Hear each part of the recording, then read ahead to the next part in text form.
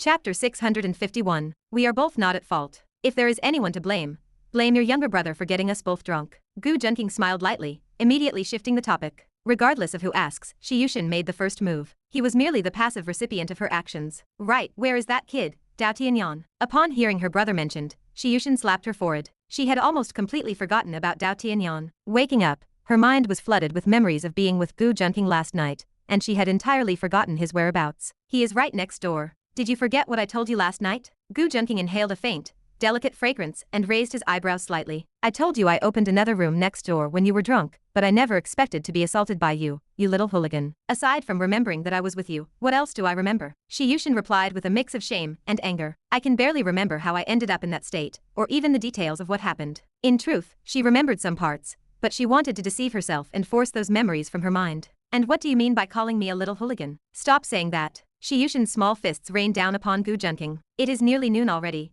or I would be infuriated to death by you. She thumped him a few times, looking flustered. Then how about I help you recall what happened last night? Gu Junking's lips curled into a smile, and he took a long step forward to close the distance. Shi Yushin looked at him with vigilance, raising her hands in a defensive stance. What do you want to do? I am telling you, do not mess around. Gu Junking smiled and stepped closer, while Shi Yushin retreated, step by step. She eventually found herself trapped against the wall, with nowhere left to go. Hey, I was wrong. Please stop coming any closer. Shi Yushin said, wearing a sorrowful expression. What are you wrong about? Gu Junking continued his slow approach until he stood right in front of her, his expression carrying a dangerous hint. I want to know what I did wrong too, Shi Yushin muttered internally. Is it that I should not have hit you? She asked, testing the waters. That is not it. Then what did I do wrong? Gu Junking chuckled coldly to himself. The woman's method was truly effective. Regardless of what happened, as long as you ask the other person what they did wrong, you seize the initiative. Of course, this is usually a tactic used by girls when questioning their boyfriends. You are wrong because you do not remember the details. Gu Junking let out a cold laugh. So I intend to help you remember properly. Shi Yushin tried to say something, but she let out a cry as Gu Junking swept her up into his arms. She twisted her body, trying to break free, but she could not escape his heated lips. Her body slowly shifted from rigid to soft, and her mind became a hazy blur again. She only regained her senses after her clothes, buttons, and belt had been undone by him one by one. No, Shi Yushin said with a mournful look, clutching her waistband tightly. Not today, Gu Junking, brother Junking. Is that so? Am I not helping you remember the process? Gu Junking said with a gentle expression, showing no sign of being provoked. There is nothing a man finds more intolerable than having his performance questioned in that regard. There was once a survey online asking which sentence hurts a man's heart the most. Topping the list was a simple phrase of 4 words. Are you in? Shi Yushin saying she forgot the process carried the same devastating impact. So, Gu Junking intended to help her remember once more. I remember now, I really remember. Shi Yushin wore a pained expression, speaking quickly for fear of facing the consequences if she were too slow. It is too late, Gu Junking said with a dark tone. Shi Yushin had little strength to resist Gu Junking, and finally, she allowed him to slide her pants down to her knees. She bit her lip and gave up on resistance. At least let us go to the bed, okay, she said weakly. She was pressed against the wall, one of her beautiful legs lifted, and her arms could only wrap around Gu Junking's neck. Rest assured, since you forgot what happened last night, I will give you an unforgettable experience. Gu Junking released her translucent earlobe from his mouth and whispered ambiguously in her ear. Then, ignoring her flustered protests about the position, he leaned forward, leaving her with no chance to resist. Gu-oh. As Gu Junking pressed forward, Shi Yushin could no longer speak, her mouth filled with incoherent cries. Dao Tianyan woke up groggily the next morning. He looked at the pillow pressing down on him and pushed it away with annoyance. He wondered why something had been weighing him down all night. He had been dreaming that his 7th sister was sleeping with him, pressing her legs against him. After shaking his dizzy head, he got up and wandered around the room. He suddenly remembered that he needed to report to the school today. He checked his phone and saw that his 7th sister had not messaged him since last night. He had no idea that she was currently right next door. The worried Dao Tianyan hurriedly called Shi Yushin. The line rang with a female voice saying the user was busy and unable to answer. What is going on? Is 7th sister still sleeping? Dao Tianyan wondered in confusion. Since the phone went through, it was not switched off. It only meant that the owner was occupied and could not hear it, or simply did not want to answer. Dao Tianyan automatically ignored the possibility that she did not want to answer, assuming she was still asleep. He began a bombardment of messages, calls, WeChat messages, and QQ messages followed one after another. Finally, when Dao Tianyan was growing impatient, the call connected. Hello. Dao Tianyan thought her voice sounded a bit shaky, but figured she had just woken up and did not pay much attention to it. 7th sister, it is me, old 8 Tianyan. Did you just wake up? Dao Tianyan's voice was gentle. Until yesterday, he had no idea his 7th sister was so beautiful. He had seen her photos many times, but she was far more stunning in person than in pictures. If he had known his sisters were this breathtaking, he would have abandoned his overseas business long ago. he would have returned to the country to accompany them. Chapter 652. I also just woke up. I have to get busy now. Oh, what's wrong? Shi Yushin's voice trembled slightly, with occasional muffled groans escaping her throat. Dao Tianyan didn't think too much of it, assuming she had just been startled awake from her sleep. He even felt a twinge of guilt, thinking he had disturbed his seventh sister's slumber. Sorry, seventh sister, I disturbed your sleep, Dao Tianyan said apologetically. It's fine. Do you have anything else to say? Shi Yushin's somewhat hoarse voice made Dao Tianyan feel even more guilty. However, for some reason, he felt that Shi Yushin's voice sounded particularly stimulating right now. His entire body felt a tingling sensation as he listened. Nothing really, I just wanted to ask where you are. Did you go back to school? Dao Tianyan said with a guilty conscience. He didn't dare tell her that he couldn't handle just hearing her speak a few words. He felt like her voice today was exceptionally charming and moving. I'm still outside. I haven't gone back to school yet. Say what you need to say quickly. Shi Yushin's voice suddenly turned extremely calm, as if she were fully awake. I'm still at the hotel from yesterday. By the way, where is that man named Gu Junking? I was drunk last night because of him, and today I plan to find him and get my revenge. Dao Tianyan made up a random excuse. He just intended to chat with his seventh sister for a while longer to improve their relationship. Otherwise, he couldn't even raise her favorability if they only chatted for a short time.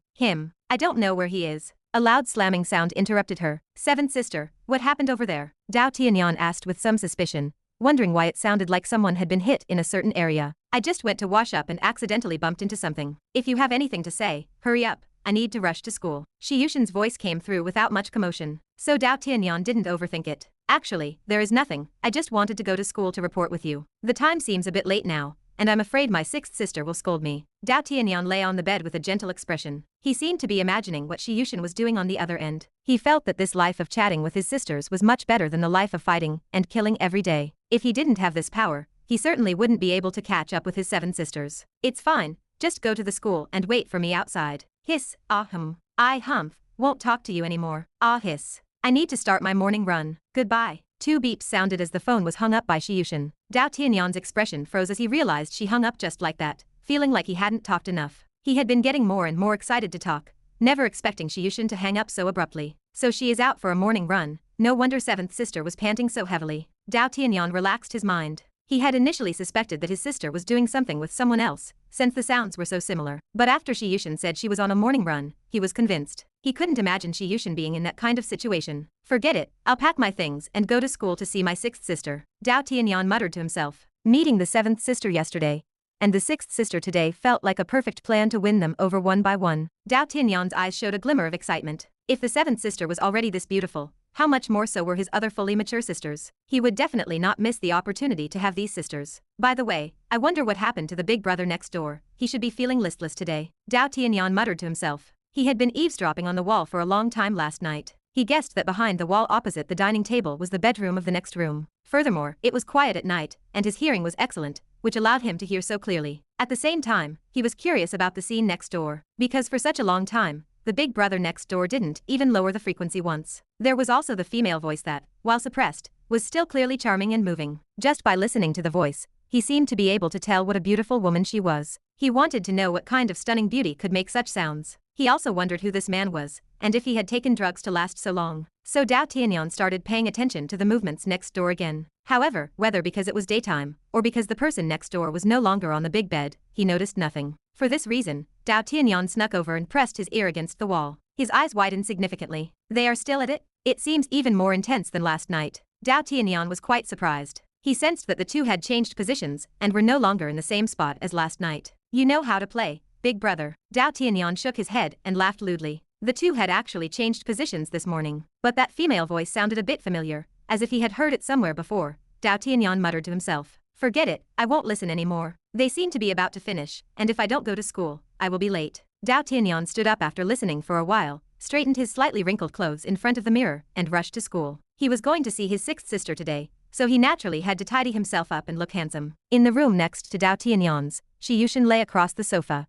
slumped and limp, appearing as if she didn't even have the strength to move her fingers. Her fair and delicate skin was flushed with a shallow red glow, with suspicious traces of saliva visible on her body. Compared to being drunk last night, Shi Yushin was completely sober, while having relations with Gu Junking today. And this time, Gu Junking didn't seem to show much mercy, tossing her around much more fiercely than last night. Gu Junking sat beside Shi Yushin, looking somewhat proud as he watched her condition. Yushin, do you remember the process between us now? Gu Junking's handsome eyebrows raised slightly. The feeling of getting revenge really felt good. He hadn't expected his tenderness last night to be met with mockery, which annoyed him. So he had also taken his revenge properly just now. Come to think of it, he really didn't expect Shi Yushin to dare to answer the phone when Dao Tianyan called. It made him restrain himself quite a bit at the time. But then, upon second thought, why would he need to restrain himself? This was even more stimulating. Shi Yushin hadn't recovered from the aftershocks yet, her face floating with a faint blush, her eyes tearing up, and her gaze somewhat dazed. If she hadn't forcibly held back when Dao Tianyan called, she absolutely wouldn't have been able to endure the wave after wave of pleasure. It was fortunate that Dao Tianyan hadn't suspected anything. Otherwise, she wouldn't have known how to face this younger brother anymore. I remember, Shi Yushin said while panting. She truly didn't dare to provoke Gu Junking anymore. At the very least, she didn't dare to doubt Gu Junking's stamina again. How could anyone toss a person around like that? She pressed her fair,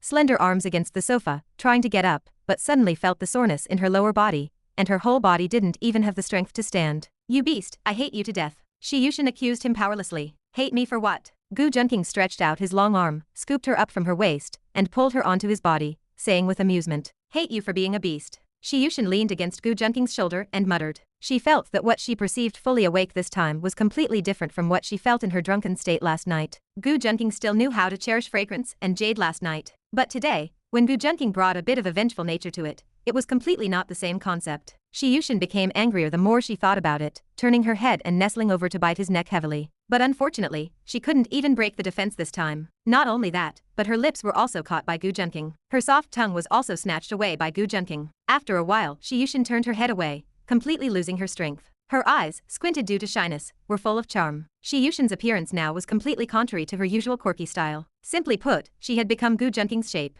How will I see sixth sister later? Shi Yushin groaned with a blushing face. She felt that after the incident with Gu Junking this morning, and the bleeding experience last night, she had become accustomed to doing such intimate things with him. It felt like this belonged to the realm of the absolute normal. If Gu Junking knew what she was thinking now, he would definitely recall the words of a famous author from his past life. There is only one road to the depths of a woman's heart. Just see her normally later. Gu Junking said with a smile. What if sixth sister suspects something? Shi Yushin sighed. If she suspects, let her suspect. Actually, there's no need to be so afraid, you are already so grown up. Gu Junking patted Shi Yushin's head and said indifferently. At worst, I'll just let your sixth sister be the same as you in the future. What do you mean by same as me? It means exactly what it sounds like. Chapter 653. After a long period of conserving his energy, Gu Junking finally felt clear-headed today. His hand no longer hurt, his body felt light, and with his strength fully restored, he had successfully subdued Shi Yushin, one of the 7 stunning sisters. This made the heroine completely surrender her heart to him. By the way, could I get pregnant? Shi Yushin felt a warm flow in her body and,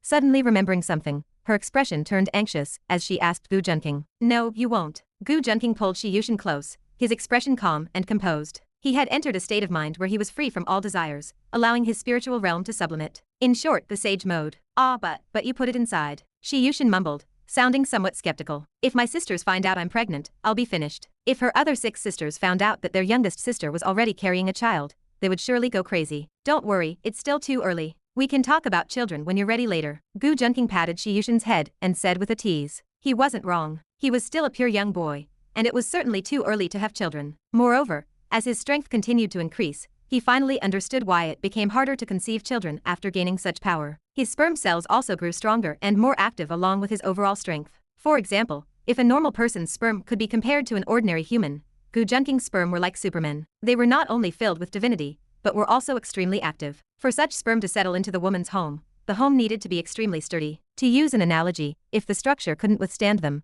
and was simply overwhelmed by the sperm, then conception would be impossible. In other words, if the man was too strong, the woman's strength also needed to be sufficient for pregnancy to occur, especially for a man like Gu Junking, whose vital energy surged to the heavens. Simply put, Gu Junking was currently too powerful. Of course, Gu Junking didn't have to worry about this currently. Regardless of whether conception was possible, he had already relied on the methods in the Yellow Emperor's inner canon to refine his essence into energy and remove the divinity. So there was no need to worry about such problems at all. Pift, who wants to have a child with you? Shi Yushin spat, her face blushing slightly. Don't you want to bear my children? Gu Junking said with a smile. Shi Yushin punched Gu Junking's back 3 times, then turned her head away, acting coy. You only know how to bully me. I'm ignoring you. Then do you want me to bully you in another way? Gu Junking raised his eyebrows slightly, his tone carrying a hint of ambiguity. Having clearly understood what that meant and even experienced it in depth, Shi Yushin's face instantly turned pale. She turned back with a hint of ingratiation. Forget it, let's just go back. We'll be late for class. Gu Junking shook his head with amusement as he looked at her expression. He didn't plan to mess with her anymore. He helped Shi Yushin tidy her clothes, and they left the hotel together. After all, Gu Junking hadn't even finished undressing her earlier in his pursuit of excitement. Soon, Gu Junking brought Shi Yushin back to school. They had learned their lesson this time. Upon arriving at the school, they looked around to ensure Mu Peining wasn't waiting for them like last time. To avoid any potential encounter with Mu Peining, Shi Yushin walked cautiously the whole way, turning back to check occasionally like a thief. She scanned the area in front of the teaching building, but did not see Mu Peining. After confirming this, Shi Yushin let out a sigh of relief, offering Gu Junking a lingering, fearful smile. Good thing we were careful, otherwise it would have been a disaster if my sixth sister caught us. What a pity. Gu Junking shook his head with a look of regret. What's a pity? Shi Yushin was a little confused, but soon, she realized why Gu Junking had said it was a pity. A slender hand tapped her shoulder, and the expression on Shi Yushin's face froze. Why would it be a disaster if I caught you? Tell me, were you off to some shady business last night? Mu Peining leaned in toward Shi Yushin's ear, speaking in a gloomy tone. I did some shady things, but I wasn't doing business. Gu Junking muttered to himself. No, I rarely go out to do such things lately. To avoid giving herself away, Shi Yushin turned around and smiled ingratiatingly. Then why didn't you answer my call this morning? Mu Peining cast a suspicious look at Shi Yushin. I was still sleeping and didn't hear it. I'm sorry, sixth sister. Shi Yushin spoke with a fawning smile. She held on to Mu Peining's hand and acted spoiled. So that's how it is. But, why is he here too? Mu Peining glanced coldly in Gu Junking's direction, her eyes filled with resentment. He dares to bully a teacher. What a treacherous wretch. She still remembered how Gu Junking had coerced her into kissing him. Gu Junking raised his eyebrows slightly, ignoring her fierce glare. He subconsciously surveyed her. Her eyebrows were as delicate as the moon, and her eyes were bright and beautiful. Even though her gaze held a desire for revenge, her small nose was straight and high, and her lips were as red as roses without any lipstick. Mu Peining's features were already stunning, and combined, they looked like a celestial being. She appeared serious while carrying a hint of aloofness. Even from a distance, Gu Junking could smell the mature, alluring fragrance wafting from her. He looked at the slender, fair fingers resting on Shi Yushin's shoulder, as well as the charming, snowy, long legs beneath her waist. Gu Junking's eyes dimmed, the golden light fading, and he returned to the appearance of a gentleman. This was exactly the kind of woman a man would want to take down. Gu Junking felt an itch in his heart, and wanted to see what Mu Peining looked like in those moments, and if she would be the same as Shi Yushin. For some reason, as Gu Junking scanned her up and down, goosebumps rose on Mu Peining's legs. It was as if she had been seen through by him, but she was clearly wearing pants. Eventually, Mu Peining attributed this to Gu Junking's true nature being exposed. Humph, he really is just a little brat in the skin of a noble gentleman. Mu Peining snorted coldly in her heart. Chapter 654. I only ended up with Gu Junking because we ran into each other. Shi Yushin's eyes darted around, looking guilty. Surprisingly, Mu Peining didn't react to her excuse. Instead, she stared viciously at Gu Junking. Sixth sister, Shi Yushin said, testing the waters. She had a feeling Mu Peining's mood was off. The way she looked at Gu Junking was as if she wanted to kill him. Weren't they close before? What? Mu Peining regained her composure and muttered, sounding indifferent. Her gaze lingered on Gu Junking and Shi Yushin for a moment. She sniffed the air and frowned in confusion. She felt like she could smell Gu Junking on her sister. And it wasn't just from a brief encounter. It's nothing, I just explained why I was with him. We only bumped into each other. Seeing the suspicion on Mu Peining's face, Shi Yushin stood tall and spoke quickly. It was best if Mu Peining didn't know what actually happened between them. If the other sisters found out, she would be dead. Why do you have Gu Junking's scent on you? Mu Peining knew she was lying, but she didn't call it out. Instead, she leaned in to sniff her more carefully. They had lived together for over a decade, and she knew every inch of Shi Yushin. No way, you must be smelling it wrong, sixth sister. Startled, Shi Yushin quickly stepped away, keeping her distance. Since when did her sister have a nose like a bloodhound? Don't try to lie to me. Mu Peining grabbed her collar, refusing to let her leave, and dragged her to a secluded spot. She twitched her nose like a puppy, inhaling the scent on her. Oh, stop it, you're definitely wrong. Shi Yushin wore a miserable expression as she tried to pull her collar free, but she was no match for Mu Peining. Meanwhile,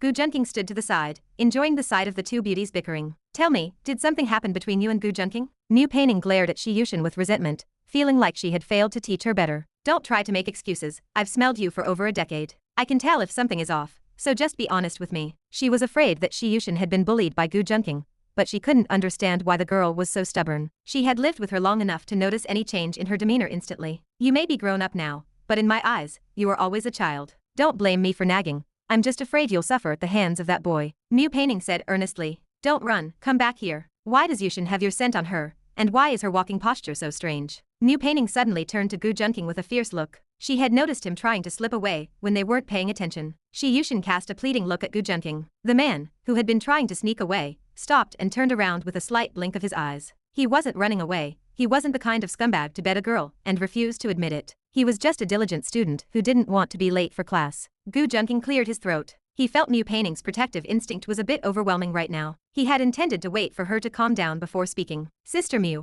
how did you notice Yushin's walking posture was off? He took a different approach, asking humbly. Usually, a woman might have trouble walking or keeping her legs together after the first time. But Yushin was different. She practiced a bit of martial arts and was often involved in petty mischief, which gave her an excellent physique. In fact, losing her virginity didn't cause her much damage. From last night until this morning, she could still engage in a fierce battle with Gu Junking. Even he hadn't noticed any major changes in her body. Her leg is turned outward by 0.5 degrees. Outsiders might not see it, but compared to normal, I can tell she has a bit of an out-toed gait. Mu Painting said calmly. Could she really tell the difference with her eyes? Even Gu Junking was surprised. Teacher Mu, I want to learn, he thought to himself. Don't talk nonsense, just tell me what's going on with you and Yushin? Mu Painting asked, looking fierce. She had a sinking suspicion that maybe, just maybe, the thing she feared had actually happened. Gu Junking's ears twitched. He kept his mouth shut, a subtle smile playing on his lips. Someone had come to save him. Sixth sister, I finally found you, I missed you so much. A voice filled with surprise shouted out. It was the male lead, Dao Tianyan. After leaving the hotel and realizing he had time, he wandered around the school. He didn't expect to end up here. He saw two beautiful women and realized one was the seventh sister he got drunk last night,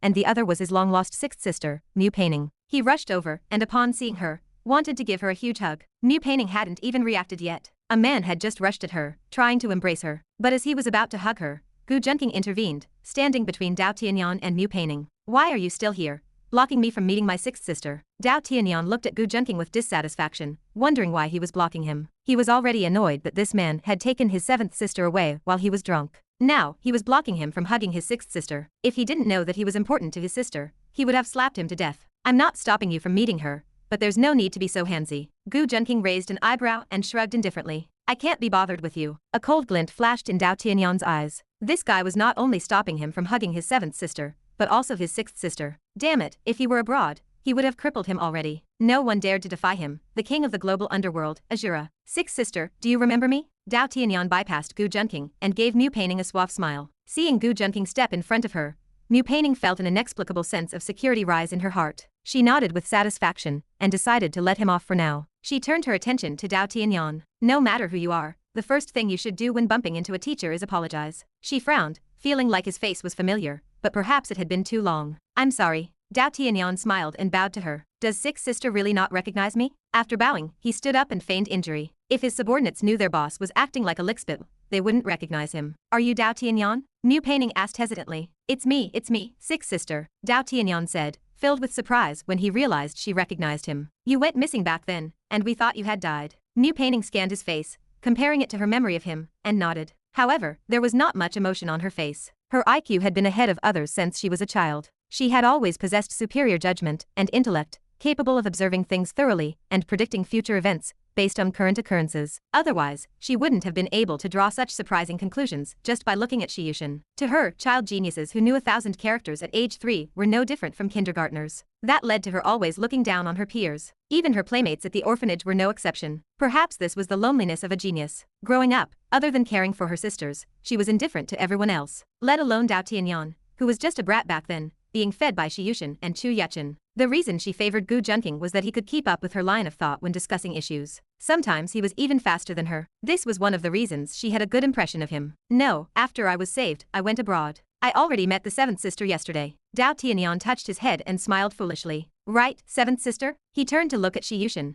who was shrinking behind Gu Junking. Because she was hiding behind him, he didn't see the changes in her. Yeah, Dao Tianyan is here, you know it now. We met him last night and went drinking together, that's why I didn't come home. Yushin shouted at Mu Painting. She had almost forgotten that Dao Tianyan was such a perfect excuse. She forgot that she had been dragged to the hotel by Gu Junking after she passed out from drinking with him. In her mind, only the memory of her and Gu Junking rolling in the sheets remained. Is that so? Mu Painting turned to Dao Tianyan and said coldly. Yeah, I was drinking with the seventh sister and this man last night. Dao Tianyan nodded, confused, but then thought this was a chance to smear Gu Junking's image. He was afraid Mu Painting might have a good impression of him, as Gu Junking looked quite handsome and harmless. By the way, this guy named Gu Junking took the seventh sister away while she was drunk last night. Dao Tianyan's eyes moved as he complained to Mu Painting. Dao Tianyan, what are you talking about? I went with him voluntarily. Seeing him reveal what happened last night, Yushin said in a panic. Seventh sister, isn't that so? This man took advantage of you while I was drunk. By the way, seventh sister, you weren't taken advantage of by him, right? Dao Tianyan blinked and pretended to be innocent and pure. Chapter 655. Dao Tianyan said this because he did not believe Shi Yushin would let Gu Junking take advantage of her. Furthermore, it could alert Mu Peining. At the very least, it could make Mu Peining think Gu Junking was not a good person. Upon hearing this, Mu Peining frowned slightly. Listening to Dao Tianyan, combined with what she had discovered earlier, she felt certain. She felt that something must have happened between Gu Junking and Shi Yushin. There was definitely something fishy going on. Dao Tianyan, I did not expect that even though you liked acting like a tag-along when you were a kid, you still enjoy being a snitch now that you are older. Shi Yushin said to Dao Tianyan with puffed-up cheeks. Given her sixth sister's stubbornness, she would surely get to the bottom of this later. Seventh sister, I am just worried that you are being taken advantage of by this person, and you do not even know it. Dao Tianyan looked at Mu Peining and said, acting wronged. Besides, since sixth sister asked, of course I would not lie to her. As he spoke, he flattered Mu Peining a little, showing his loyalty. In his current view, Shi Yushin's heart was entirely set on Gu Junking, so he could only shift his focus for the time being. Is seventh sister not your sister too? I even treated you to food and drinks last night, and even helped you. Shi Yushin was so angry that her teeth hurt. She had originally been happy to see Dao Tianyan,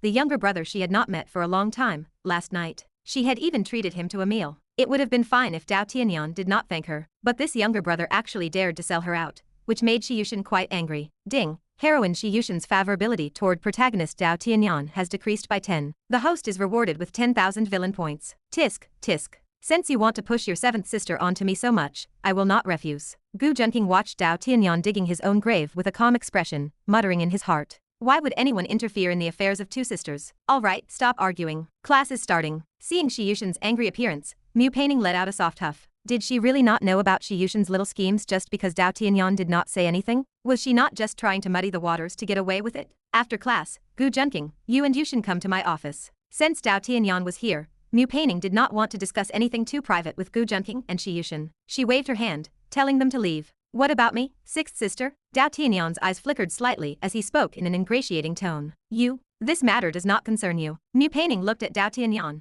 feeling a bit strange. How can it not concern me? I was involved last night too, Dao Tianyan said in a hurry. Alright, this matter has nothing to do with you. Mu Peining was anxious to know whether Shi Yushin had actually been intimate with Gu Junking. Although she was surprised by Dao Tianyan's sudden appearance, she did not have an overreaction. This incident had no impact on her life. Besides, her relationship with Dao Tianyan had never been particularly good in the first place. Having one more or one less Dao Tianyan made no difference to her at all. She viewed everyone and everything with indifference. Aside from her sisters, there were very few people she cared about in her heart. Now, at most, she could only add Gu Junking to that list. She had poured all her passion into technology. Technology was the thing she pursued her whole life. Therefore, how could she pour extra passion into a brother she had not seen for over a decade? She had always been this kind of woman. Otherwise, Gu Junking would not have chosen to stay by her side to influence her gradually. That song, Companionship is a Long Goodbye, was also meant to prepare a psychological defense for Mu Peining. But Dao Tianyan was getting anxious. He still wanted to catch up with Mu Peining. Looking at Mu Peining's graceful figure and snow-white skin, he could not help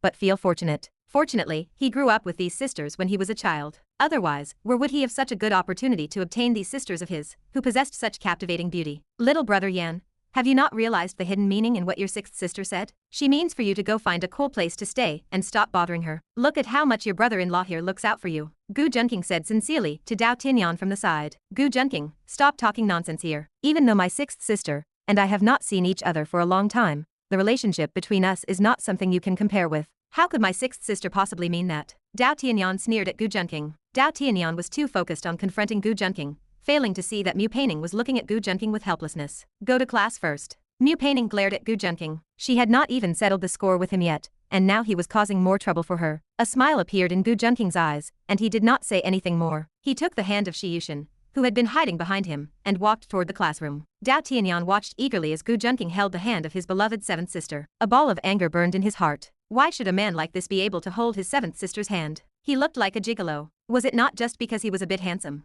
However, he could only force himself to endure it. Seeing Shi Yushin argue with her sixth sister, Mu Peining, just to defend Gu Junking today, he knew something. He realized that Gu Junking held a very high position in her heart. If he were to get rid of Gu Junking right now, he estimated that he would only end up becoming enemies with Shi Yushin. Dao Tianyan sighed and gave up on that plan. At the same time, he made up his mind that he must not let Gu Junking come into contact with his other sisters. This man seemed a bit too dangerous. Sixth sister, I have enrolled today. From now on, I am also your student. Dao Tianyan made up his mind and turned to say to Mu Peining with surprise.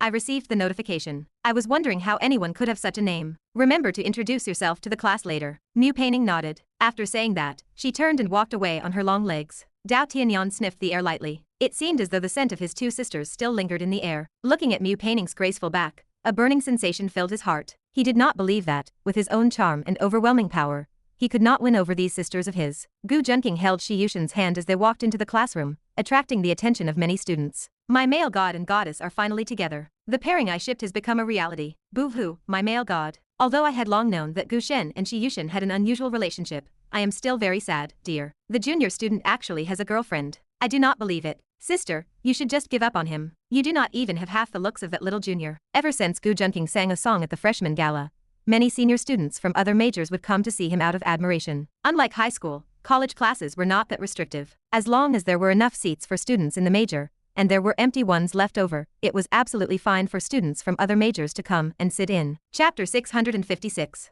Gu Junking's three roommates acted like they had just seen their father when he returned. Gu glanced at them and sat down in front, with Shi Yushin in tow. Boss, why are you holding hands with Sister Yushin today? Is this an official announcement? Wang Qian asked, feigning curiosity. Yeah, I thought you were the type to keep a low profile. What about the women's soccer team you were supposed to build? If this gets out, that goal will be hard to reach. Zhao Wen asked with equal feigned curiosity. Shi Yushin felt a bit shy, but she asked with curiosity about the team. Are you planning to start a women's soccer team? The women's soccer team has been playing so well lately that these guys are huge fans. Gu Junking explained with a cryptic smile, then glanced at the two men with a cold glint in his eyes. Zhao Wen and Wang Qian became incredibly serious in an instant. That's right, the women's team played amazing last night. The ball was so fair and tender. Wang Qian hurriedly chimed in. Zhao Wen cast a disdainful look at Wang Qian. He finally understood why his bed had been shaking all night. Hey, boss, those two are doing it on purpose. Unlike me, I actually missed you. Sun Hedong grinned. Tui.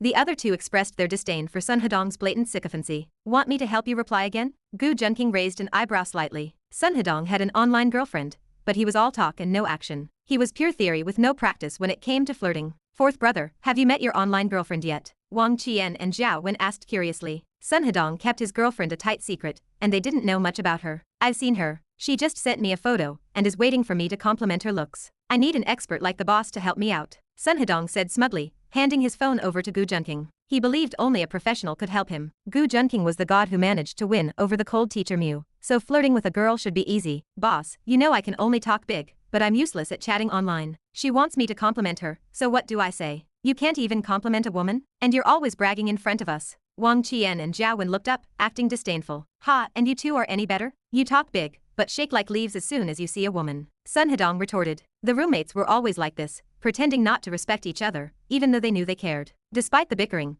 Zhao Wen and Wang Qian leaned toward Gu Junking's phone to see what the girl looked like. Even Shi Yushin stretched her neck to take a peek. Gu Junking took the phone and saw the photo. It was a selfie of a woman leaning against a wall, striking a slightly provocative pose. She couldn't compare to a heroine like Shi Yushin, but she was definitely above average. Wow, not bad. Is someone like her actually interested in you? Zhao Wen and Wang Qian asked with jealousy. Ha, don't look at my usual unserious demeanor. I'm a good boy, Sun Hedong said triumphantly. Gu Junking raised an eyebrow. He noticed something off. The photo was heavily edited, the wall was warped, and the table was slanted. Why are you looking at it so carefully? Is she prettier than me? Shi Yushin asked with jealousy, seeing Gu Junking's surprise. Women, regardless of their personality, seem to get jealous when the man they like looks at someone else. Of course she isn't as good looking as you. Gu Junking laughed as he looked at her. She was adorable when she was jealous. He wasn't lying. The heroines were truly breathtaking, like masterpieces created by God. Some women might look good through filters and photo editing, but in person, the difference is night and day. Why aren't you saying anything? How do I look? Am I pretty? A message popped up on the phone. Boss, reply quickly, Sun Hedong urged. Fine, I'll help you this time. Just remember to treat us to a meal. Gu Junking smiled at Sun Hedong. Of course, Sun Hedong promised. Gu Junking typed, of course you're beautiful. However what? The girl replied, eager for his verdict. Gu typed, however, I'm not 18 anymore. If I were, I would praise your eyes, your waist, and your grace. But since I'm 20, I can only say one word: sassy. Sun Hedong took the phone back and was confused. Boss, isn't that word insulting? Won't she get angry? Boss, aren't you going to ruin his date? Wang Qian and Zhao Wen asked, disbelieving. Don't worry, she'll only be happy. Gu Junking raised an eyebrow. He could win over the main heroines, so a regular girl was light work. It was essentially a drop-in class strike. Haha, you're funny. Thanks for the compliment. The girl replied with a laughing emoji. Ask her out to meet up now. There's an 80% chance she'll say yes, Gu Junking advised. Sun Hedong worshipped him, following the advice immediately. The girl hesitated but agreed. Sun Hedong was overjoyed, while the others plotted where to make him buy them dinner. Where did you learn that? Shi Yushin looked at him with suspicion and a sense of crisis. She wanted to curse. Gu Junking had secured a date in 2 sentences. Does it need learning? Gu Junking raised an eyebrow with a smile. I don't believe you. But you are not allowed to go picking up girls in the future. Shi Yushin huffed. That depends on you. Gu Junking leaned in and whispered into her ear. Shi Yushin blushed, remembering their moments together. She pushed him away, feigning seriousness. She realized she needed to find a way to tie him down, or she wouldn't know how many sisters she would have later. She thought about introducing her sisters to him. The idea made her eyes light up. If she couldn't stop other women, she might as well keep it in the family. Her sisters were all talented, so she was sure they could handle him. What are you thinking about? Gu Junking approached her with a meaningful look. Nothing. Shi Yushin blinked, feeling guilty. But she quickly felt righteous again. If she introduced her sisters, he should be the one happy about it. Gu Junking could guess her thoughts. An inside agent in the enemy camp made things much easier. He smiled, turned back, and returned to his innocent persona. Chapter 657. The rhythmic clicking of high heels echoed sharply against the floor. The noisy classroom quickly settled into silence as the sound approached. Mu Peining walked in, dressed in a form-fitting white suit that accentuated her slender physique. Her exquisite features required no makeup to be stunning, and her slightly pursed lips conveyed a serious demeanor. Her long hair was pulled back neatly, revealing a smooth, jade-like forehead and a slender neck. She wore tailored wide-leg trousers, her steps graceful as she moved. The male students in the class swallowed hard as they watched their stunning teacher. Every encounter with Miss Mu was a visual treat. Yet, they dared not stare too long. They feared that if they got caught, they would be subjected to her rigorous academic standards. It was clearly not worth failing a course just for a glance. Gu Junking did not share this risk. After all, ever since he kissed her, he had been firmly on her radar. Class begins, Mu Peining stated calmly. Good morning, Miss Mu, the students replied in unison. There was no such tradition at the university, but everyone respected her deeply. They spontaneously greeted her every time she started a lecture. We have a new student today. Let him come in and introduce himself. Mu Peining clapped her hands, and Dao Tianyan nodded in acknowledgement. Dao Tianyan walked in with a proud smile, ready to witness the student's shock. Although he had never attended school, he was the king of the dark world, Azura. Coming here to study was truly a waste of his talents. If not for the 2 sisters he needed to conquer at this school, he would never have set foot in a classroom. Even if he just revealed his true identity and let people know he was enrolled here, the school's reputation would skyrocket. Even if these college students did not know his name, his overwhelming aura of dominance would surely make them worship him. Wow, he is a pretty handsome guy with a nice build. He is not bad, but ever since I saw Gu Junking's face, every other guy looks like trash. How am I supposed to get married now? I feel the same. Gu Junking is like the graceful, handsome youth from ancient poetry. I thought that was just romantic fiction, but he is actually real. The class began to discuss him, immediately comparing him to Gu Junking. Dao Tianyan was actually quite handsome, certainly above average. However, because he had held a high position for so long, he was naturally surrounded by an aura of dominance, possessing an air of cold indifference toward the common people. Combined with his powerful strength, his inherent confidence was usually enough to mesmerize people. It was a pity that these girls had already seen Gu Junking, so they naturally did not find Dao Tianyan particularly impressive. This caused the corner of Dao Tianyan's mouth to twitch when he heard their comments. Why did they have to compare him to Gu Junking? That pretty boy might have a better face, but in terms of status and strength, how could he possibly compare to the great Azura? Dao Tianyan sneered in his heart, but he said nothing. Past experiences had given him excellent composure. He remained unperturbed unless it was something he truly cared about. Time would prove everything. Eventually, he would show everyone, especially these female students, that he was superior to Gu Junking in every way. Hello everyone, my name is Dao Tianyan, he stated coolly to the students in front of him. The scene went quiet for a moment. A student asked in confusion, that is it? That is it, Dao Tianyan replied, also confused. Is there anything else I need to say? Whenever he introduced himself in the past, those few words were enough, and everyone who heard his name would treat him with extreme respect. Cough, just mention where you are from. Mu Peining prompted with a light cough. Oh, I am from Hanchinj in Eagle Country, Dao Tianyan added hastily, remaining obedient in front of Mu Peining. Wow, so he is an overseas Chinese student from Eagle Country, an international friend. The crowd was surprised this time. Dao Tianyan clearly looked like a citizen of Xia, but he came from Eagle Country, so he was definitely of Xia descent. Are you a foreigner with an Eagle Country driver's license and green card? A student asked, daring to speak up. Although I am an Eagle Country citizen, the blood of Xia flows in my bones.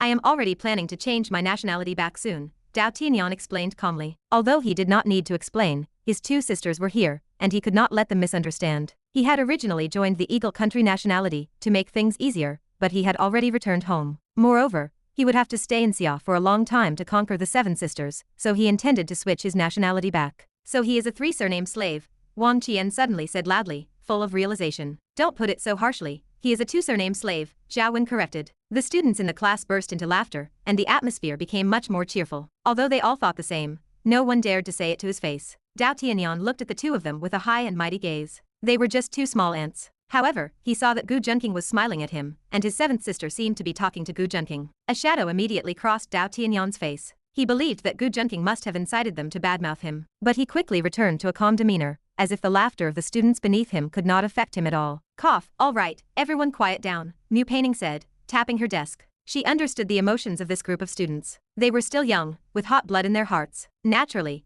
they could not stand someone casually changing their nationality. Go find a seat and sit down. Class starts now, Mu Peining said with a trace of helplessness in her heart. Okay, Miss Mu, Dao Tianyan replied respectfully. When he was outside, Mu Peining had already warned him to call her Miss Mu in class. Dao Tianyan looked around. He decided he had to sit closer to his seventh sister, Shi Yushin. Otherwise, he would not be able to stop Gu Junking if he made any moves on her. However, what made him feel slightly awkward was that the seats around Shi Yushin were already occupied. Because of Gu Junking's influence, many women wanted to snatch seats closer to him. There was only one empty seat left in the vicinity. Dao Tianyan was confused, but after looking at the person sitting next to that seat, he understood. The seatmate was a large girl with an imposing height and a heavy frame. Based on his estimation, she was probably over 6 feet tall and weighed at least 250 pounds. Chapter 658. Dao Tianyan looked at the girl's greasy, bloated face and swallowed hard. Yet, to get closer to his seventh sister, he forced himself to sit down beside her. Standing at over 1 meter 80, Dao Tianyan was not exactly burly. However, his height gave him a strong, imposing build.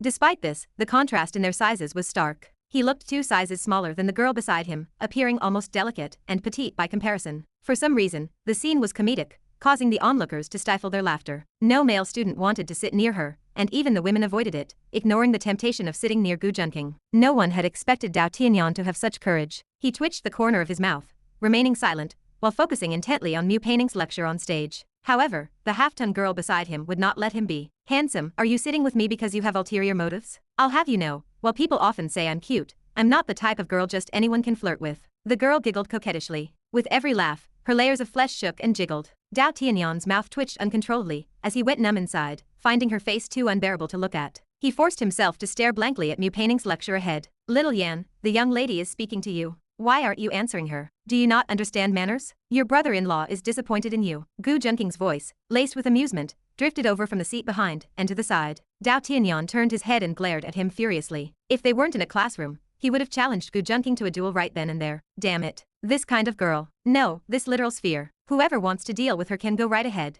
Gu Junking, if you like her so much, I can trade seats with you. Dao Tianyan curled his lips into a mocking smile. I'll respectfully decline. I already have your seventh sister. Gu Junking replied with feigned righteousness, while trying his best not to glance at Dao Tianyan's deskmate. He considered his tolerance to be quite high, but even he dared not look at the half-ton girl more than a few times. Eighth brother, stop trying to introduce women to your brother-in-law. If he actually takes a liking to one, I'll make you regret it. Shi Yushin furrowed her delicate brows and spoke in a deep voice. She was already exhausted from worrying about Gu Junking's romantic entanglements, and yet Dao Tianyan was actively introducing women to him. In her heart, Gu Junking was a pervert who would hit on any woman he saw. No need for that. Gu Junking was left speechless by Shi Yushin's assumption. Only a protagonist could deserve a half-ton girl like that, so he would respectfully pass. Dao Tianyan's heart shattered. Shi Yushin was already using the term brother-in-law so naturally, implying her feelings for Gu Junking were already quite deep. Did he even stand a chance? He wondered, his heart filled with confusion. Handsome, why are you ignoring me? Seeing that Dao Tianyan wasn't responding,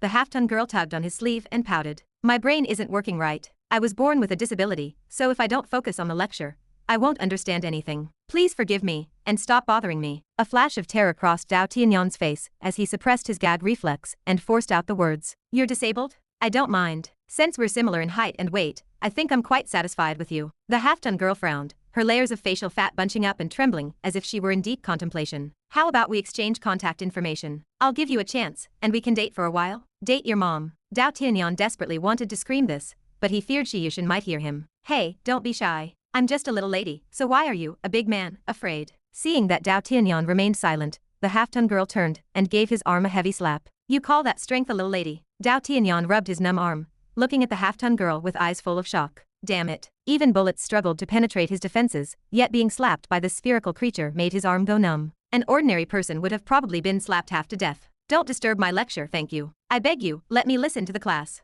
Dao Tianyan's face showed a mix of grief and indignation. Forget about sitting near Shi Yushin. He now wanted to hop on a plane and fly back to Eagle Nation. As the dignified Azura king, he had been pushed to this state by a single woman. Why are you so shy? You were the one who made the move, so why are you acting this way? The half-ton girl muttered to herself. Seeing this, Gu Junking hurriedly draped his arm around Shi Yushin's shoulder, whispering into her ear in a voice only they could hear. Yushin, as Dao Tianyan's sister, shouldn't you fulfill your duty as a good sister? That's right. Shi Yushin nodded. Then look at how perfect he and that half-ton girl are. Shouldn't you help them out? Do you think I'm stupid? Shi Yushin rolled her eyes at Gu Junking, realizing he was clearly seeking revenge and trying to use her hand to do it. Is that so? So you're that smart? Gu Junking blinked. You're incorrigible. Shi Yushin angrily pounded on Gu Junking's chest with her delicate hand, only for him to catch it and kiss her fingertips. Snap. Dao Tianyan had long noticed Shi Yushin talking to Gu Junking. Watching this scene, he snapped his pen in two. Even Mu Painting, who was lecturing on stage, cast a glance their way. Did these two not care about her authority at all? Gu Junking cleared his throat, let go of Shi Yushin's hand, and focused on the lecture. Shi Yushin didn't react much, other than her cheeks flushing a deeper shade of red.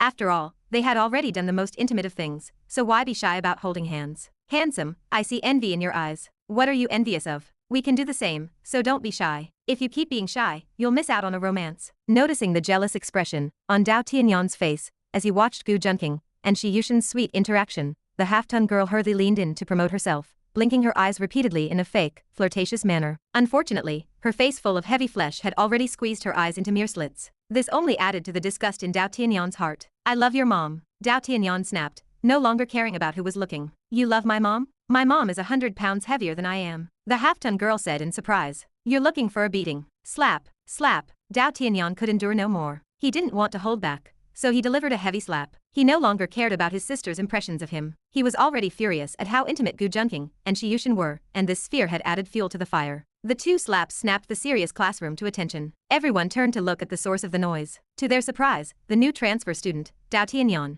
dared to hit someone in public. The two slaps stunned the half-ton girl, leaving bright red handprints on both her cheeks. This was even with Dao Tianyan pulling his punches significantly. You dare hit me. You actually dare to hit me. The half-ton girl cried out. I'm hitting you, that's who. If you disgust me one more time, I'll slaughter you. Dao Tianyan raged. He continued to strike as he spoke. As the dignified Azura king, when had he ever suffered such grievances? Whether it was the frustration Gu Junking had caused him over the last 2 days, or the cold attitude from his sixth sister Mu Painting and seventh sister Shi Yushin, his mental state had become unbalanced. The intimate interaction between Gu Junking and Shi Yushin just now had caused his sorrow and rage to erupt. Furthermore, this half-ton girl had truly disgusted him to the core. He's hitting someone. He's hitting someone. The female students in the class were horrified. Who could have imagined that the new transfer student would dare to commit violence on his first day? Stop. Dao Tianyan, stop right now. Mu Painting realized what was happening and rushed forward, shouting sharply. She tried to pull Dao Tianyan back, but she almost got caught in the crossfire. Dao Tianyan threw a back elbow that nearly struck Mu Painting directly in the forehead. Fortunately,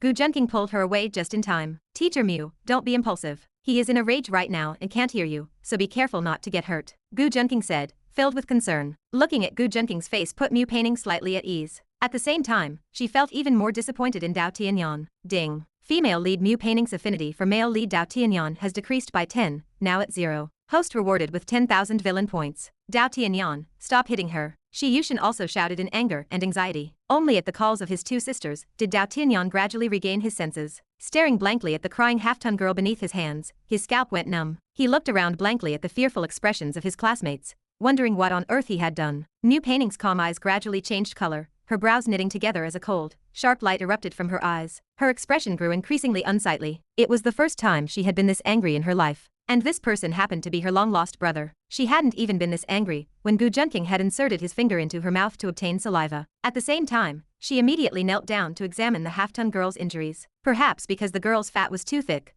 Dao Tianyan's restrained slaps hadn't caused her much damage. Aside from crying, she didn't seem to feel much pain. For some unknown reason, after being hit by Dao Tianyan, she began to steal glances at him frequently, her expression appearing more shy than anything else. Chapter 659. Inside Mu Painting's office, Dao Tianyan and the half-ton girl stood before her. Gu Junking and Shi Yushin stood to the side, watching the spectacle. Why were you fighting? Mu Painting asked in a deep voice. She kept bothering me while I was studying. It is my first time attending Professor Mu's class, so naturally, I wanted to hear every single word, Dao Tianyan said with his head lowered, pointing at the sobbing girl. He was too embarrassed to tell Mu Painting that he had been provoked by Gu Junking. Plus, he could not stand the sight of this half-ton girl. For some reason, he just snapped. Gu Junking's eyes flickered slightly from the side. Dao Tianyan's cultivation technique was called the Nine Heavens Ying Divine Art. He had even specially searched for it in his system's technique store. Although its ranking was far inferior to his Yellow Emperor Internal Canon and Heaven Swallowing Demon Art, it was still a rare and miraculous technique. Aside from its harsh requirements, both its cultivation speed and intensity were far superior to ordinary arts. However, this technique also had major drawbacks. Without the neutralization of the 9 heavens yin divine art,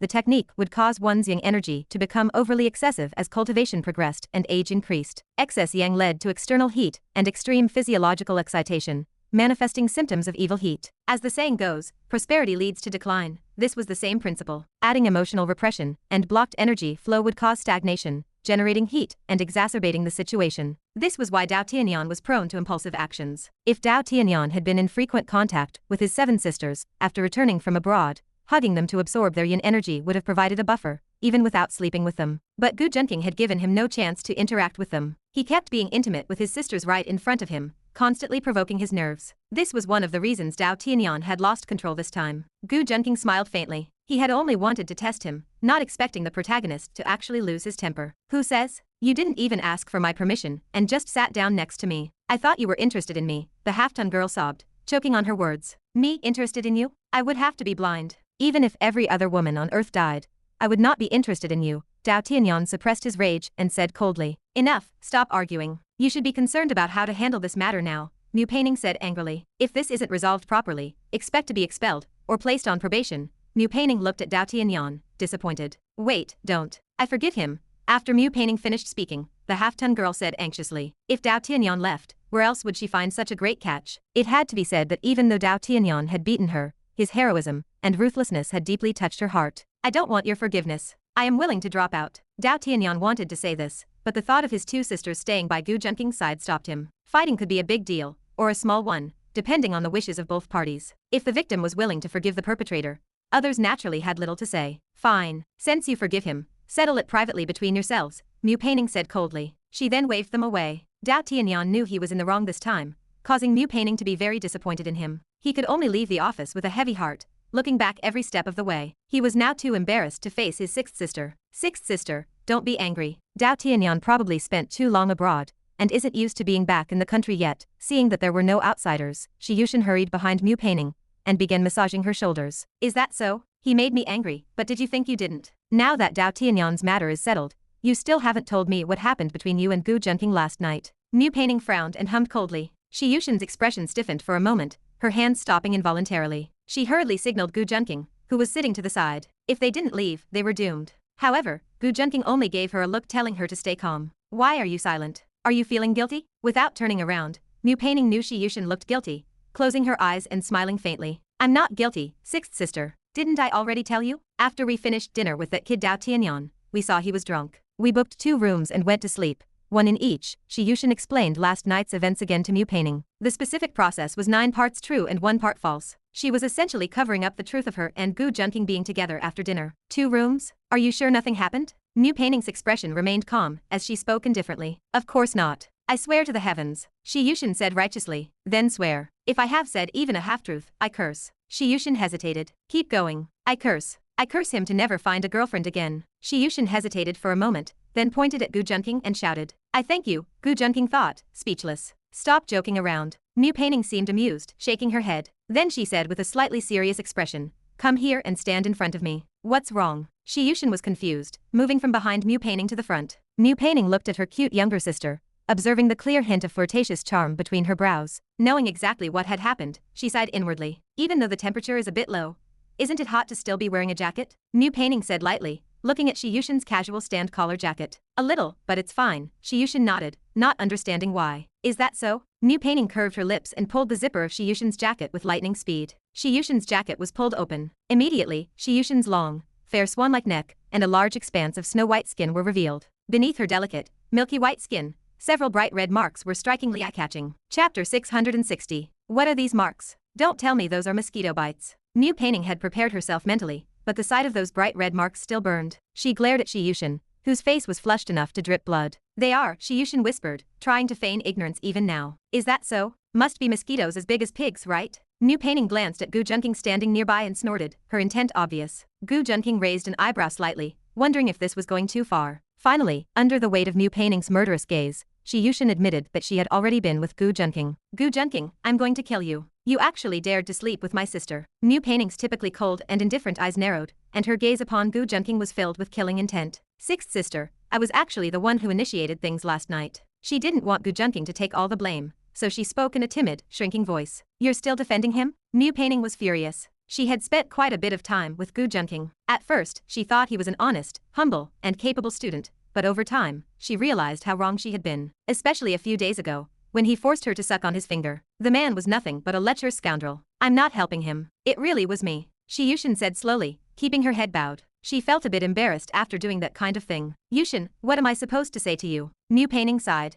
Her attitude stemmed from her worry that Shi Yushin would end up at a disadvantage. In these matters, women were almost always at a disadvantage compared to men, both physiologically and psychologically. One releases while the other receives, and everyone knows how that goes. This has nothing to do with Yushin. We were both drunk and not in our right minds. Seeing Shi Yushin hanging her head, Gu Junking stepped forward and held her small hand, speaking with a helpless tone. Is that so? With your martial arts physique, is it really that easy for you to get drunk? Also, a drunk man cannot get it up. Are you going to claim this wasn't premeditated? Mu Peining did not hold back at all, a mocking smile on her face. Gu Junking fell silent. Dealing with sharp people was always difficult, he muttered to himself. Sixth sister, it's nothing. I've already set my heart on Gu Junking anyway. What's done is done, and there's no way to undo it. Encouraged by Gu Junking holding her hand, Shi Yushin spoke up with newfound courage. Mu Peining stood up and pulled Shi Yushin to her side. Why can't you see that I'm doing this for your own good? What if he abandons you later? Won't you be the one suffering? Sixth sister, you can rest easy on that front. I, Gu Junking, would never do such a thing. Everyone knows of my deep affection and unwavering character. Gu Junking raised an eyebrow slightly, speaking to Mu Peining with a serious expression. He had not expected Mu Peining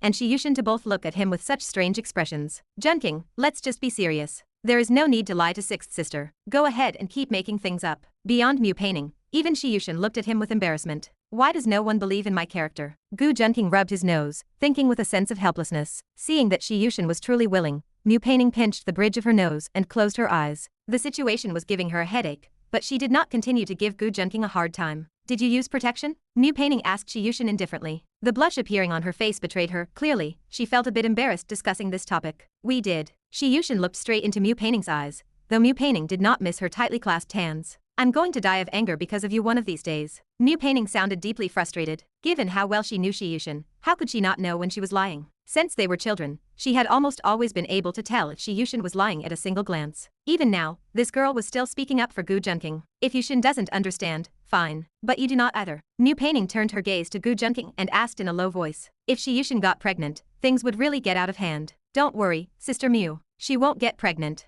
Gu Junking explained his concept of refining energy, which finally allowed Mu Peining to hesitantly move past the topic. Yushin, don't hide anything. Tell me what happened last night one more time. Mu Peining still wanted to understand the specific details of last night. Shi Yushin had no choice but to start from the moment she met Dao Tianyan last night. We ran into Dao Tianyan in the parking lot yesterday. I was so happy that I invited him to dinner, but that guy insisted that a meal without alcohol was not a real meal, so we ordered hard liquor. That guy's tolerance is insane. He drank 2 cups for every one of mine, and even then, I still could not outdrink him. Shi Yushin did her best to recall the events of yesterday. He drank dozens of bottles without showing a hint of drunkenness, but I was already wasted after drinking half of what he did. You, if eldest sister and the others find out, you are done for. They will definitely tan your hide. After Mu Peining understood the specific details of what happened between Gu Junking and Shi Yushin last night, she tapped Shi Yushin on the head. To go out drinking with 2 men and actually let herself get drunk. She really was too trusting with her own safety. Still, she knew Shi Yushin loved Gu Junking deeply and felt that giving herself to him was not a big deal. Gu Junking, however, was a different story. If he had not intentionally set out to lure Shi Yushin into bed, she would become a nun on the spot. But why would Dao Tianyan want to get his own sister drunk? Was it just because they had not seen each other in a long time, and he was too excited? And being able to drink dozens of bottles of hard liquor without getting drunk suggests Dao Tianyan is not a simple guy either. Mu Peining thought to herself, filled with doubt. What happened next? Hearing that Shi Yushin had passed out, Mu Peining turned her gaze toward Gu Junking. After all, since Shi Yushin was drunk, only Gu Junking would know what happened next. Dao Tianyan wanted to get me drunk too, so we started competing. His tolerance is insane. I was lightheaded and dizzy from the drinking, and I almost passed out myself. Gu Junking lied without even blinking. Regardless of everything, he had to insist that he was drunk too. Otherwise, it would really look like a premeditated scheme, even though it truly was. In the end, I was so dazed I could not tell north from south, so I got a room with a big bed for Yushin and me to sleep in. I do not know what happened after that. Shi Yushin cast a small look of contempt at Gu Junking. Liar, you bad person. In the morning, he minded that she forgot what happened, yet now he was claiming he forgot too. But thinking about how she kept lying to her 6th sister, she lowered her head in guilt. Mu Peining pondered for a moment, though she did not fully believe Gu Junking's story. For instance, how would a man who was drunk out of his mind have the strength to take a girl to a hotel? You could not even lie to a ghost with that story, but she did not feel comfortable saying anything now. Looking at Shi Yushin, she knew that Shi Yushin had been willing. Mu Peining sighed inwardly and decided to drop the subject. What was done was done. Her only concern now was whether the prophecy their master had made about the 7 of them during their childhood would come true. Would the 7 sisters really all end up serving the same husband? If that were true, would that husband be Gu Junking? With that thought, Mu Peining glared at Gu Junking again, feeling irritated. Could this lecher not only have tricked her 7th sister, but also planned to have the rest of them fall into his hands? Gu Junking was confused by that glare. Was there something he had missed? By the way, 6th sister, you must help me keep this a secret from eldest sister and 2nd sister. Seeing that Mu Peining did not seem to be giving them a hard time, Shi Yushin quickly clasped her hands together in a plea. The other sisters might not be as easy to talk to as Mu Peining. She was genuinely afraid that if her sisters found out Gu Junking had taken advantage of her, they would kill him with a single palm strike. I cannot promise that. I do not know if eldest sister and the others will find out, but I will not bring it up if they do not ask. Mu Peining loved her sister, so she sighed and said helplessly, "Thank you, 6th sister." Knowing she had passed Mu Peining's scrutiny, Shi Yushin finally broke into a smile. What does eldest sister do? Why is she so mysterious? Gu Junking chimed in. Eldest sister is not much older than me. Do not call her an old lady. Mu Peining snapped. Anyway, why should I tell you? Do you have designs on eldest sister and the others too? After saying that, Mu Peining looked at Gu Junking suspiciously. Just the thought of the 7 of them marrying the same man made her liver and lungs ache with frustration. And Gu Junking was very likely that man. After all, her 7th sister had already been taken by him. Even she had had some ambiguous encounters with him. The more she thought about it, the angrier she became. Her eyes, which had seemed to lose their cold pride, glared fixedly at Gu Junking. 6th sister, you are joking. I have not even met eldest sister and the others, so how could I have any evil intentions? Gu Junking said with a slight smile. But inwardly, he felt a jolt. He could not help but mutter to himself, why was Mu Peining suddenly so sensitive? Knowing the tropes of novels, he knew that the eldest sister they mentioned was not much older than them. He just wanted to find out their identities. He just had not expected Mu Peining to be this sharp. Chapter 661. Mu Peining looked at Gu Junking with a mix of frustration and resentment. It felt like her family's precious cabbage was being trampled by a pig. Even worse, she feared a future where she and her other sisters might also be trampled by the same beast. The thought made her blood boil. She felt like biting him right then and there. Still, she only half believed her master's prophecy, preferring to take things one step at a time. Yushin, go back and get some rest. You don't look well, Mu Peining said, looking at Shi Yushin's haggard face with a pang of pity. Oh, all right. We'll head out then. Shi Yushin nodded. She was sleep-deprived and physically exhausted. She tugged at Gu Junking's hand, blinking at him to signal he should come along. He stays. I need a word with him, Mu Peining said coldly. Ha, what do you want to talk to him about, 6th sister? Shi Yushin hesitated. Nothing much. Can't I have a chat with him after everything that happened? Do you think I'm going to beat him up? Mu Peining snapped, irritated by how protective her 7th sister was. She was so deep in love with Gu Junking that it fueled her own resentment toward him. If you were going to hit him, that would be fine. You couldn't beat him anyway, Shi Yushin muttered softly. Then let's see if I can beat you. Mu Peining laughed in fury. She cast aside her professorial composure, stood up, and chased after her. Ah, 6th sister, I was wrong. I'm going. Shi Yushin laughed as she scrambled away. She didn't think Mu Peining would actually give Gu Junking a hard time. Mu Peining stopped, leaning against the door frame as she watched Shi Yushin flee. She shook her head with a smile. Although Yushin was a university student, she still acted like a child. Then again, she realized she was several years older than Yushin, yet she was still technically a maiden. Yushin had found a boyfriend and lost her innocence before her. By comparison, perhaps she was the child. The thought stung. Gu Junking, what happened to your promise? You said you wouldn't touch Yushin. Mu Peining closed the door and demanded in a low voice. She hadn't wanted to say this in front of her sister. Now that they were alone, she could speak her mind. Yesterday was an accident. I didn't see it coming either. If you want to blame someone,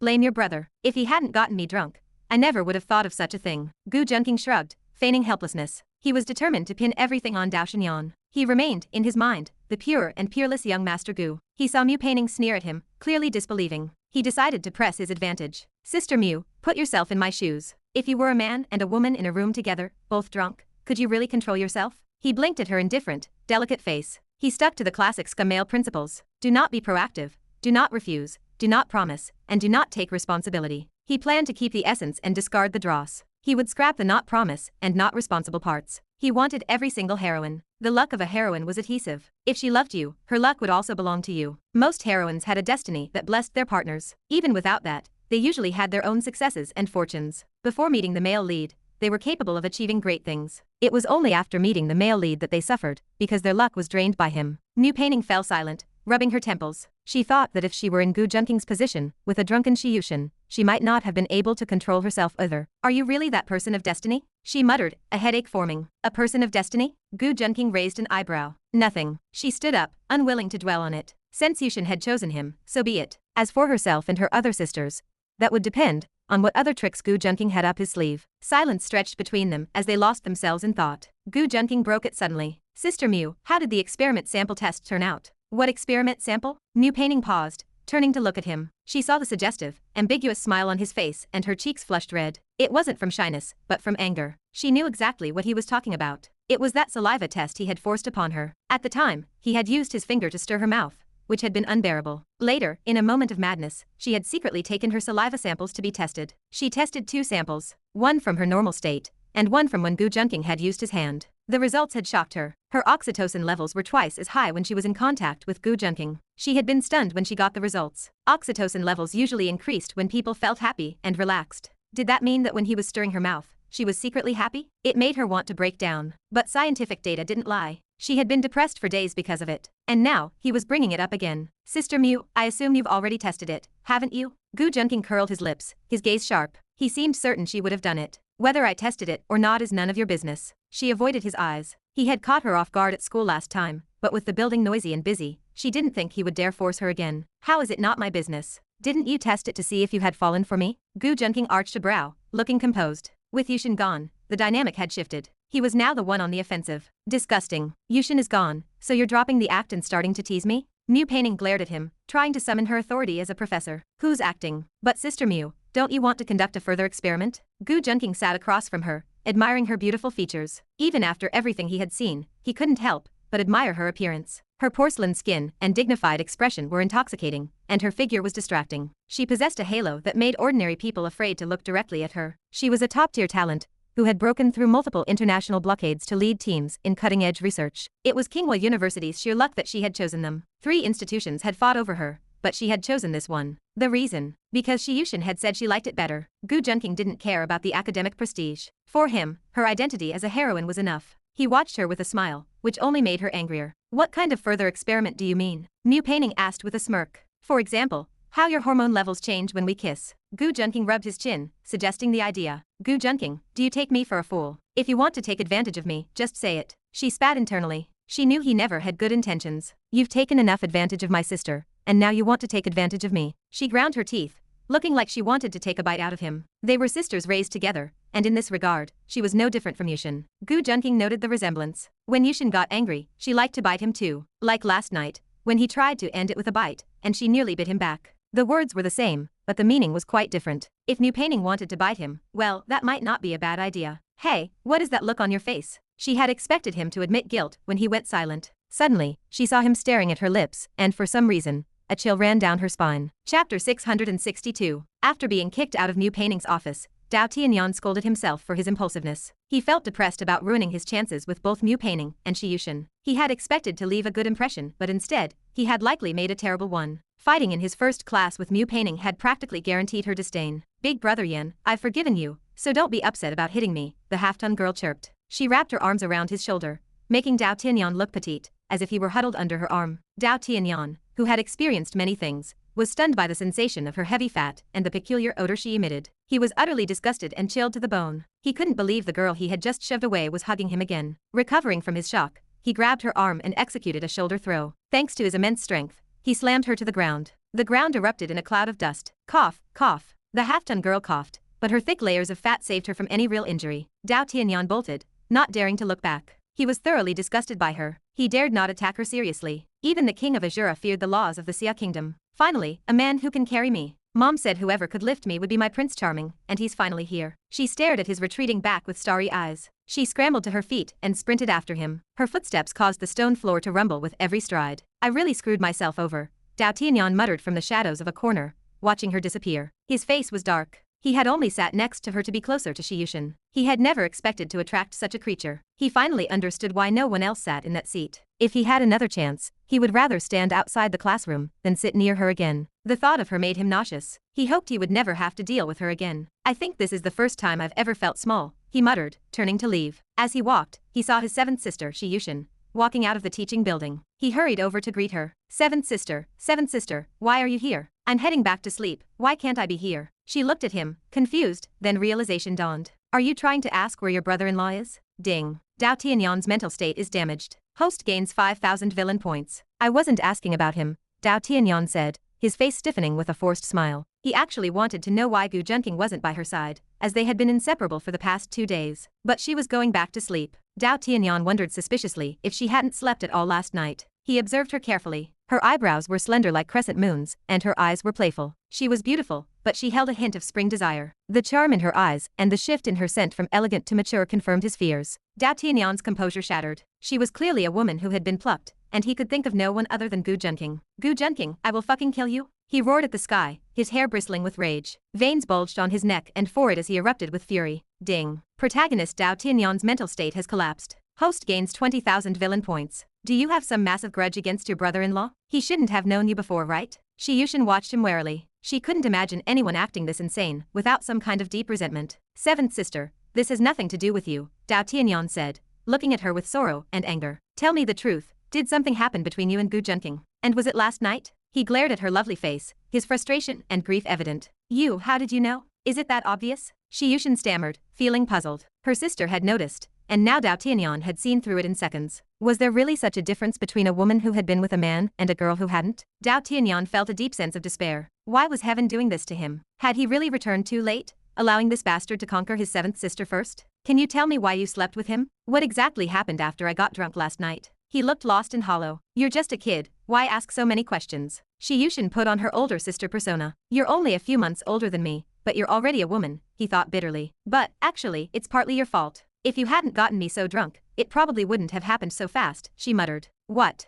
It was my fault? Dao Tianyan wanted to smash his head against the wall. Everything was his own doing. If he hadn't tried to force things, maybe Gu Junqing and Shi Yushin wouldn't have ended up together. I'm going to kill him. Dao Tianyan calmed down, but the rage in his eyes was ready to consume him. Chapter 663. Dao Tianyan, have you lost your mind? Shi Yushin shouted upon hearing his words. She felt like there was something seriously wrong with him. Why was he talking about wanting to kill people out of the blue? As someone raised within the Xia kingdom, she found it difficult to understand his mindset. While she was aware of the dirty secrets that some elites hid behind closed doors, few people would openly declare their intent to kill in public. She even sensed that Dao Tianyan didn't seem like he was just making empty threats. If your brain is broken, go get it fixed. She slapped him across the face, her brows knit in anger. She felt he had changed too much since they were children. Back then, he was a clingy but obedient little brother. He certainly wasn't like this, fighting in class or threatening to kill people. He was just a pure Chuyonibia teenager. Seeing that her slap hadn't snapped him out of it, she frowned and landed several more blows. Finally, with red-rimmed eyes, Dao Tianyan calmed down. Seventh sister, why have you been hitting me? He rubbed his face, looking aggrieved.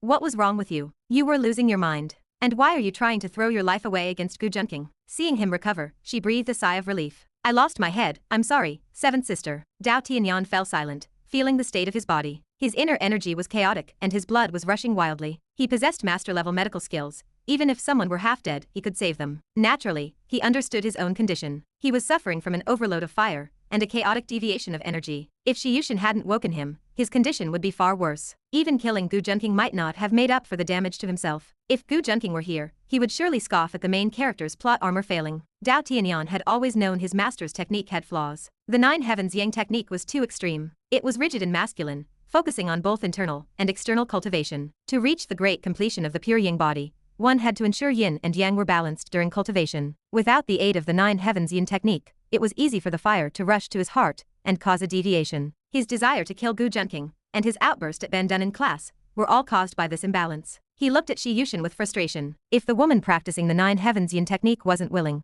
he would not gain the benefits and would suffer even greater consequences. He held deep affection for his sisters and wanted to marry them all. Yet, he respected them deeply. If they hadn't taken care of him as a child, he might have been dead long ago. That was why he refused to force himself on them. But now, that despicable villain Gu Junqing had beaten him to the punch with his seventh sister. The thought sent waves of anger rising within him. But that scoundrel Gu Junqing dared to force himself on you, so I wanted to get revenge for you. Shi Yushin understood what he meant. So that's how it is. Her fierce expression softened upon hearing his explanation. She realized he was just angry because he thought she had been violated. Shi Yushin shook her head with a bitter smile. Don't worry, my relationship with Gu Junqing is consensual. You should treat him with respect from now on. Call him brother-in-law, not some scoundrel. Stay in the country from now on, and stop going to the Eagle Nation. That place doesn't suit you. It's too chaotic. She examined his face carefully, confirming he wouldn't go insane again, then patted his shoulder and left. So it was consensual? I was the one who facilitated their romance? Dao Tianyan watched Shi Yushan walk away. He felt his heart shattering into pieces along with her departure. It felt like a heavy stone was pressing against his chest,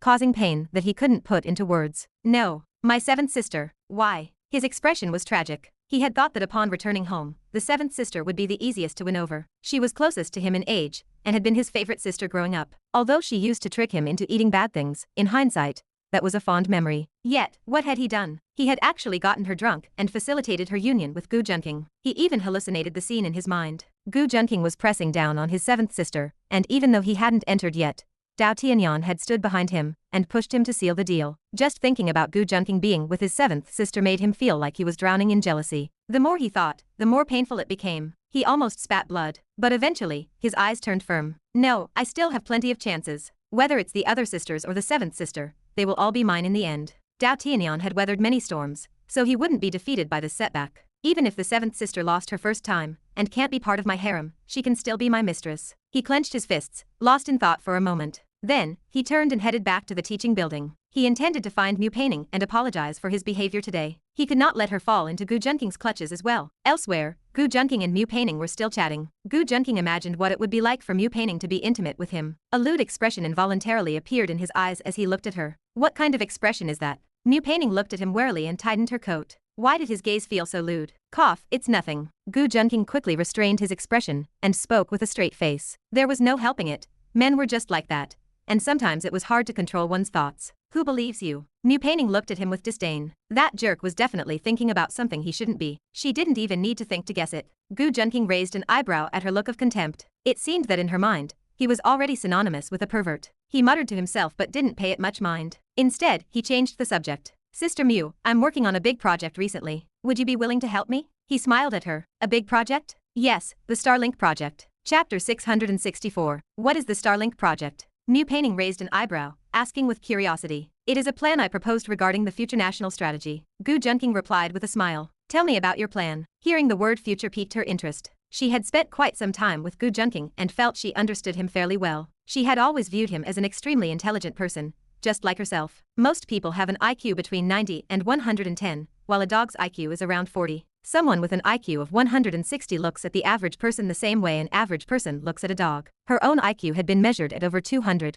which meant there were very few people she considered truly smart. Gu Junking was one of them. That is why she wanted to hear the details of his proposal. I intend to launch 100,000 satellites into space to build a massive communication network in low Earth orbit. Gu Junking's eyes glinted as he smiled. This way, no matter where a user is on the surface, they only need a special receiver to communicate with satellites in real time. They will enjoy instant satellite internet, and we can achieve the internet of everything, connecting space and the ground. 100,000 satellites? Where are you going to get that kind of money? Mu Peining looked at him in surprise. In this world, the cost of a single satellite could reach tens or hundreds of millions of Xia currency. To the average person, 100,000 satellites was an astronomical figure. My family has been saving up for decades just to put together a little bit of money, and if I complete this plan, I will have to empty out the family coffers. Gu Junking sighed, looking somewhat distressed. He was genuinely worried, actually, as he felt one god-tier protagonist's luck might not be enough anymore. His space program had just begun, and it felt like his savings were already running dry. Mu Peining was speechless after hearing his claim. Was that really considered just a little bit of money? While she knew he came from the Gu family, which dominated Lilidu, she wondered if they were truly that wealthy. Why do you want to build this space network? What is your objective? She thought about the plan and asked curiously. It is for the well-being of the world's people, of course. Imagine how wonderful it would be to have signal in the deep sea, on high mountains, or on the grasslands. It would bring so much happiness to people. I am just doing charity and seeking welfare for the world. If people are grateful, and give me the title of Great Philanthropist Gu, that would be even better. Gu Junking said with a righteous air. Is that so? You might also install some high-definition, high-frequency cameras on the satellites to secretly capture the wonderful life of the world's people, right? Mu Peining twitched the corner of her mouth, smirking. Oh, and maybe you could equip some with special orbital cannons. If there is unfairness anywhere in the world, you can just blast it away. That would surely fulfill your dream as a great philanthropist. Ahem, Sister Mu is overthinking it. He inwardly muttered that she had guessed his thoughts entirely. Honestly, that was exactly what he was thinking. Facing increasingly powerful protagonists, he could only use every method available to strengthen himself. Whether it was his own strength, technology, or other aspects, he intended to achieve comprehensive improvement. After all, he had the help of two systems. Not utilizing them would be a waste. However, your plan is perfect. The low Earth orbit of this planet is enough to hold 120,000 or 130,000 satellites. New Painting closed her eyes and thought for a moment before speaking slowly. Deducting the 20,000 satellites already launched globally,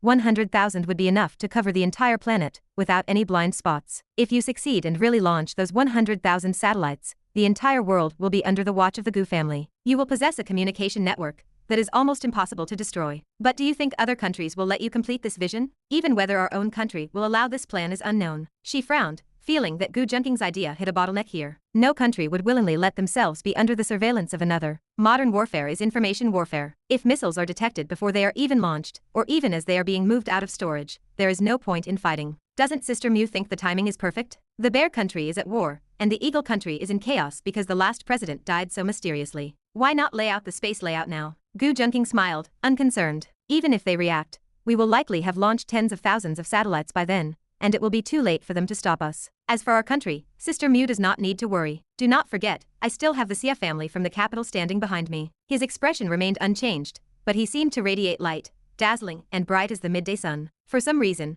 New Painting recalled an online comment about him. Where did your technology come from? Whether it is the satellite technology, or my guess just now, this knowledge does not seem like something the Gu family could possess. In the past, your family was at most considered a financial clique. After a moment of silence, she asked slowly. This plan was truly bold. If it succeeded, it would bring drastic changes to the future, national warfare, and the lives of the people. She had too many questions for him. As a scientific and technical researcher, she felt a longing for the moment this plan was completed. What she did not know was that this global low-orbit satellite plan was just the beginning. Sister Mew does not need to worry about that. We just stumbled upon a manual by chance. Gu Junking smiled, his expression unmoved. Far away in the Gu family base in Ludu, a group of scientists were monitoring a massive screen. Beside them were several large containers, two of which were filled with green liquid. Two human bodies, covered in various tubes, floated with their eyes closed and slow breathing. One was Gu Junking's brother-in-law, a protagonist whose sister had been stolen by him. The other was the academic genius from Muiai High School, the owner of the Super Scholar system. That protagonist had no real strength, only a head full of knowledge. Before Gu Junking, he was naturally insignificant. Whenever he wanted him to disappear, he would. But the timing now was just perfect.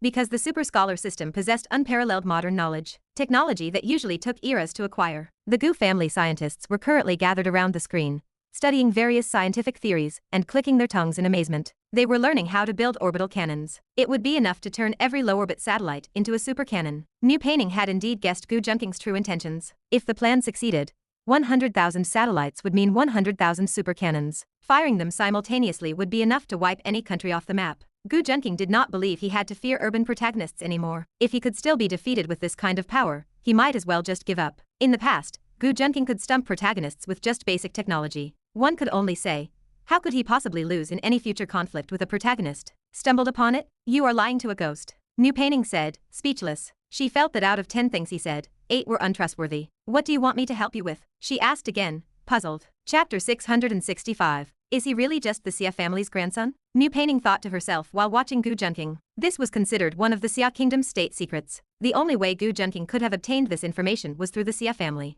Gu Junking was merely the grandson of the old master Xia. She never expected him to be privy to so many classified details through the family. Usually, even the heirs of the Xia family were not necessarily aware of such secrets. It seemed the rumors about the Xia family cultivating and relying heavily on Gu Junking were true. New Painting's expression became complex as she watched him. She wasn't even sure if she should support the relationship between Shi Yushin and Gu Junking anymore. If Gu Junking were just an ordinary corporate heir, she might have had ways to keep him in check when he bullied Shi Yushin. While New Painting was lost in thought, Gu Junking's expression shifted, his eyebrows raising slightly. He had just received several reward notifications from his system, all related to Dao Tianyan's mental stability being compromised. He thought about Shi Yushin, who had just run out. Could it be that she ran into Dao Tianyan and said something to him? Gu Junking's eyes flickered as he sensed her location. He felt relieved upon finding her in her private dormitory. Even if you know I'm in charge of the South Gate project, what do you want to do? New Painting sighed internally, stopping herself from dwelling on Gu Junking's identity to focus on their discussion. Overthinking those things was pointless. I can provide you with some data, Sister Mew. Gu Junking smiled slightly,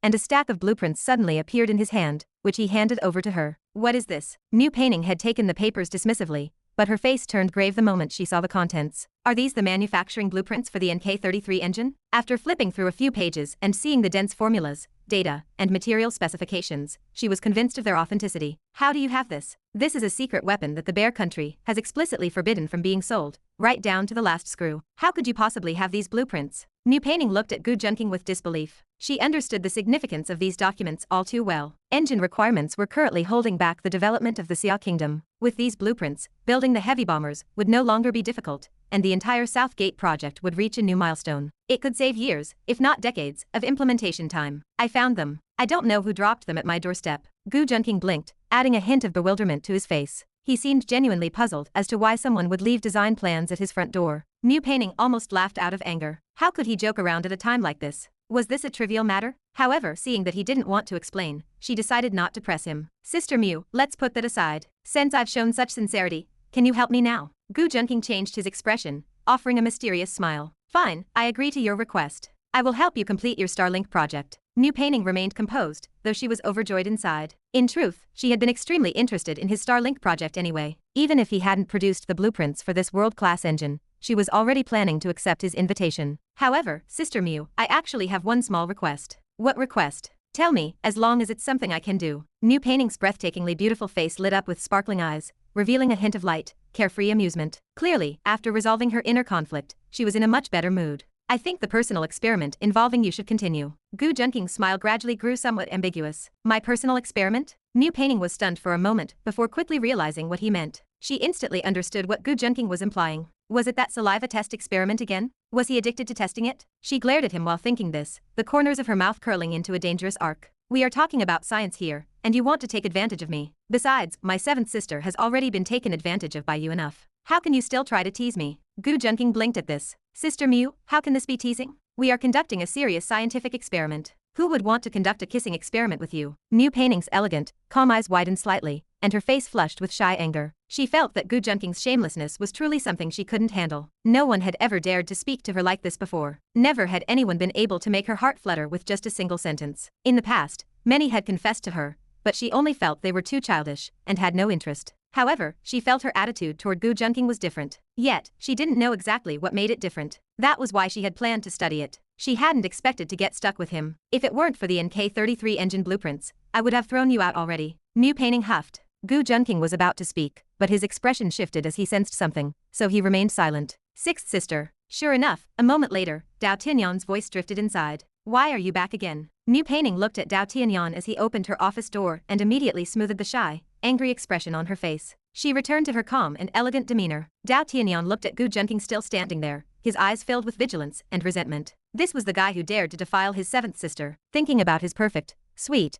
and fair seventh sister being pinned down by this guy last night made his hands clench involuntarily, producing cracking sounds. However, he had to forcibly suppress the urge to slap Gu Junking to death right there. If he acted out, New Painting would probably never forgive him for the rest of her life. Dao Tianyan turned his head toward New Painting, looking at her exquisite face and waist, and secretly made up his mind. He was a step late for his seventh sister, but he must protect his sixth sister. I just wanted to come and apologize properly to you, sixth sister. I'm sorry, I really did wrong. No matter how angry I was, I shouldn't have let it out in your class. Dao Tianyan said with a sincere expression. He even wiped his eyes with his sleeve, looking pitiful when he reached the sad part. It's fine, as long as you don't do it again in the future. Just stay in the Xia Kingdom from now on. The outside world really doesn't suit you. New Painting looked at Dao Tianyan's sincere apology, and her expression softened considerably. The latter part of her statement was also a piece of advice she offered. He was a good kid, so how could he let himself become so undisciplined just for the sake of empty freedom? Chapter 666. Good, I will definitely listen to sixth sister. Seeing that New Painting's attitude toward him was less cold,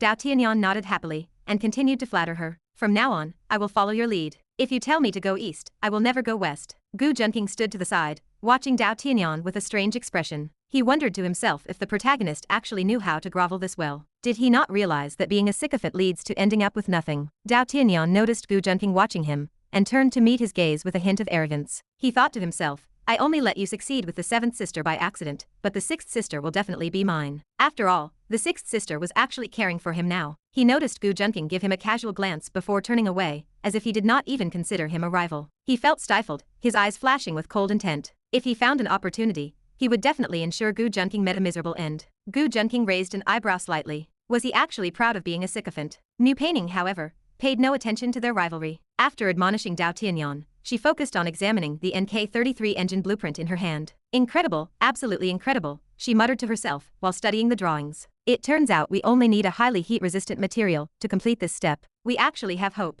A light breeze blew through Mu Painting's hair, causing a few strands to fall softly by her temples. They swayed gently with every movement of her head as she turned the pages with her jade-like wrists. Watching the sixth sister's focused expression made Dao Tianyan feel uncontrollably immersed in her beauty. This only made him more determined to win her over. What is sixth sister looking at? Dao Tianyan asked curiously. He had investigated Mu Painting, but everything about her was extremely mysterious. Her background was shrouded in mist, looking normal, but filled with forged information. With his status as the king of the Azura Association, he had only barely managed to find out that the government had stepped in to forge her identity. Clearly, Mu Painting was an extremely valuable person. Only high-ranking government officials or top-tier talent would receive such treatment. Nothing, Mu Painting said, unobtrusively sliding the drawings into a drawer. She suddenly remembered that this younger brother in front of her was seemingly a citizen of the Eagle Country. This blueprint was too important to let others know about. If the Bear Country found out, they would surely have a falling out with the Xia Country. That looks like an aircraft engine, right? Dao Tianyan asked suddenly. You saw wrong, Mu Painting said calmly, her expression unchanged. Sixth sister, I am one of our own. What are you afraid of? Dao Tianyan said, slapping his chest and smiling shamelessly. It is just an aircraft engine. I can get you a main fighter jet from the Eagle Country for you to study any day. He was trying to become one of our own so they could get closer. Based on his eyesight, he had glanced over and seen data related to jet engines. The Xia Country was world-renowned for lacking top-tier engines. That was why Dao Tianyan, eager to make a contribution, had been so abrupt. He thought to himself, as long as I make a contribution to the Xia Country, the sixth sister will surely be very grateful to me. No need, just take care of yourself, Mu Painting said, looking at Dao Tianyan with a strange expression. She had a nagging feeling that Dao Tianyan was a spy sent by the Eagle Country. Every country's main fighter jets were strictly controlled, and ordinary people could not even get close to that level of influence. Unless Dao Tianyan was bragging, he was trying to use these words to trick her. Therefore, Mu Painting felt a sense of vigilance. The main reason was that the blueprint Gu Junking gave her was too shocking. It almost concerned the military plans of the Xia Country for the next decade. She suspected that if this blueprint were handed in, it would cause a massive earthquake in the aerospace field. Does Sister Mu not believe me? Dao Tianyan asked, pretending to be aggrieved. He was determined to obtain an expensive Eagle Country engine,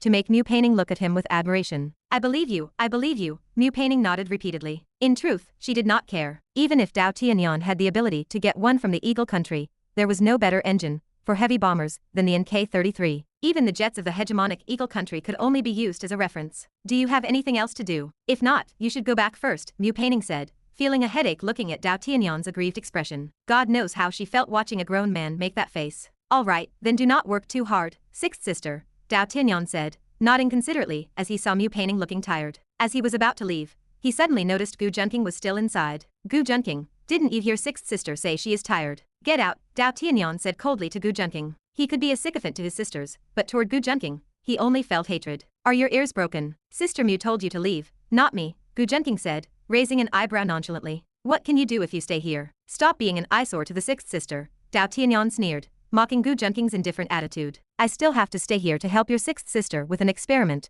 right Sister Mu? Gu Junking asked, raising an eyebrow at Mu Painting, and teasing her where Dao Tianyan could not see. Help your head, Mu Painting rolled her eyes at Gu Junking, though she complained inwardly. She did need to keep Gu Junking for a while longer to discuss the details of the blueprint. The sight of the usually steady and dignified teacher Mu rolling her eyes at him made Gu Junking feel a strange itch in his heart. This kind of contrast was too tempting. No wonder so many people like to explore both sides of a person's nature, Gu Junking thought to himself. He stroked his chin, imagining the dignified Mu Painting dressed in black leather, holding a small whip. His heart skipped a beat, and it felt somewhat exciting. What kind of experiment could you possibly do? Dao Tianyan frowned and looked at Gu Junking, sensing that Mu Painting did not intend to refute him. He felt anxious because he did not want Gu Junking and Mu Painting to have any more contact. That was exactly how the seventh sister, Shiyushin, had been taken by Gu Junking. The secretion of the plant nerve activity in the salivary glands changes under certain conditions, Gu Junking said with a straight face. Mu Painting spat inwardly when she heard this, thinking that Gu Junking really was a scoundrel. What is that supposed to mean? Dao Tianyan was stunned to hear Gu Junking spout academic jargon. He had not actually attended school because he never had the time. In just a few short years,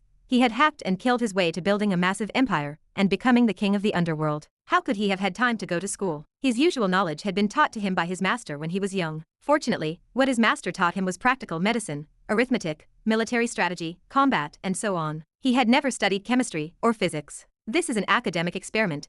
It is normal that you would not know about it, Gu Junking explained patiently. Furthermore, your seventh sister's husband, myself, and your sixth sister are your elders. Are you not going to listen to your elders now? Gu Junking lectured, putting on an elder's demeanor. This made Dao Tianyon's face turn ugly for a long time, and he gnashed his teeth in hatred. However, he did not dare to make a move in front of Mu Peining. He could only snort coldly and walk out of Mu Peining's office, closing the door behind him. Just as he was closing it, he caught Gu Junking giving him a meaningful smile through the gap. He did not know why, but he felt a sudden panic in his heart. The moment he closed the door he frowned, feeling that this would not do. No matter what, he could not let Gu Junking have any chance for private contact with Mu Peining. Dao Tianyan suddenly pulled a small object from his body, his eyes brightening. He pretended to have left, stood in the distance for a few minutes, and then acted as if he had dropped something. He walked back and pushed open the door to Mu Peining's office. He quickly scanned the room. Mu Peining and Gu Junking were still in the exact positions he had left them in, and Gu Junking was sitting far away from Mu Peining. He finally felt a little relieved. "Why are you back in here?" Mu Peining asked with a frown.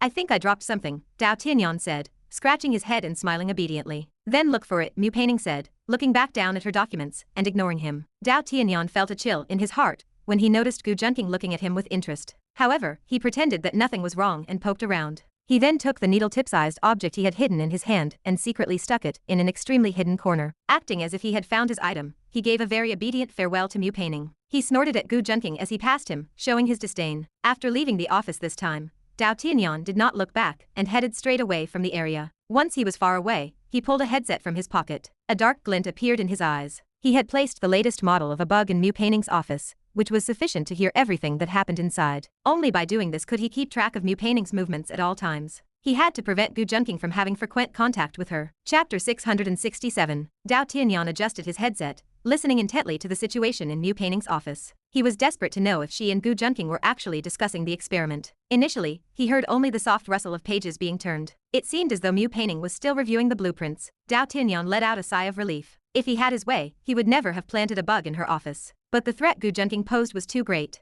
For the sake of his sixth sister's safety, he had to apologize to her in his heart. He told himself this was all to protect her. Surely, she would not blame him if she found out. That was how he comforted himself. However, the sounds coming through the headset suddenly changed. "Don't come over. What are you doing? Stop it, help." Dao Tianyan's face stiffened. A flurry of female cries emanated from the earpiece, muffled and faint, making the speaker difficult to identify. The meaning, however, was clear enough. Gu Junking intended to force himself on her. Rage clouded his vision. He sprinted back toward the office. Deep down, a thrill surged through him. He knew Gu Junking was up to no good in that room. If he could catch the man red-handed, he would destroy Gu Junking's reputation and gain Mu Peining's favor. Furthermore, if his seventh sister learned of this, she would surely leave Gu Junking. 3 birds with 1 stone. It was a heaven-sent opportunity. He could eliminate his rival and win the hearts of 2 sisters. Dao Tianyan felt invigorated. He was glad he had taken precautions, or his sixth sister would have surely fallen into Gu Junking's clutches. "Don't come in, not there. Help, help." The triumphant expression on Dao Tianyan's face froze. How could it be over so quickly? He had only left for a minute. Had his sister already been violated? His mind conjured a vivid, agonizing image. His dignified, beautiful sister pinned under Gu Junking, sobbing for help. "I'm going to kill you. I have to kill you." Murderous intent radiated from every pore of his body, his eyes burning red. Was he going to let Gu Junking steal the virtue of both his sisters? Bang! He reached the office door in a sprint. Without a second thought, he kicked the door open. "Sixth sister, I'm here to save you. Gu Junking, go to hell." His roar shocked both Mu Peining and Gu Junking, who were inside. Dao Tianyan prepared to strike, but the sight before him caused him to freeze in place. His sixth sister, Mu Peining, sat upright at her desk, her delicate finger pointing at a document. Gu Junking sat opposite her, and the two appeared to be discussing something mundane. There was no sign of the assault he had heard on the headset. As he burst in, both Mu Peining and Gu Junking turned their gaze toward him simultaneously. "What are you doing?" Mu Peining asked, clearly caught off guard. "Sixth sister, I thought you were being." Dao Tianyan's eyes widened, unable to reconcile the peaceful scene with what he had heard. "Being what? Are you crazy? Why are you kicking my door down?" Mu Peining's brow furrowed, her expression hardening. "I'm sorry, sixth sister. I thought you were in trouble." Dao Tianyan stammered, panic rising in his chest. "In trouble? What kind of trouble could I be in inside my own office?" "But I clearly heard." He trailed off, confused. The audio from the bug in his ear had not stopped. Don't. A faint, moaning female voice continued to play. Wait, why hadn't it stopped yet? Dao Tianyan turned his head stiffly toward a table further away. That was where he had hidden the bug, specifically on the underside of the desk. Currently, a mobile phone sat face down on that very table. With his sharp hearing, even though the volume was low, he recognized the sounds. It was an explicit audio track playing from the phone. So the sounds he heard through the bug were coming from the phone. He had misunderstood the situation. Dao Tianyan felt dizzy. His mind was flooded with a cacophony of overlapping noises. What exactly did you hear? Mu Peining watched him with a strange, distant gaze. He couldn't find the words. How could he explain? He couldn't admit he was eavesdropping. How would he explain the presence of the bug? Speak up. Mu Peining snapped. Dao Tianyan's mind raced, but he could only stutter. He tried to pivot his strategy. Whose phone is that? He stood up straight, assuming a serious demeanor, and walked toward the table to retrieve the device. It's my phone. What about it? Gu Junking looked baffled. Why is your phone playing this kind of content? How dare you play such filth in a teacher's office? What do you have to say for yourself? Dao Tianyan sneered, pressing the volume button on the phone. Suddenly, a wave of lewd, feminine moans filled the room. Is this what you heard? Is that why you rushed in here so frantically? Gu Junking raised an eyebrow, looking completely unbothered. What are you talking about? I'm asking why you are watching this in my sixth sister's office. Do you have ulterior motives for her? Dao Tianyan's face darkened, a growing sense of unease gnawing at him. Enough. Stop talking. Mu Peining stood up, her expression frigid. Dao Tianyan looked at her cold face and felt a sudden, inexplicable panic. Take your things and leave. Mu Peining addressed him coldly. Things? What things? His heart hammered against his ribs like a tidal wave. Do you really need me to spell it out for you? Disappointment flickered in her eyes. She did not let many people into her heart. She had been genuinely happy to learn that her long-lost brother was alive. Even when he started a fight on his first day, she had only felt slight disappointment. It was more of a lament than anything else. She felt as if a child she had cared for had been corrupted by a bad environment. But then she realized he had planted a bug in her office. Sixth sister. The panic in Dao Tianyan's eyes spilled over. Don't call me sixth sister. I am not your sister. Chapter 668. Do not call me sixth sister. I am not your sixth sister. Dao Tianyan's expression shifted completely at Mu Peining's words. His heart sank with anxiety. Sixth sister, why did you put a listening device in my office? I didn't. Mu Peining looked at Dao Tianyan with growing disappointment. She pulled a round, black object from under the desk. The very bug Dao Tianyan had planted. You are still making excuses. The proof is right here. She tossed the device at him. Gu Junking had informed her the moment Dao Tianyan walked out of her office. Was Dao Tianyan treating them like fools? Installing a bug in plain sight of others. The truth was simply that Dao Tianyan was too confident. He had never taken Gu Junking seriously,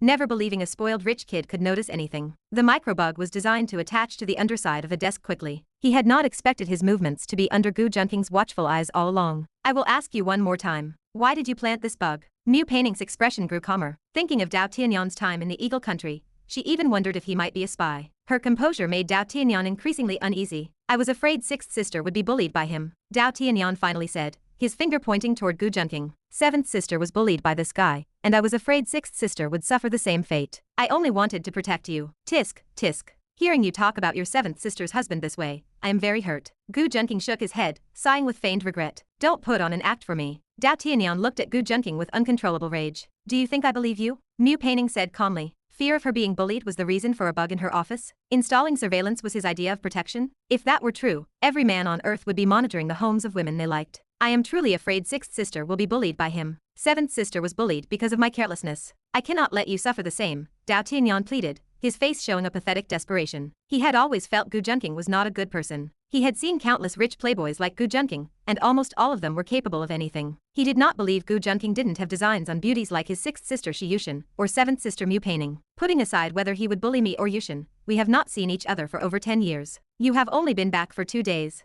Since when is it your place to protect this one, or that one? Mu Peining said coldly, her expression unchanged. Dao Tianyan felt the strength drain from his body as he listened. He had been too arrogant. While he had been close to his sisters as a child, he had been missing for over a decade. That time was enough to calm all old affections. Even if his sisters still held some fraternal love for him, it was too little, too late. He had been too eager to drive Gu Junking away from them. Perhaps in their hearts, he was not even worth as much as Gu Junking. Ding. Protagonist Dao Tianyan's mentality is damaged. Rewarding the host with 10,000 villain points. I am sorry, sixth sister. It is because I really want to protect you and seventh sister. I still remember when we played hide and seek at the orphanage. I hid in a well out of playfulness. Everyone couldn't find me, but you found me. If it weren't for you, I might have died in that well. Since that day, I swore I would protect you. That is why I did this. I really, truly only wanted to protect you. Dao Tianyan's eyes began to well up as he spoke. Ding. Protagonist Dao Tianyan's mentality has collapsed. Rewarding the host with 20,000 villain points. This time, his piteous look was not an act. He was truly miserable. Remembering how his sisters used to treat him,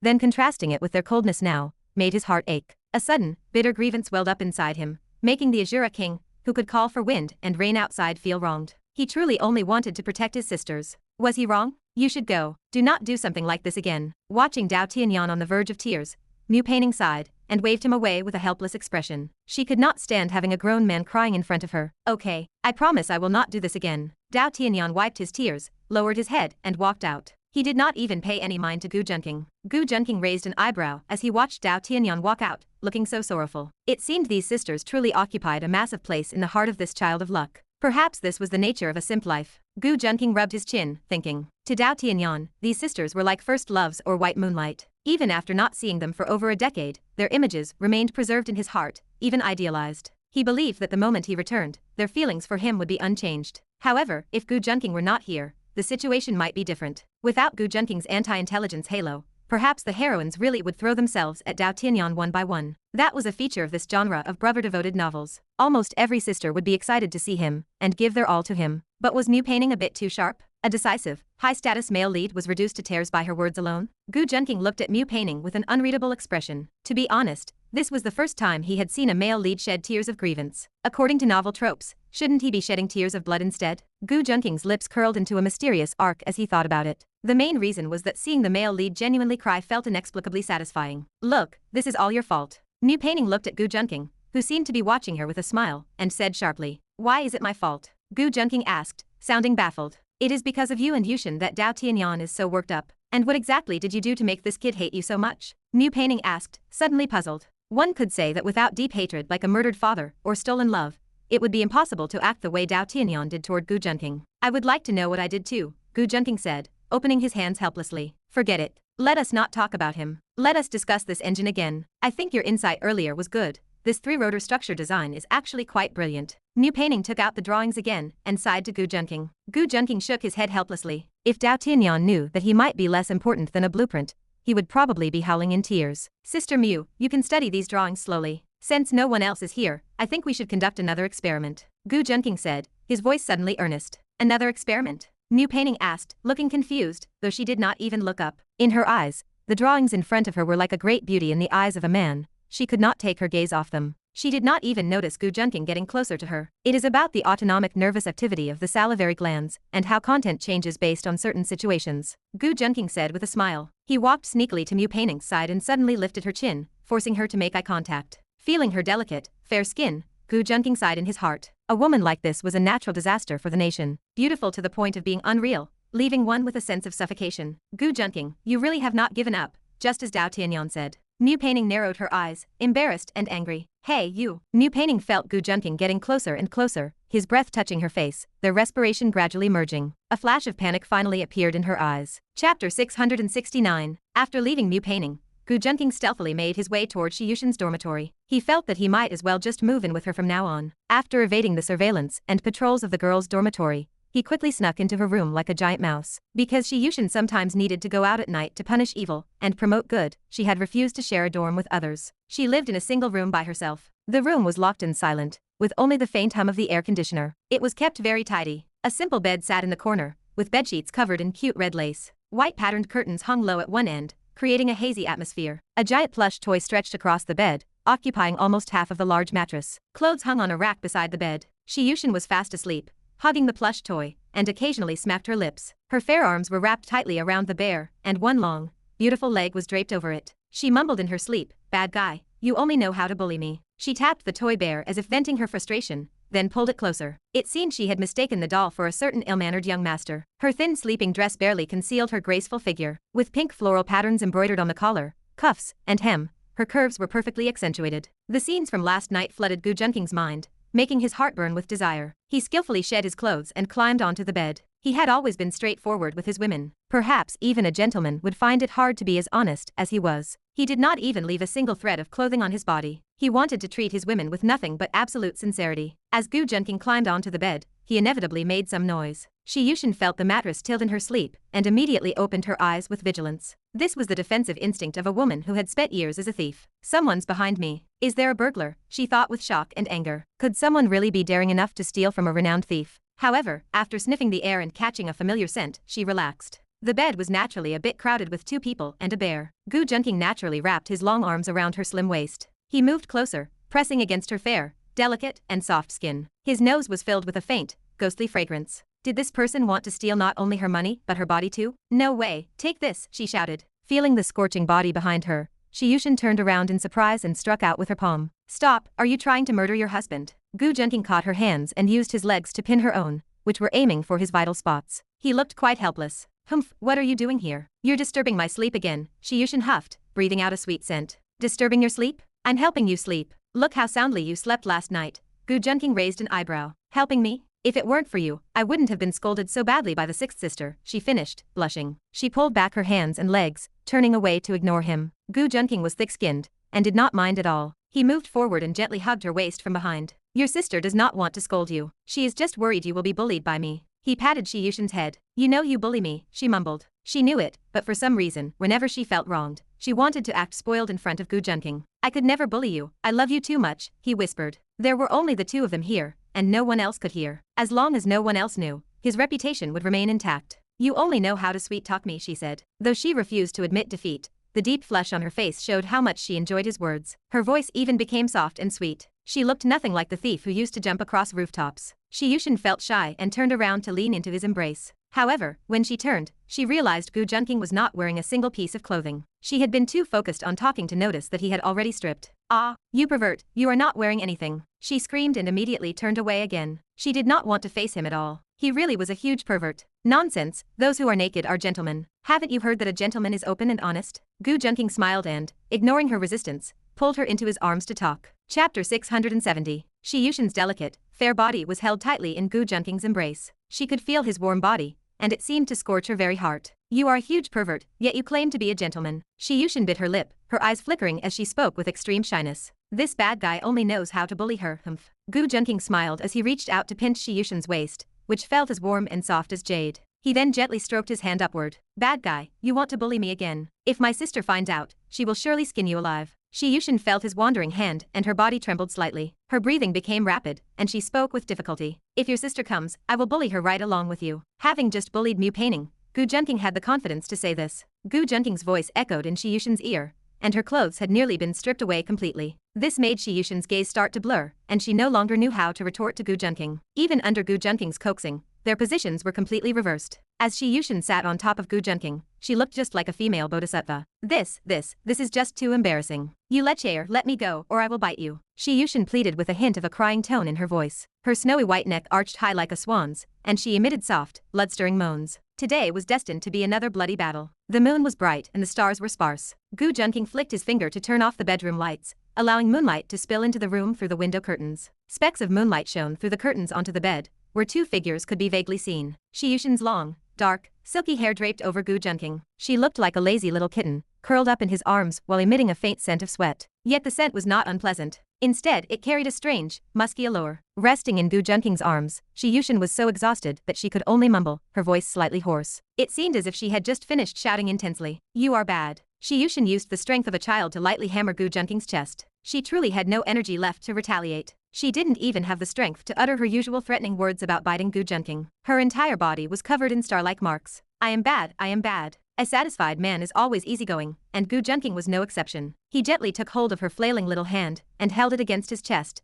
enjoying a moment of tranquility. Earlier, after I went back, did the sixth sister say anything to you? Shi Yushin stopped resisting and let her small hand wander over Gu Junking's body. She occasionally touched his face and grabbed his hair to play with it. She suddenly asked in a low voice. Actually, she didn't say much. She just told me to take good care of you. For the next period of time, she likely won't be staying at school much. Gu Junking said slowly. After all, whether it was the existence of the NK-33 engine or Gu Junking's Starlink project, Mu Painting needed to devote her efforts to them. The days she spent at school would inevitably decrease significantly, and things could not be like they were before. Sister told you to take care of me, so this is how you take care of me. Shi Yushin lifted her head, curled her lips, and said with some disdain. Are you not satisfied? Gu Junking raised an eyebrow slightly, his eyes carrying a hint of a threat. Although he had accepted the commission from Mu Painting to take care of her younger sister, and then ended up taking care of Shi Yushin in bed, it did sound rather excessive. But then again, how could Mu Painting not know? Satisfied. Seeing the threat in Gu Junking's eyes, Shi Yushin quickly muttered. She dared not say she was unsatisfied. If she did, she would likely face the same outcome tomorrow, and the day after. The two slowly quieted down. Once again exhausted, Shi Yushin hugged Gu Junking and drifted off to sleep. This time, however, she was no longer hugging the giant teddy bear she had slept with for so long. Instead, Gu Junking had taken over the task of the giant teddy bear. Because the bed was crowded and Gu Junking could not move freely,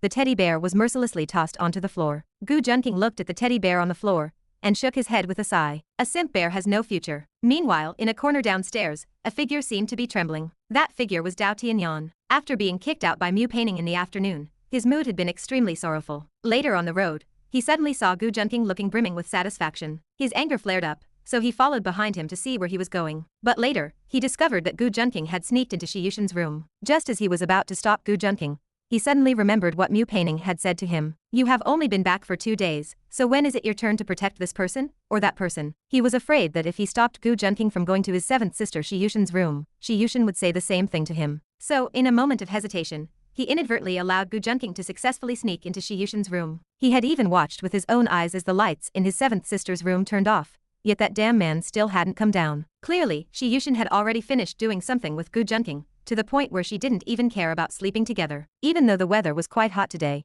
he felt his heart blowing in the cold wind. Dao Tianyan's face was filled with misery, thinking of his 7th sister sleeping in Gu Junking's embrace, while he stood foolishly down below watching. His heart turned freezing cold. His 7th sister seemed to be getting further and further away from him. Chapter 671. In the following days, Dao Tianyan quieted down significantly after Mu Painting's words. Perhaps he intended to shift his approach. They had not seen each other in far too long, so distance was inevitable. He had forgotten this crucial point. People's perceptions change with their environment, and familiarity naturally fades over time. He had initially assumed he could return to his childhood dynamic with his sisters immediately. Reality had slapped him hard in the face. Consequently, he changed his strategy. He stayed quietly near Mu Painting and Shi Yushin, aiming to grow closer before attempting to win their favor. As for Gu Junking, he still despised him intensely. He wanted to fight him on sight. He even considered calling the Azura Society to assassinate Gu Junking. Ultimately, he held back. His primary goal was to secure a place in his sisters' hearts. Gu Junking, meanwhile, lived quite comfortably. Although Mu Painting was often away from school for her blueprints, he would conduct experiments with her whenever she returned. As for Shi Yushin, he often spent entire nights in peaceful slumber with her. Life was quite satisfying. As for Dao Tianyan, he stood smoking under Shi Yushin's dormitory nearly every time Gu Junking visited. His main goal was to protect Shi Yushin. Whenever Gu Junking did not stay the night, his mood would improve slightly. Beyond that, he could only offer himself cold comfort. Shi Yushin possessed a love-hate personality. If she learned to detest him, that aversion might last a lifetime. He constantly reminded himself that once his relationship with her improved, he could tear Gu Junking apart without her blaming him. Deep down, a small hope remained. He hoped Shi Yushin would recognize his devotion. He had to find evidence of Gu Junking's wrongdoing and drive him away from his sisters. Even though Gu Junking and Shi Yushin were currently deeply entangled, neither Gu Junking nor Shi Yushin was aware of Dao Tianyan's complex emotions. In fact, even Shi Yushin found it puzzling that Dao Tianyan rarely confronted Gu Junking lately. At most, he would glare at him. Because of this, her attitude toward him had improved significantly. As long as he did not pester her, she was willing to care for this long-lost brother. Orphanages were sacred ground in the hearts of those who grew up there. Even as adults, the people from those places felt the same. So many companions had died in that fire years ago, so every survivor was precious. Gu Junking was currently in Shi Yushin's dorm,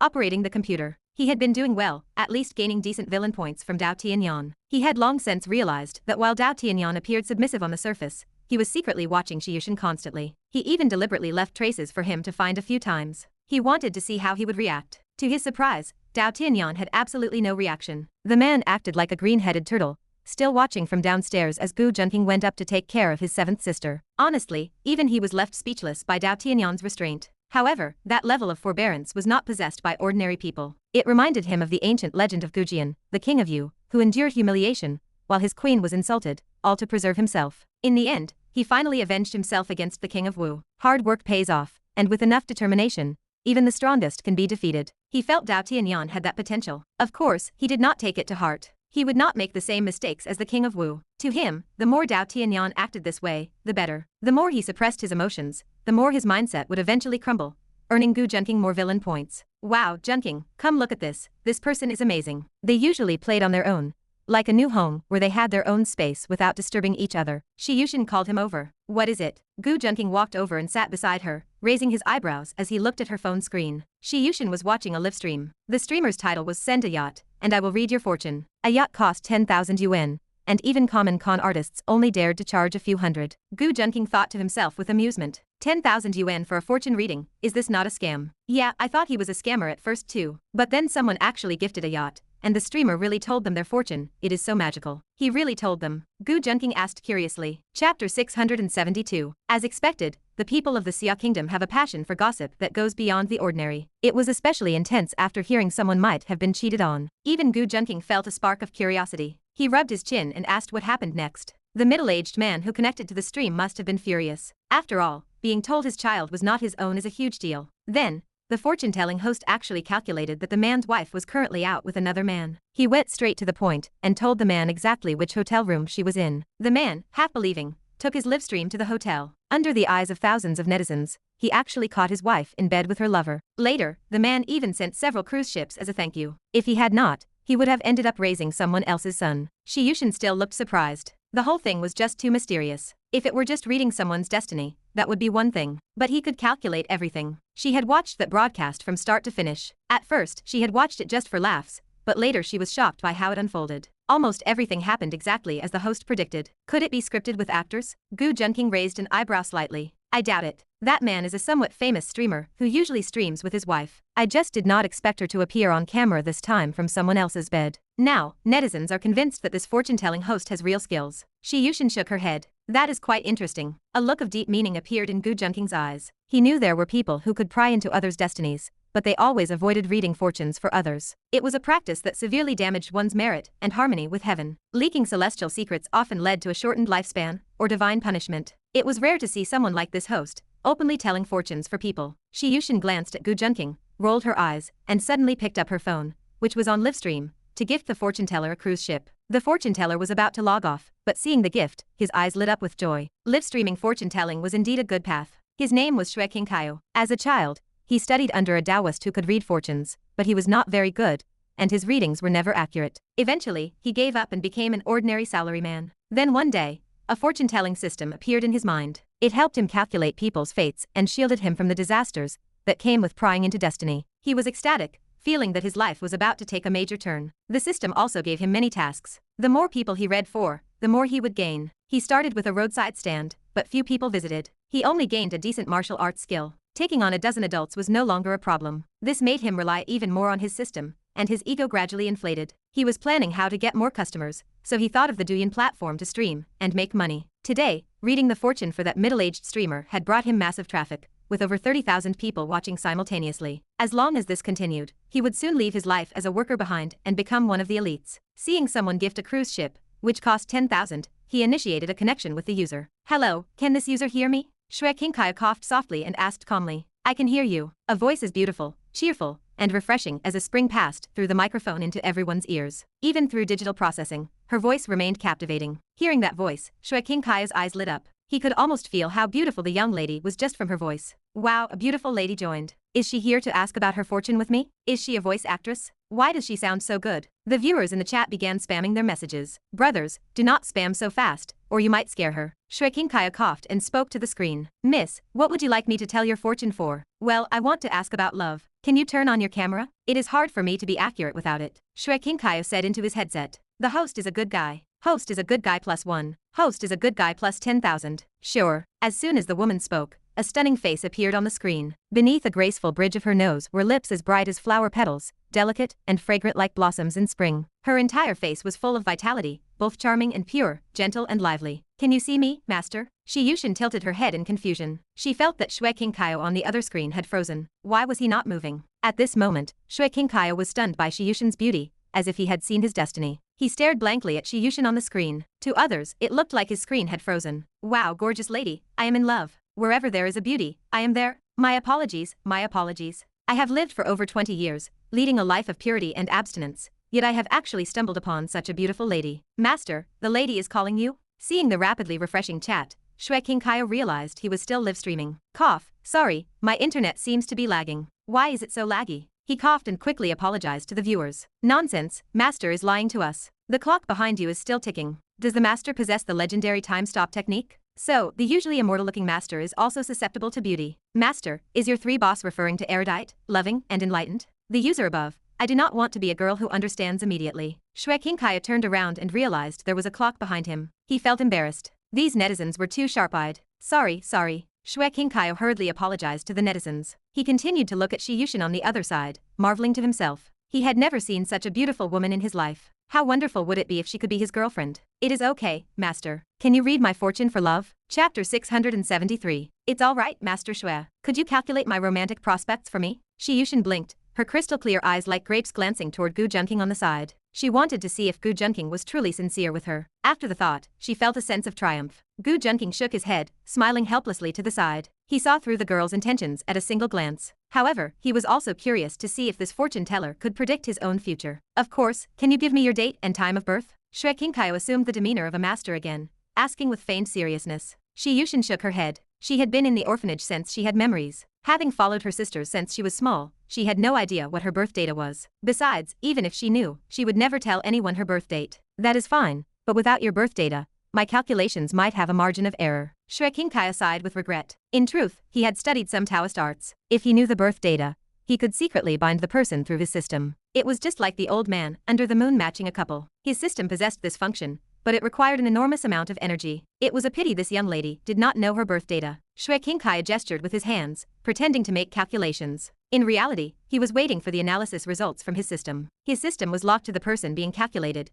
Even he could not control it. Whatever he wanted to calculate, the system would automatically receive it. Soon, his system produced the results. Shui Qingkai took a glance at the results, shocked by the dense text on the virtual screen. The results were composed entirely of glistening golden characters. They were dazzling. This was something only someone with exceptional fortune and a noble fate could possess. Name: Shi Yushin. Age: 20. Fate: daughter of fortune, gold. Stunningly beautiful, gold. Destiny: husband prospering, gold. Family building, gold. Predestined marriage. Recent opportunity. There was a destined person, but fate has been altered, leaving the future blurred. These words appeared line by line, and Shui Qingkai was watching closely. However, the text under predestined marriage remained stagnant. It was as if someone writing about a great figure was hesitant to write their name. It seemed as if the predestined marriage could not be determined. He had never encountered this situation before. Shui Qingkai was quite puzzled. Usually, if there was no marriage prospect, the system would simply display none. It never left it blank like this. Could it be that her predestined marriage has not been decided yet? Shui Qingkai was not entirely sure. However, that did not hinder his current shock. He had read fortunes for many people. Most people's fates were either white or gray. Those were people with shallow blessings. Only a few people had fates of other colors. For example, the middle-aged man he just read for, who had been cheated on, had a slightly red fate. He had an aura of wealth about him, but that was all. He had never seen someone with both fate and destiny in gold like Shi Yushin. Although the top tier was heavenly purple aura, he truly did not know if anyone in this generation possessed that. He had only encountered this gold tier case once. A daughter of fortune, and a woman with the destiny of husband prospering. Shui Qingkai sighed inwardly. Women with the daughter of fortune fate were surrounded by blessings and good luck. They could turn danger into safety. If one added the husband prospering destiny, the man who possessed such a woman could share in her luck. Everything they did would go smoothly, blessed by heavenly luck. If I could have such a woman, my luck would become amazing. Shui Qingkai fantasized in his heart. No wonder she is so beautiful, with the fate of being stunningly beautiful. It would be weird if she were not, Shui Qingkai remarked inwardly. He had seen many beauties. He had even read fortunes for quite a few of them. But those beauties were almost all surgically enhanced. It was clearly written in their fate and destiny. So, even if he could not tell by eye if the other party was enhanced, he could tell through fortune-telling. Shi Yushin, however, was different. She was truly stunningly beautiful. Master, are you done calculating yet? Shi Yushin was growing impatient, interrupting the meditating Shui Qingkai. Exactly, master, hurry up. We have been waiting until the flowers faded. Actually, master, no need to calculate. I have already figured it out. This young lady's future marriage is with me. Those with diabetes step back. Do not let the person upstairs taste the sweetness. Let those with yellow urine go first. If you cannot drink, go sit at the table with the dogs. Even the live chat was becoming impatient, bombarding Shui Qingkai with reminders. Oh, my apologies, I have almost finished calculating. Shui Qingkai opened his eyes after hearing the voices,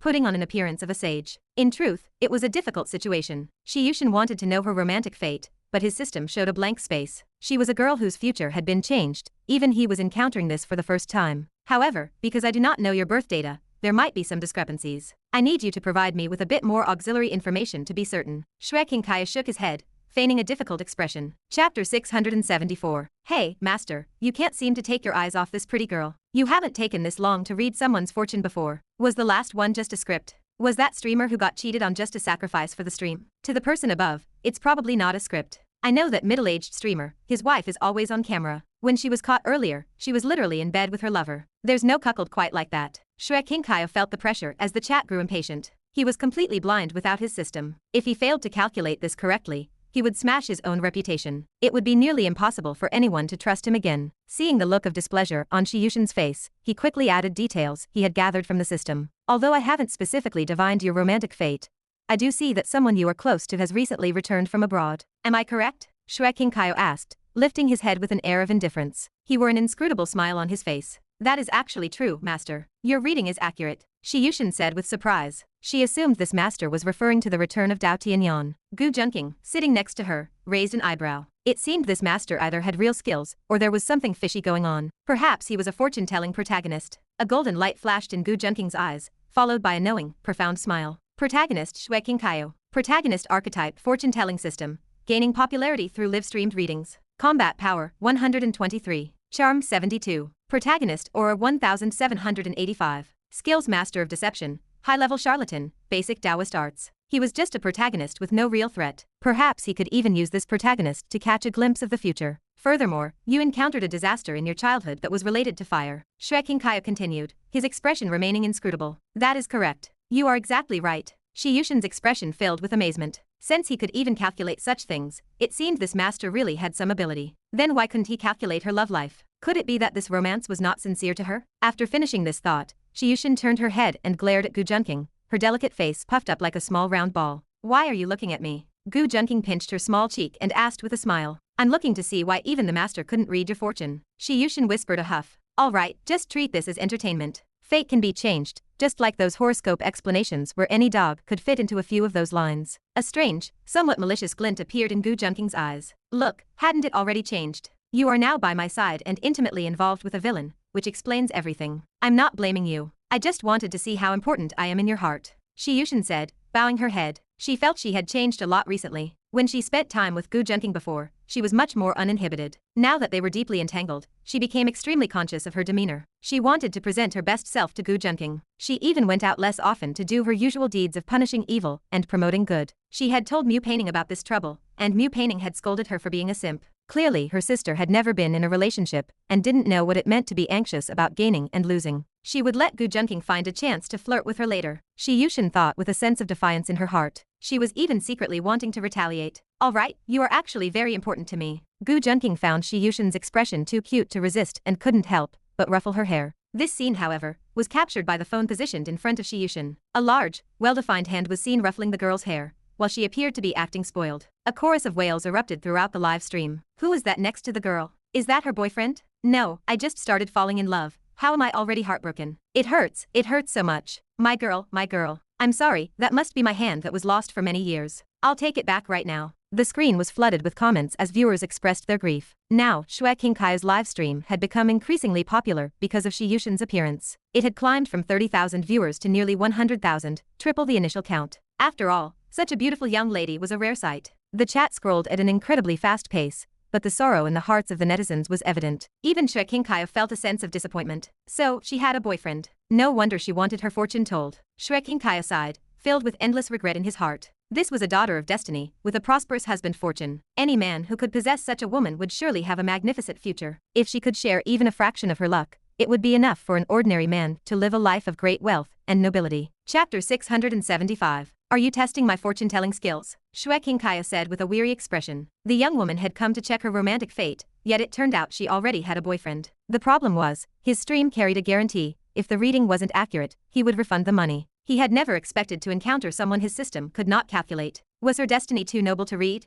Or was the issue linked to her boyfriend? Xue Qingkaio pondered this to himself. That's not it. I just wanted to see if he will be my partner for life. Shi Yushin cast a playful, feigned angry glance at Gu Junqing. Her secret was completely exposed now. She certainly didn't have enough free time to waste 10,000 on testing someone's skills. Hey, I only clicked because of the pretty girl on the cover, but it turns out she's already taken, one viewer commented. Master, refund the money. You didn't even see that she was already in a relationship. Exactly, you promised a refund if you were wrong. Xue Qingkaio looked at the barrage of comments, demanding a refund with a sense of helplessness. He had to split the gift revenue with the platform, meaning any refund would come entirely out of his own pocket. Although I didn't calculate your specific romantic future, I believe everything else I said was accurate, Xue Qingkaio said, looking at Shi Yushin on his screen. Is the streamer trying to welch on the refund? She wanted a love reading, not whatever nonsense you gave her. Exactly, she wanted to know if her relationship would last a lifetime. You charged 10,000 for things everyone already knew about her past. Does that even count as fortune-telling? Before Shi Yushin could speak, the chat flooded with these accusations. Many of the 100,000 viewers had joined specifically for her face, and they didn't care about the accuracy of his readings. In their eyes, Shi Yushin was being taken advantage of. These internet users were simply self-appointed champions of justice. Beauty was justice, after all. Xue Qingkao's expression darkened as he read the comments. Losing several thousand to compensate her was something he couldn't easily accept. While a cruise gift was worth 10,000,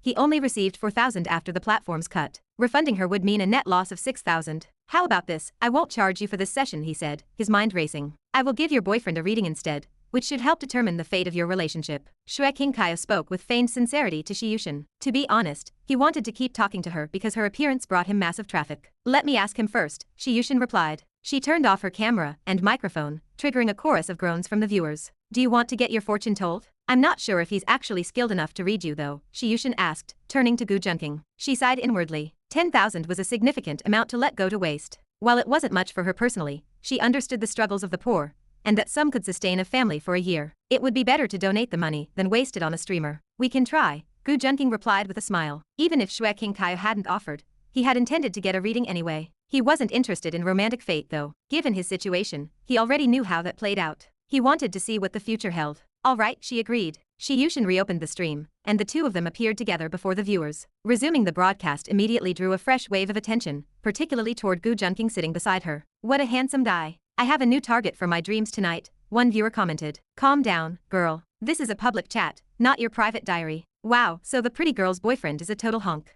I'm jealous. They are both so good-looking, like a divine couple. I was going to find out where she lives and steal her away, but I give up. I'm just trash. I wanted to write a poem about how painting perfect this guy is, but I'm not educated enough, so I'll just say holy crap, he's hot. Gu Junking's presence caused the stream's popularity to soar once more. Anyone who scrolled past the room and saw the pair immediately clicked to join. The viewer count climbed from 100,000 to 300,000, only leveling off at 500,000. Seeing the rapid growth, Xue Qingkao didn't know whether to laugh or cry. He was happy because if he could maintain this viewership, he would become a major streamer, bringing him closer to his dream of living above the masses. He had already earned a decent amount in just a short time. The tragedy would be if he failed again, as his credibility would be destroyed, and no one would ever trust him again. However, looking at Gu Junking's face, he felt the young man wasn't a good person. He was too handsome, reaching a level that didn't belong to a mere mortal. Based on his years of experience, such men might look fine on the outside, but they were either manipulative or villains on the inside. Of course, he didn't know Shi Yushin well enough to offer a warning. He could only lament that he had met her too late. What would you like to have calculated? Romance, career, life, longevity. If you want to know it, I can read it, Xue Qingkao said. He projected an air of mystery for his audience, closing his eyes and keeping a calm, detached expression. He really did look the part of a master living beyond the mortal world. Handsome, check your love life. See if I have a chance to be your wife.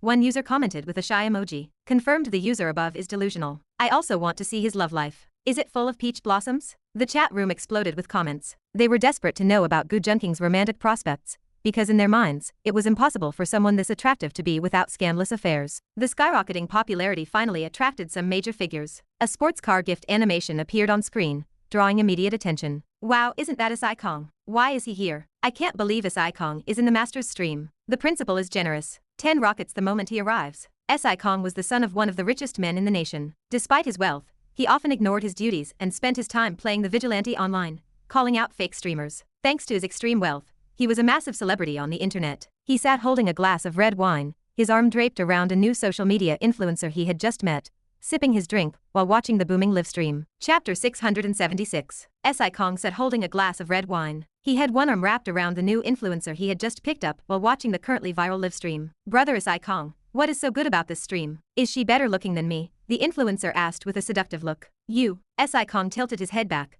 downed his red wine, and sneered. He might have had some interest yesterday, but after seeing Shi Yushin, he finally understood what true human beauty was. Now, looking at this woman, he felt nothing but boredom. What is wrong with me? Even if I cannot compare to the lady on the screen, I am not that bad. The woman acted spoiled. However, looking at the incredibly handsome Gu Junking on the screen, she felt a trace of disdain for Sicong. If it were not for his money, she would never have taken a liking to him. Look at how handsome that man is, as she would even be willing to pay to be with him, yet he was over here looking down on her. This guy is so handsome. Principal, do you know him? He is very handsome. But why does he look a bit familiar? Asai Kong muttered to himself, looking at Gu Junking on his phone screen. Wait, could he be a young master from that family? A look of terror suddenly appeared in Asai Kong's eyes. He quickly shut his mouth, focused intently on the live stream, and was unwilling to spare even a glance at the woman beside him. If I do not tell you my information, can you calculate my data? Gu Junking asked Shrek King Kaya calmly. I can, let me try. Shrek King Kaya nodded, closing his eyes slightly. To highlight the authenticity of his act, he intentionally placed a Taoist 8 diagrams array on the table. His hands fiddled with it,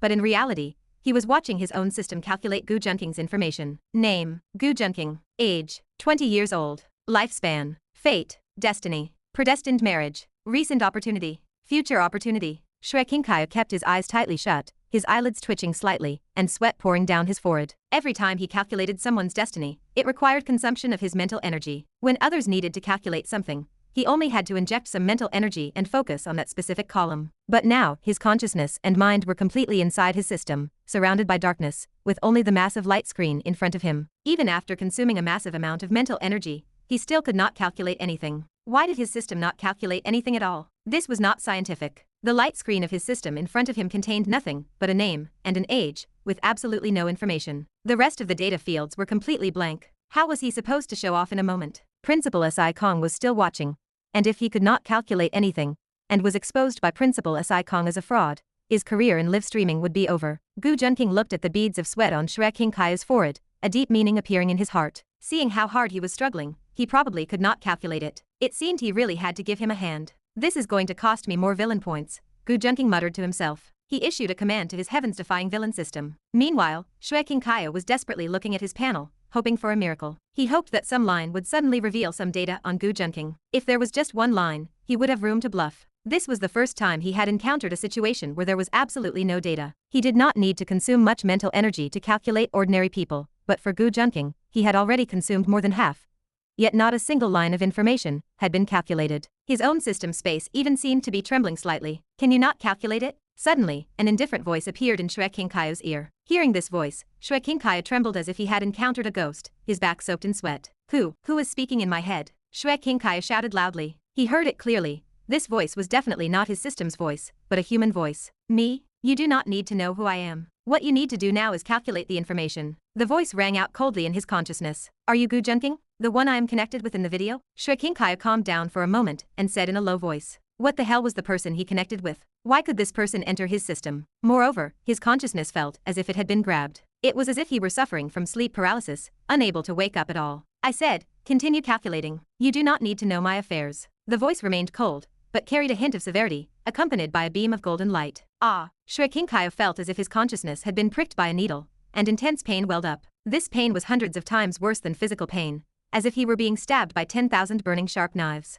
I cannot calculate it. With a look of sheer terror on his face, Shrek King Kaya could only endure the pain and beg for mercy. Outside, on the Douyin live stream, many netizens only saw Shrek King Kaya with his eyes closed and beads of sweat on his forehead, assuming he was performing his ritual. The master seems to be in a bit of pain. Is the young man's future difficult to calculate? I do not know, but the young man is really handsome. The person above, +1. I will be honest, I was just licking the screen. If that young man were in front of me, I would lick him all over. Jiangnan 100, the lady from Jiangnan above, watch out. Your IP is being leaked now. Chapter 677. The netizens were spamming the screen with excitement, completely unaware of what Shrek King Kaya was suffering. You can calculate it, but your system is limiting your output. Rest assured, I will help you. The voice drifted in, faint and ethereal. Fear permeated Shrek King Kaya's entire body. He did not know what was happening to him. He felt like he was experiencing sleep paralysis, as if he were in a dream yet simultaneously awake. He tried to open his mouth to scream, but the sound stuck in his throat and would not come out. He struggled to open his eyes to warn the netizens in front of him,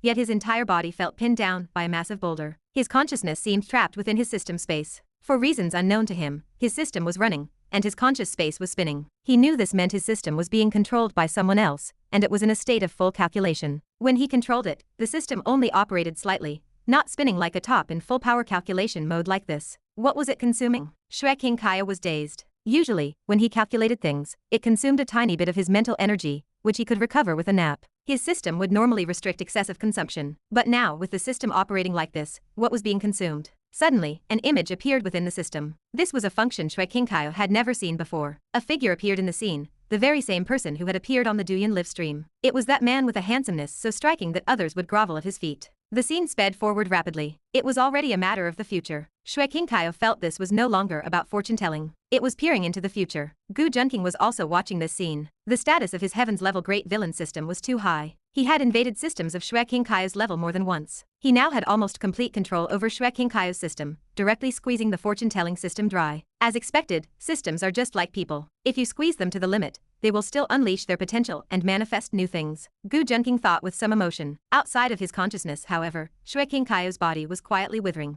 It seemed his life essence was being drained. Inside his consciousness, the imagery continued to advance, reaching into the extremely distant future. He did not even know how many years had passed. Shue Kaio stared blankly at the images. Was this still human? Could a person live for this long? He seemed to see countless planets falling. He saw countless people in the starry sky fighting against a certain figure. He saw the universe, and beyond the universe, before falling into a state of bewilderment. These were things he could not understand. Who was this person? Was this still the world he knew? Shue Kaio even thought he was dreaming. This was something he could not even imagine. Finally, the image paused in the extremely distant future. This seemed to be a place where even time and space, and all things, did not exist. Chaos, emptiness, dead silence, and darkness permeated the surroundings. It seemed to be beyond the universe, for they saw a universe hovering nearby. Gu Junking narrowed his eyes slightly. Where was this space? He was calculating his own whereabouts. Where was he? Suddenly, a faint light flickered in the space. Wisps of half-black, half-white holy radiance began to fill the vast expanse. A pair of eyes seemed to open, spanning from ancient, primeval, future, and eternal times.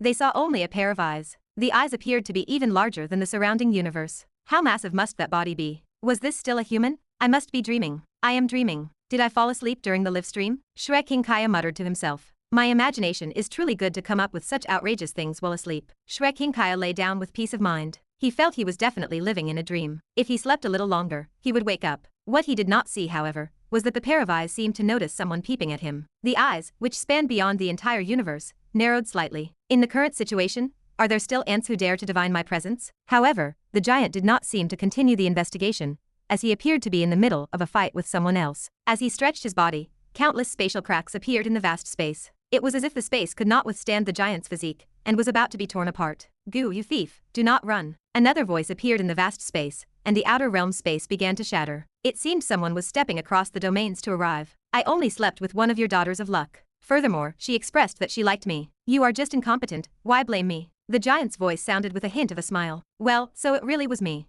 I am still sleeping with heroines in the future. Gu Junking muttered in his heart. Chapter 678. Gu thief, stop running. The vast space shattered like a mirror. A massive, indescribable face appeared in the distant sky, reflected across the heavens. The river of time seemed to swirl within his eyes. Divine flames flickered between his brows, as if enough to incinerate the cosmos. Two beams of terrifying divine light shot from his eyes, capable of piercing through infinite chaotic storms, shattering time and space itself. Yet, his eyes were filled with an incomprehensible resentment as he stared at the giant. Before the person even arrived, an immense hand struck out. The previously empty world suddenly churned with rapid air currents, depicting a scene of heaven and earth collapsing. It felt unreal, an endless cycle of creation and destruction. Run. Why would I need to run? The gigantic figure thundered, his voice rolling like divine law. Given the relationship between me and your mother, you should be calling me uncle. The giant filled the void, blooming with infinite dark and light energy. He shattered the incoming giant hand from across trillions of miles of starlit sky. His words sent the visitor into a frenzy, radiating light to clash with the giant. The moment their powers collided, everything vanished. Causality, time, space, reincarnation, and destiny were erased by the collision of such immense energy. Even the vision of the future that Gu Junking and Shue Kaio were peering into collapsed instantly. They could not withstand such supreme power from the heavens. However, at the moment the vision disintegrated, the giant, whose body spanned light years, turned to look directly at Gu Junking. A faint smile lingered in his eyes. You are not me, but you will become me. Gu Junking understood. Perhaps this was his future self greeting him. It was merely a glimpse of what was to come. The moment the vision vanished, Shue Kaio's system lost all power. Peering into the future was already overdrawing both the system's energy and his life force. An indescribable, infinite calamity surged along the river of time. Normally, Shue Kaio consumed lifespan and energy to peer into others' fates. However, the side effects were usually borne by the system. The fortune-telling system possessed the ability to absorb calamities to enhance itself, which is why it assigned tasks to him. Now, the system could no longer withstand this specific calamity. Because the calamity from peeking into this future was too immense, the system itself could not bear it. It dissolved into the void, returning to the source of the heavens. Shue Kaio fared even worse. Even with the protagonist's destiny, he fainted immediately after enduring a trace of the calamity. Gu Junking muttered to himself, withdrawing the black energy he used to control his system. He used his own protagonist system to conceal all causality, leaving no trace behind. Like a heartless man pulling up his pants, he refused to acknowledge her. He dumped all the consequences on Shue Kaio, the protagonist. Streamer, what are you doing? Did you fall asleep? Seriously, it's been so long. Are you still calculating? My flowers are going to wither waiting. Viewers on the app were baffled by Xue Qingkaiu. He kept trembling, his expressions shifting wildly like he was performing a ritual, occasionally making terrifying faces at the screen. Many viewers who had clicked in solely for the beauty of Gu Junqing and Shi Yushan were left speechless. They didn't believe in fate. They thought Xue Qingkaiu was just a clown. They would have left the stream long ago if not for the attractiveness of Gu Junqing and Shi Yushan. Suddenly, Xue Qingkaiu appeared to be possessed, his nose began bleeding, and he slumped onto the table, unconscious. Holy shit, what happened to the streamer? Why is he bleeding from his nose? Something's wrong. I felt off earlier. Doesn't he look much thinner than when he started? And his hair. Look at his hair. Why has it turned gray? This scene shocked the viewers in the live stream. Junqing, what's wrong with that fortune teller? Should we call the authorities? Shi Yushan tugged on Gu Junqing's sleeve, looking worried. I don't know either. Let's wait and see. Gu Junqing rubbed his chin and blinked, looking puzzled. At the same time, he lowered his head to tap on his phone, then looked up again. He faced the camera with an innocent, harmless expression. This look sent the female viewers into a frenzy. Some wealthy women even typed frantically, offering millions to spend a night with Gu Junqing. Humph, someone could live comfortably for a lifetime just by doing that once, Shi Yushan muttered with a hint of jealousy. Bang! Hearing her mumbling, Gu Junqing gave her a light knock on the head. Elsewhere, Si Kong's phone rang. A message appeared on his screen. His expression changed immediately. He hadn't misjudged. It really was the young master of those super-rich families. Don't let his family's wealth fool you, their foundation wasn't deep. Compared to those top-tier families, they were like upstarts. Although everyone considered him a top-tier rich kid, he was nothing in the eyes of the truly powerful. Si Kong used his influence to start spamming rockets in the chat. A dozen rocket barrages made his name stand out, pinning his message above all others. He claimed he had investigated the stream, asserting that the fortune teller was using a script. Now that a newcomer was here, he couldn't predict anything, so he faked a fainting spell. Essentially, he was exposing the fraud. With his influence, the viewers started to have their doubts. Many began to flood the chat with insults. When Xue Qingkaiu first started streaming, he didn't have much popularity. He didn't have many viewers. So, in a stream now peaking at hundreds of thousands, he couldn't even make a splash. People tend to follow the crowd, and under one person's leadership, others joined in the vitriol. Gu Junqing appeared sad and sighing on camera. He seemed to be lamenting the uncertainty of his own future. This made many people feel sympathy for him. Soon after, Gu Junqing ended the stream. The channel was drowned in abuse before being banned by the platform for promoting superstition. Xue Qingkaiu was already unconscious and had no way to defend herself. Eventually, someone discovered her, but he mysteriously disappeared on the way to the hospital. Chapter 679. Even Gu Junqing had not expected the protagonist to be resolved so quickly. He felt it was not just the influence of fate, but perhaps related to his future self. Did I really grow to such an extent in the future? Gu Junqing wondered to himself. He sensed fluctuations of many cultivation techniques from his future self, proving that his plan for the future had no issues at all. You should be secretly happy that I didn't manage to calculate your romance luck this time. Shi Yushan pouted at Gu Junqing. She had failed to achieve her goal. She had originally thought Xue Qingkaiu was quite accurate, so she wanted to see what her romantic future with Gu Junqing held. While she didn't believe in it much, a good omen would have been nice. She hadn't expected Xue Qingkaiu's skills to be so poor that she couldn't calculate anything for either her or Gu Junqing. She had no idea what happened to Xue Qingkaiu, who eventually fainted right there on the live stream. Do you remember what you just said to me? After putting his phone away and closing the live stream, Gu Junqing curled the corner of his lips at Shi Yushan. I don't remember. I didn't say anything just now. Shi Yushan seemed to realize something, blinking her eyes in a feigned display of innocence, acting as cute as possible. Then let me help you refresh your memory. Gu Junqing's voice was calm, and he smiled slightly. That wasn't me speaking. There were clearly so many people in the live stream saying they wanted to keep you, and some were even willing to pay millions. Shi Yushan felt the threat and hurriedly argued her case. She wanted to reason with Gu Junqing. Clearly, Gu Junqing had no intention of reasoning with her. He tackled her fragrant, voluptuous body onto the bed. After spending time with Gu Junqing, Shi Yushan's aura had somehow shifted from innocent to sexy. Of course, this was a transformation only Gu Junqing could truly appreciate. Simply put, Shi Yushan had matured. For example, getting spanked used to make her cry as a child, but now it made her excited. That was just one example of her growth. People often say that the masses do not admire the pioneers who dig the tunnels, but only those who widen them. As for Gu Junqing, he was not only the one who dug the tunnel, but also the one who widened it. The greatness of that endeavor, you can imagine. I was wrong, I shouldn't have been a blabbermouth. Please let me go this time. Shi Yushan begged for mercy pitifully. Her adorable face was teary-eyed and miserable. Aside from going to class, she could count on one hand the number of times she had gotten out of bed these past few days. She was coaxed by Gu Junqing every night, and because she loved him so much, she was unwilling to refuse him. She had even started planning how to drag her sister into this, as she really couldn't handle Gu Junqing's relentless bombardment anymore. Since you've been a blabbermouth, why don't I just plug it up for you? Gu Junqing whispered, coaxing her. He was like a bad uncle luring a pure, innocent little girl with a lollipop. What do you mean? Shi Yushan blinked her pure, holy eyes, full of curiosity. She would regret it soon enough. Nothing, you'll understand in a moment. What will I understand? Why are you taking off your pants? Hey, don't come over here. MMPH. MMPH. Meanwhile, Mu Painting had arrived in Luodu on Gu Junking's private jet, fully dressed. She needed to visit Luodu in person to check on the progress of Gu Junking's Starlink project. After stepping off onto the vast tarmac, she was soon picked up by people from the Gu family. As they drove, she gazed at the expansive estate, soon spotting a massive villa. The white pillars towered majestically, with swirling white marble patterns, and the ebony doors and windows were exquisitely carved. Nestled among the woods, the setting was incredibly deep and magnificent. Mu Painting sighed in admiration. It was said that the Gu family was wealthy to an extreme degree, and it seemed that was indeed true. Soon, a beautiful woman came out to greet her. Mu Painting studied the woman's face and vaguely saw the shadow of that man in her features. She knew this woman must be related to him. This woman was none other than Gu Junking's mother, Xie Ying. Hello, you must be Painting, right? Welcome to Luodu. Xie Ying nodded in satisfaction as she looked at Mu Painting's exquisite beauty and her graceful, intellectual demeanor. Her son had many faults, but his ability to find a daughter-in-law was impeccable. She looked at Mu Painting with a gaze that clearly treated her like a daughter-in-law. Hello, Xie.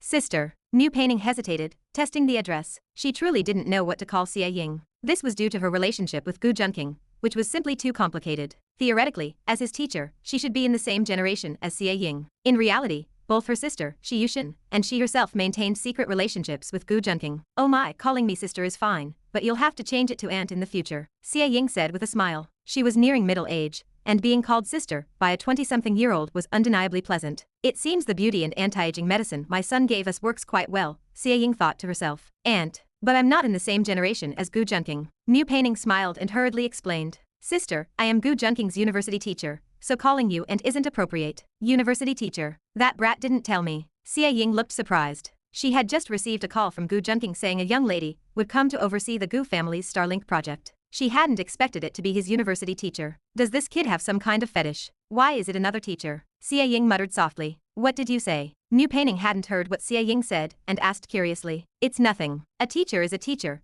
We don't care about these generations. Xie Ying quickly laughed and took Mu Painting's arm, leading her into the villa. The intimacy between the two was just like sisters. Chapter 680. Xie Ying brought Mu Painting into the villa. The interior design was unique, luxurious yet not vulgar, blending classical elements with a flashy, elegant, and noble aesthetic that was indescribably magnificent. Even the well-traveled Mu Painting was secretly clicking her tongue in amazement. After entering the elevator, Xie Ying pressed the button for the 15th floor below ground. The entire villa was actually integrated into the interior of the mountain beneath it. Much like an iceberg, what was exposed on the surface was merely the tip. The entire mountain interior was incredibly spacious, featuring various types of buildings. Xie Ying had always trusted Gu Junking's vision, so she did not hold back much. For instance, she often invited Gu Junking's girlfriends in Luodu to come and play. Many of Gu Junking's women had also taken charge of various Gu family affairs at his request. She was extremely satisfied with how they handled everything as the mistress of the Gu family. She often wondered where her son managed to find so many wonderful women. Xie Ying chatted with Mu Painting while showing her around the various departments responsible for satellite research. Mu Painting was constantly amazed, as the Gu family utilized many technologies that were completely new to her. She wondered if the Gu family had really hollowed out the entire mountain. She also questioned where Gu Junking obtained such technical support. What do you think? My son did a great job, didn't he, as all of this was arranged by Junking himself, Xie Ying said proudly, observing the look of amazement on Mu Painting's face. No one knew why the Gu family was developing so rapidly. It was as if they were riding a rocket. Even Xie Ying could not fathom to what extent their family influence had expanded. Compared to the Gu family of a few years ago, the past was like a drop in the ocean. The original Gu family was at most widely engaged in business, with a little money and a bit of influence. Now, however, the Gu family's hidden strength was immeasurable. They even had the benefit of black technology that Gu Junking had exchanged from his system. The Gu family had gradually grown into a hidden behemoth. Did Gu Junking design all of this? Mu Painting asked in confusion. She had initially thought this was the result of the Gu family's accumulated foundation over many years, but Xie Ying had just told her that Gu Junking arranged it all by himself. This left her feeling incredibly stunned. She considered herself a child prodigy,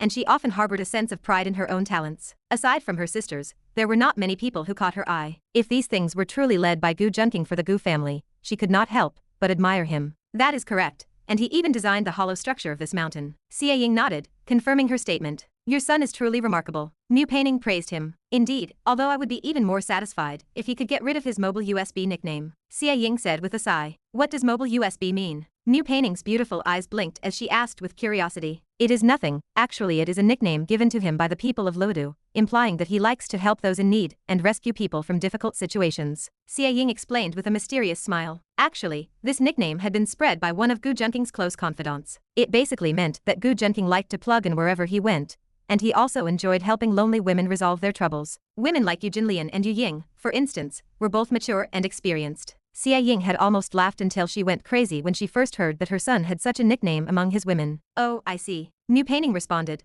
though she was still slightly confused. Subsequently, the two of them went to meet the staff originally responsible for this project. After Mu Painting carefully inspected the site and assessed the overall situation, she followed Xie Ying back to the upper villa. Chapter 681. I really trouble you with this. Thank you so much for helping the Gu family. Xie Ying held Mu Painting's hand and expressed her gratitude. There is no need to be so polite, as I already promised Gu Junking I would do this. Mu Painting waved her hand and politely declined the thanks. Regardless of the future relationship between her and Gu Junking, she still considered Xie Ying an elder. Besides, it was basically certain that Shi Yushin was already with him, making their two families in-laws of a sort. If she ever succumbed to Gu Junking's advances in the future, Xie Ying would practically be her mother-in-law. Can I ask one more favor of you? Xie Ying seemed slightly embarrassed on her face. Please, go ahead, Mu Painting said decisively. My son, Gu Junking, rarely leaves home, so could you please take care of him a bit more? He has a habit of only reporting good news and hiding the bad, which worries me. Xie Ying looked concerned. Rest assured, I will take good care of him. Mu Painting nodded and agreed to the request. She did not know when Gu Junking would ever need someone else's help. Thank you then, Xie Ying said quickly. Son, this is all I can do for you. Whether you can win her over depends on yourself, Xie Ying muttered to herself. No problem, I will be leaving now. Mu Painting replied with a smile. She had not returned home for a while, and just hoped Gu Junking and Shi Yushin were doing well. She prayed they would not cause any more trouble. Won't you stay for a few more days? Xie Ying asked, clearly reluctant to let her go. In her eyes, Mu Painting was practically her daughter-in-law already. After all, with such an outstanding woman, she did not think her son would let her slip away. She did not know that there were 6 others just like her. Eventually, Mu Painting turned down all of Xie Ying's entreaties and boarded her private plane back to the capital. Xie Ying did not press the matter any further. It made no difference whether she accompanied her or her son. Before she left, Xie Ying asked Mu Painting to deliver a message to Gu Junking. The general meaning was that the Gu family's funds were running low, and he needed to come up with a solution. After all, even a godly rich man could barely support the explosive development of the Gu family. Mu Painting nodded in agreement. Bang! Shi Yushin stared at the ceiling with a sorrowful expression, unable to speak. The reason for this was that the bed had collapsed. She never imagined that a school dormitory bed would actually collapse. It was supposed to be a sturdy model, unlike the flimsy iron and wood beds found in ordinary schools. The incident occurred just a few minutes ago when Gu Junking was busy imparting his essence, and he accidentally used too much force. The bed frame, already under immense pressure, finally gave way. With a creaking sound, it split right down the middle and collapsed. Ultimately, it was the result of their continuous battles over the past few days. It is fine, we can just replace it. Gu Junking coughed softly and tried to comfort her. The problem is, this is the 6th sister's room. It is all your fault for saying it was more exciting to come here because she was away. Now the bed is broken, and I have no idea how to explain this to her when she returns. Shi Yushin said with a crying face. She could not believe she had fallen for Gu Junking's tricks. She had already started praying for her safety in her heart. If Mu Painting found out that she had brought Gu Junking to her room without permission, she would surely be beaten up. Chapter 682. Mu Painting returned home, feeling a spark of excitement at the prospect of reuniting with her sister after days apart. However, she froze when she saw her room completely cleared out, with Shi Yushin standing nearby, wearing a sheepish, silly grin. Due to her job, she often traveled and rarely spent time in her dorm room. She had left the room in Shi Yushin's care, asking her to sweep and dust occasionally. She never expected her room to be wiped clean. Where are my things? Mu Painting asked, looking at Shi Yushin in bewilderment. 6th sister, Gu Junking bought a large house outside the school, so I'm planning to move out, Shi Yushin whispered. Originally, she intended to just buy a new bed after the last one collapsed. But Mu Painting returned too quickly, leaving no time for that. Gu Junking mentioned he had a villa, so they decided it was easier to just move out. If you're moving out, why did you clear out my room? Mu Painting asked, feeling helpless. She never imagined that she would come back to find her home gone. Because I want to live with you, 6th sister. We can live together from now on. Don't you want to live with me? Shi Yushin asked, her conscience pricking her as she grabbed Mu Painting's wrist to coax her. She dared not admit the real reason they were moving was that she and Gu Junking had broken the bed. Otherwise, she knew she would be in for a world of hurt. Although Mu Painting usually doted on her and hated to punish her, crossing her was a dangerous game. Fine, I'll follow your lead. We can live together, Mu Painting sighed, patting Shi Yushin's head. She never could say no to her clingy sister. Shi Yushin flashed a smug smile. Being the youngest, she was used to being the favorite. Her coaxing skills were perfected through years of testing them on her sisters. Mu Painting stepped into her now empty room and scanned the space before heading straight for her closet. She pulled it open, only to find it completely bare. Where are my clothes? New Painting turned, anxiety rising as she questioned Shi Yushin. Don't worry, sixth sister, everything is packed, and Gu Junking already took it to the new place, Shi Yushin promised, patting her chest. Gu Junking took them? Wait, did you pack them? Or did he? New Painting asked, panicking. Her wardrobe contained intimate apparel and certain unspeakable toys. Those items were gifts from her fifth sister, meant to tease her. Although she never asked for them, they certainly couldn't be seen. If found, he would surely think the worst of her. I packed them, of course. Why? Shi Yushin asked, blinking in confusion. It was the first time she had seen her usually composed and intelligent sixth sister look so frazzled. Did you see anything special? New Painting took a deep breath, trying to stay calm. If her seventh sister had seen them, it would be easy to explain away as a prank. She knew how mischievous the fifth sister was. Special things? No, did you lose something? Shi Yushin shook her head. However, the memory of Gu Junking asking her to wear New Painting's clothes flashed through her mind. She had initially refused, but Gu Junking's persistence eventually wore her down. It's nothing, just some unimportant study materials, New Painting said, feeling lightheaded. If the items were visible, Shi Yushin would surely recognize them. If Shi Yushin didn't know, there was only one other possibility. Gu Junking must have taken them. The thought of her student seeing those items, especially that rascal Gu Junking, made her want to die of embarrassment. Oh, I see, Shi Yushin nodded obediently. Sixth sister, let's go see the house. It's near the school, making it convenient for both classes and going out, Shi Yushin said, linking her arm with New Painting's. Fine. New Painting looked expressionless, feeling a sense of tragic indignation. She would have to clarify this with Gu Junking. Gu Junking's villa was located on a beautiful mountain, just a few blocks away from the campus. The location was exceptional, with scenic lakes, clear waters, and green mountains, reminiscent of the water towns of Jiangnan. The convenience of the location naturally came with an exorbitant price tag. Of course, anyone living in a villa in the capital was far from poor. Sixth sister, isn't it beautiful here? Good mountains, good water, and fresh air, Shi Yushin said, chattering away as she admired the view. Yes. New Painting nodded, sounding completely distracted. She had no heart for the scenery. Her 280 IQ brain was spinning, trying to figure out how to explain those items to Gu Junking. This was a matter of a teacher's dignity, nothing more. The two arrived at the center of the villa complex, where a massive estate stood. It spanned at least 400 or 500 square meters. At current market prices, it would be impossible to secure for less than 100 million. New Painting shook her head in awe, having learned of the Gu family's standing after her time in Luodu. It was truly worthy of a scion from both the Gu and Xia families. Walking inside, they could see the renovation was fresh, with brand new furniture. The decor was exceptionally luxurious, with many items imported from abroad. The extravagance caused Shi Yushin to pout. She felt she had been targeting the wrong corrupt officials in her work, as their homes paled in comparison to this. Gu Junking was truly the biggest villain of them all. Chapter 683. Yushin, Sister Mu, you're here. As New Painting and Shi Yushin observed the interior of the villa, a figure slowly descended from the central staircase. This was, of course, our refined and easygoing young Master Gu. New Painting felt extremely conflicted about Gu Junking right now. On one hand, she wanted to see him to retrieve the private items her fifth sister had given her. On the other hand, she hoped he would drop dead immediately so no one else would know she possessed those things. Her feelings were incredibly complicated.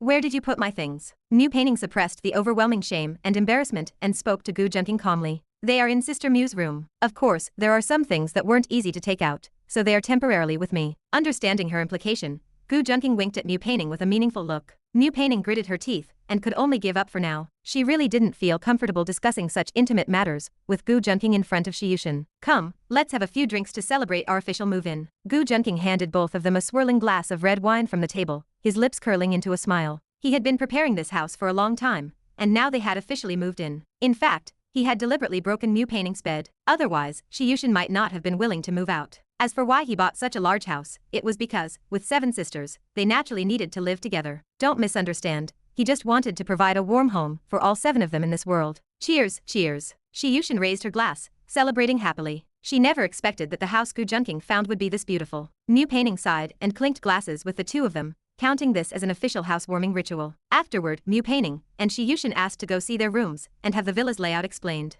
As the landlord, Gu Junking happily led the way. There are 8 rooms in total, arranged in order. Yushin, you take the room furthest inside, and Sister Mu, you take the room next to Yushin's. I have already put your things away. Gu Junking led the 2 women through the villa and pointed out their rooms when they reached the bedroom area. These 7 rooms are connected. You aren't plotting something against us 7 sisters, are you? New Painting suddenly turned her head and gave him a meaningful look. How could I have bad intentions? Yushin has so many sisters, and I have so many sisters-in-law. Naturally, I had to account for that. Gu Junking said, sounding righteous and unyielding. He had a legitimate excuse, so he just bluffed his way through. As for Shi Yushin, she didn't care about that at all. In her mind, as long as the benefits stayed within the family, it was always the right thing to do. Her sisters usually gave her good things, and she was no exception. She planned to give away what she considered her most precious possession, Gu Junking, to her sisters. Her sisters were all extremely picky, and none of them had boyfriends, so she felt Gu Junking was just right. If Gu Junking knew what Shi Yushin was thinking, he would likely be moved to tears by her sentiment. Having a girlfriend like this was simply too touching.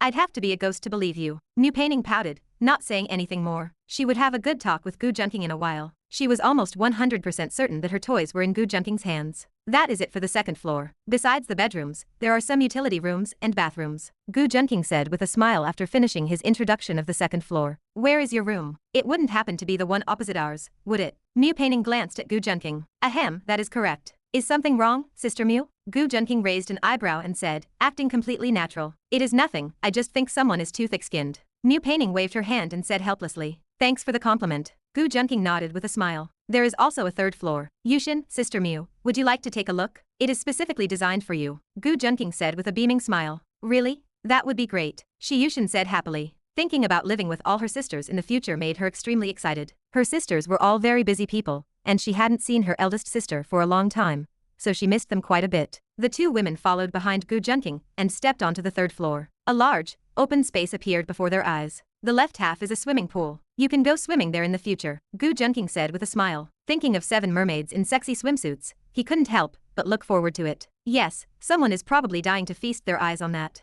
Mu Peining continued to target Gu Junking. Sister Mu, why do I feel like you have been targeting me all day? Could it be that you are shy? Gu Junking turned his head upon hearing this, his eyes filled with a faint smile as he looked at Mu Peining. Humph, did I say something wrong? Mu Peining showed a hint of a small woman's demeanor, snorted coldly, and turned her head away, ignoring Gu Junking. Chapter 684. The entire third floor was an open area, with a swimming pool on the left that looked out onto a beautiful green landscape. Since it was at such a high elevation, one could gaze out at the distance, feeling refreshed and energized. To the right were some exercise areas, though their development would depend on future plans. As it was getting late, the three of them had a simple dinner and returned to their respective rooms. Gu Junking did not go to look for Shi Yushin. After all, she was exhausted from the past few days and needed a good sleep. Another reason was that Mu Peining would clearly come to talk to him. In the dead of night, the entire villa fell into silence. Before long, he heard the faint sound of a door opening opposite his room, followed by the handle of his own door wiggling slightly as if someone were turning it from the outside. Soon, a dark figure snuck in under the cover of night. Gu Junking peeked over, and as expected, it was Mu Peining there to hold him accountable. Mu Peining was wearing an ice silk,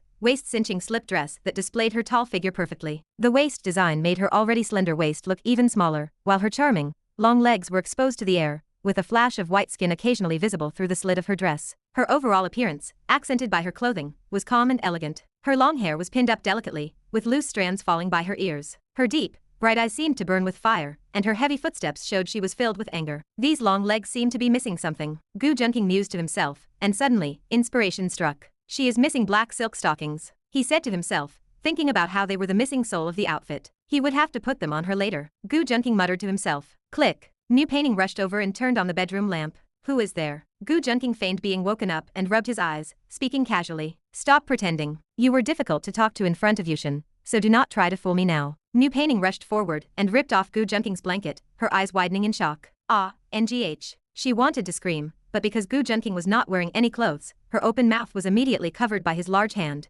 trapping the sound in her throat. Stop screaming, or you will wake up Yushin. I am getting dressed right now, Gu Junking said helplessly while covering Mu Peining. After receiving a blink of confirmation from her, Gu Junking released his hand from her mouth. He rolled over onto the bed to find his clothes and put them on. You pervert, you are not wearing any clothes. If you come any closer, you will be sentenced to death. After Gu Junking let go, Mu Peining turned around with her back to him, speaking angrily. She took a moment to calm herself down. Is it not my freedom to wear what I want in my own home? Besides, you are the one who did not give me time to react, right, Sister Mu? Gu Junking adjusted his pajama buttons and raised his eyebrows. He felt no embarrassment at being seen completely naked. Men generally did not have high taboos about this, especially when it was a great beauty like Mu Peining seeing him. This reminded Gu Junking of an internet joke. If men could take out nude loans, the illegal companies on the internet might all go bankrupt. You knew I would come, yet you did not wear clothes. You did this on purpose. Mu Peining snorted coldly. Who said I knew Sister Mu was coming for a midnight raid? I thought it was some female pervert. But to be honest, Sister Mu, what do you think of my figure? Gu Junking asked, sounding slightly flippant. To deal with a woman like Mu Peining, one had to use this attitude to make her angry enough. This was the only way to capture her full attention. Average. Mu Peining snorted again. Although she said that, her mind kept recalling the glimpse she had just caught. She did not want to, but she could not help but admire Gu Junking's physique. She had not expected that beneath that handsome, celestial face, he hid such a sturdy and solid body. Every abdominal muscle was perfectly sculpted, filled with lean power. As she was about to think further, Mu Peining shook her head, refusing to let herself continue down that path. However, the more she tried not to think about it, the more she did. It was almost unstoppable. She had never seen it before, but she had heard others talk about the size of a normal man. But was it really that? Average. Well, your standards are quite high, Sister Mu. You can turn around now. Gu Junking's slightly smiling voice rang out, interrupting Mu Peining's train of thought just in time. Sister Mu, what are you doing visiting me so late at night? You are not here to talk about feelings, are you? Gu Junking adjusted his pajamas and said leisurely. You know why I am looking for you. Mu Peining turned around with lingering fear, glared at Gu Junking, and spoke sharply. Chapter 685. Mu Peining hesitated time and again, still unable to bring herself to mention the toys. She decided to first tell Gu Junking about her trip to Luodu. The Starlink project you designed is calculated,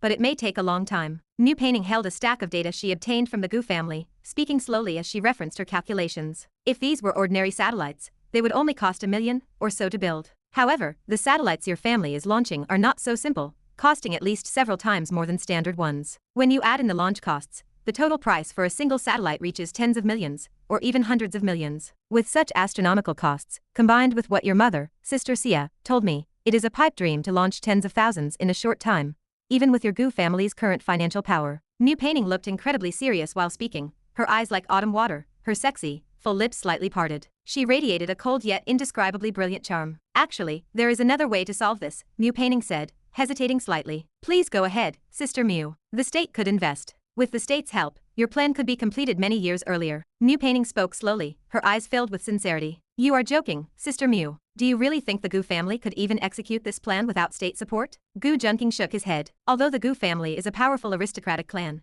they are not strong enough to oppose the state. Besides, how could the Gu family possibly cover this massive financial burden alone without getting some funding from the state? However, for the sake of control, most of the money and resources must come from the Gu family. The country in this life is ultimately very different from the one in his past life. Otherwise, Gu Junking would never have been able to attempt such a massive project. Decide that for yourself. Mu Peining only offered a suggestion, knowing it ultimately depended on Gu Junking's wishes. After her trip to Luodu, she understood his position in the Gu family deeply, capable of controlling the entire clan's actions even from far away in the capital. However, if you are unwilling to accept too much help, perhaps you could try another approach. You could divide the Starlink plan into 3 steps. The first step is to launch satellites into key orbits to form a massive starnet that wraps around the globe, covering every corner, and creating a prototype of a space-based network. This would essentially allow you to control the rulemaking for global data exchange. The second step is to take advantage of the current international situation, to apply for low Earth orbit slots as quickly as possible. Do this through various companies and individuals,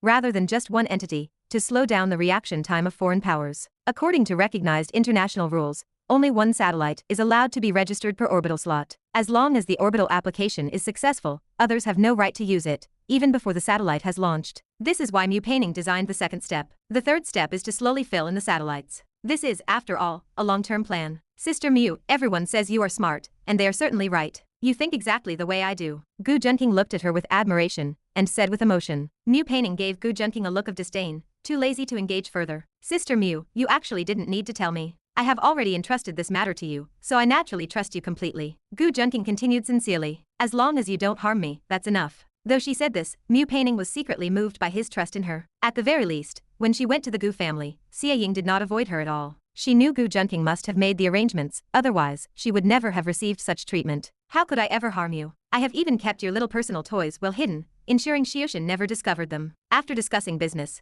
Gu Junking finally revealed his true colors, a mischievous smirk appearing on his face. It really was you who took them. Give them back. Mu Peining jumped up instantly, glaring at Gu Junking in anger. Why so fierce, Sister Mu? You should be thanking me. If Xiushin found out, your reputation would be ruined. Gu Junking's handsome face still held that wicked smirk. Those are not my things. Mu Peining gritted her teeth, staring at his smile. Although she maintained a stoic expression, her ears had turned completely red, betraying her true feelings. How could they not be yours? I found them in your wardrobe, and if I hadn't been alert, Xiushin almost discovered them. How do you intend to thank me, Sister Mu? Gu Junking said calmly. While teasing his teacher Mu was quite enjoyable, he knew he couldn't push it too far, lest it backfire on him. Then how do you want me to thank you? Cornered with her secret exposed, Mu Peining gritted her teeth, forcing a smile. She decided that if he made any excessive demands, she would throw away her dignity as his sister, even if it meant calling Xiushin over to see Gu Junking's true face. Ahem, do I look like the type to make unreasonable demands? However, if you want to negotiate, shouldn't you first prepare the capital for the negotiation? Gu Junking said, appearing perfectly righteous.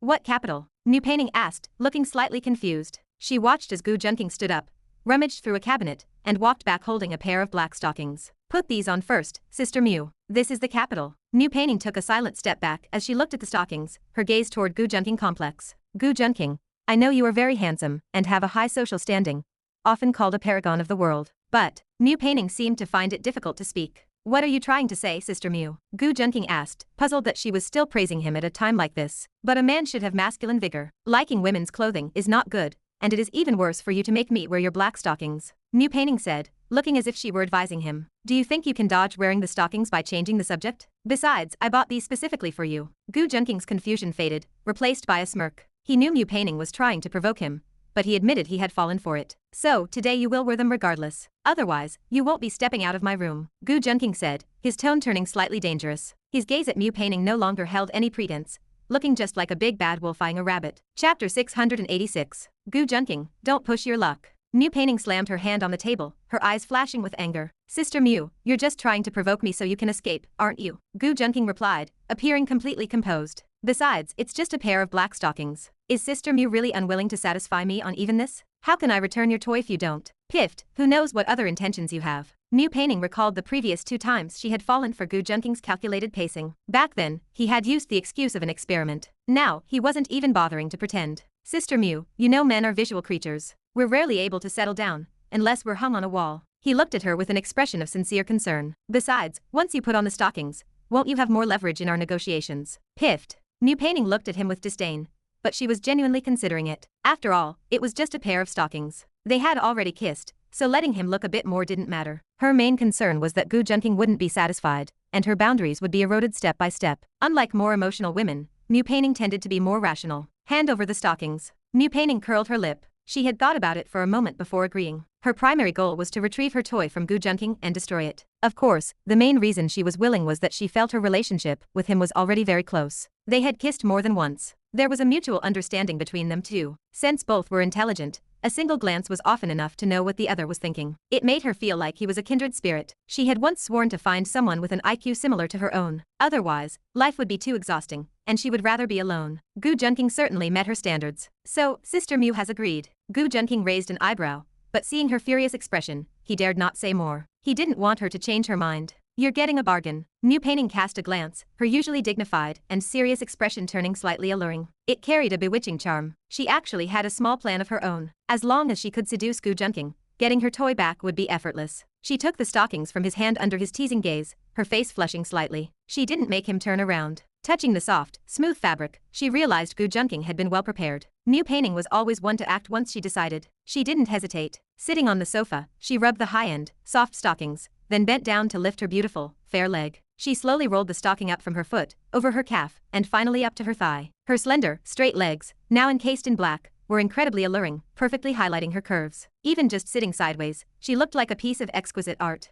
A flash of admiration crossed Gu Junking's eyes. As expected, black stockings suited Mu Peining perfectly. It was absolutely flawless and mesmerizing. No man could withstand such temptation. Of course, he preferred to enjoy this view all by himself. Is that enough? Seeing his look of awe, a trace of triumph flickered in Mu Peining's eyes. No woman was indifferent to how she was perceived, and she was no exception. Of course it's good, but it would be even better with a pair of these, and maybe some semi-rimless glasses. Gu Junking cleared his throat and pulled a pair of black high heels from the cabinet behind him. He looked at Mu Peining with a touch of anticipation. This was exactly how he imagined a teacher, the type of improper teacher he had always dreamed of. Gu Junking, don't you dare push it. Mu Peining gritted her teeth. Her fears had come true. This guy was pushing his luck, and he really wasn't easy to dismiss. Sister Mu, how can you call this pushing it? Men are creatures who pursue perfection, and black stockings go even better with high heels. Get out. Chapter 687. In the end, Mu Peining did not fulfill Gu Junking's wish for black pantyhose and high heels, leaving him with a tinge of regret. Still, this was enough.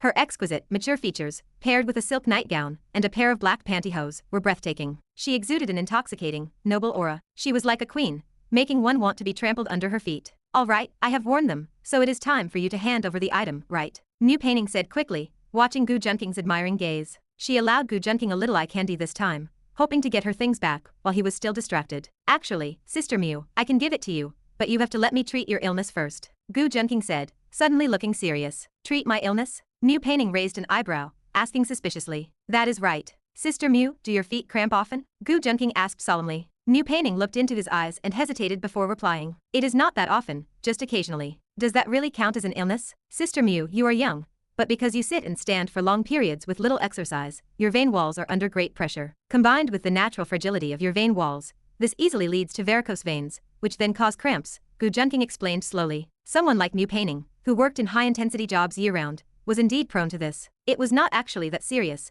but he was exaggerating slightly. Does that have any impact? What is the big deal about a cramp? Everyone gets them. Mu Peining, thinking her busy work schedule naturally led to fatigue and cramps, was unimpressed. Ahem, Sister Mew, let me show you a patient with varicose veins. Gu Junking coughed, intending to educate her. He took out his phone and showed her a picture of the condition. Mu Peining had been indifferent, but seeing the image made her skin crawl instantly. Are those snake-like things varicose veins? Her hand trembled slightly, and the thought of her own legs looking like that made her instantly alert. Although she did not care about her appearance like other women, barely using skincare or makeup, she certainly did not want her legs to look like that. That is right. Actually, black pantyhose have therapeutic effects. The hosiery has strong elasticity, which provides supportive pressure at the ankle and effectively promotes venous blood return. Of course, this only delays the condition. Gu Junking nodded responsibly, acting as though he had suggested the pantyhose for her own good. Then how do we treat it? Mu Peining asked anxiously. I just need to massage you for 2 cycles, Gu Junking said with the compassionate and holy demeanor of a healer. So this is what you are after. The anxiety on Mu Peining's face vanished, and she looked at him with disdain. Her expression made it clear that she saw right through his tricks. Sister Mew, I just want to treat your illness. You cannot slander me like that, Gu Junking complained indignantly, feeling wronged. I can agree to your terms. It is just a massage, and it feels good for me anyway. Can you stop beating around the bush next time, and not scare me? Mu Peining pouted. In truth, she did not mind being close to Gu Junking. They had already kissed, so what was there to be afraid of? Besides, she was actually looking forward to his massage. She never had time for massages usually. I am really not lying to you, Sister Mew. Gu Junking tried to make a final stand. Suddenly, a leg moved across and rested on Gu Junking's thigh. He blinked slightly and decided to give up on his defense. While he genuinely wanted to help her, since she had already extended her leg, there was no need for him to explain further. He immediately began with peace of mind. Although Mu Peining rarely took care of herself due to work, she was the female lead. She might have minor ailments, but she definitely had no major health issues. Every female lead was practically born to define perfection. Her feet were not unappealing from a lack of care. Instead, they were tender, soft, supple, and emitted a faint, lovely fragrance. Massaging her soft, delicate feet and calves, combined with the silky touch of her pantyhose, left Gu Junking clicking his tongue in admiration. It was even smoother and softer than Dove chocolate. He did not stop, however. He channeled his internal energy, causing his fingers to warm up, and slowly transmitted it into the meridians of her legs to help clear the blockage. He was, after all, a serious person. That feels good. Feeling the warmth on her legs, even she was comforted by Gu Junking's service. She finally understood why people liked massages. She even disregarded her usual composure, resting both feet on Gu Junking's lap while lying across the sofa. Glancing up, Gu Junking found it difficult to suppress the raging fire within him. Sister Mew, don't you know what kind of nightgown you are wearing? You are exposing everything like this. Oh well, never mind. To keep you from being embarrassed, I will not remind you, he muttered to himself. Chapter 688. Gu Junking's massage made Mu Peining feel an unusual sensation spreading through her body. She tried to suppress this strange feeling, but as Gu Junking's hands kept moving, she felt her body becoming even more heated. Strange waves of heat transferred from her legs to her entire body, and she even found it incredibly numb and comfortable, feeling warm and intimate. Gu Junking's large hands climbed up from the delicate, soft solace of Mu Peining's feet, then continued to knead and move, occasionally grasping her beautiful feet to play with them. Gu Junking, you really have the potential to be a masser. Mu Peining's voice was squeezed from her throat, and her usually clear, smooth voice had become exceptionally seductive. Slap. Gu Junking raised an eyebrow slightly and swung his large hand to strike Mu Peining's firm, perky bottom. The soft rebound of the touch made Gu Junking's heart flutter. Gu Junking, you bastard, don't go too far. Mu Peining, who had been spanked, immediately flushed red, and her small face looked like it was about to bleed. Even her sisters had never spanked her, so how did Gu Junking dare to do this? Moreover, she was Gu Junking's teacher. Normally, no one dared to offend her, and everyone was respectful, if not reverent, toward her. She never expected that Gu Junking would dare to hit her. Ding, the host has caused the heroine Mu Peining's defenses to crumble, rewarding the host with 5,000 villain points. Sister Mew, don't you also punish people sometimes? Now that Sister Mew isn't listening, can't I punish you? Gu Junking's voice came through with a smirk. He didn't expect that a single slap would break Mu Paining's defenses, and he wondered if he should hit her a few more times. Gu Junking muttered to himself. Mu Paining struggled, wanting to pull her little feet back, but they were held firmly by her ankles by Gu Junking. I am your teacher. Let go immediately. I don't want the massage anymore, Mu Paining said, looking like she wanted to cry, but had no tears. Slap. Behave, the massage isn't finished yet. Gu Junking's playful intentions rose again, and he delivered another slap. Ding, the host has caused the heroine Mu Paining to be exceptionally shy, rewarding the host with 5,000 villain points. Mu Paining was hit again, and suddenly let out a muffled groan as her body went limp, losing all her strength. Ah, you bastard. Although she cursed him like that, Mu Paining only felt her body growing softer and softer, with heat surging through her, and a feeling of pleasure seemingly overflowing from her heart. Gu Junking saw that the time was right, and that Mu Paining's body should be fine, so he loosened his grip on her ankles. Mu Paining immediately pulled back her feet like lightning. Gu Junking, I will fight you to the death. Even the usually calm and self-controlled Mu Paining could not suppress the shame and anger in her heart. Once she regained her mobility, she attacked Gu Junking head-on. Facing Mu Paining's random flurry of soft punches, Gu Junking smiled slightly without resisting. After Mu Paining vented her anger for a while, she gradually calmed down. Looking at Gu Junking's beaming face, Mu Paining snorted with embarrassment. After tidying up her clothes, she turned her head and said coldly to Gu Junking, I've worn the black stockings and you've given me the massage, so you should return my things. Sister Mu, why do you need to use those toys?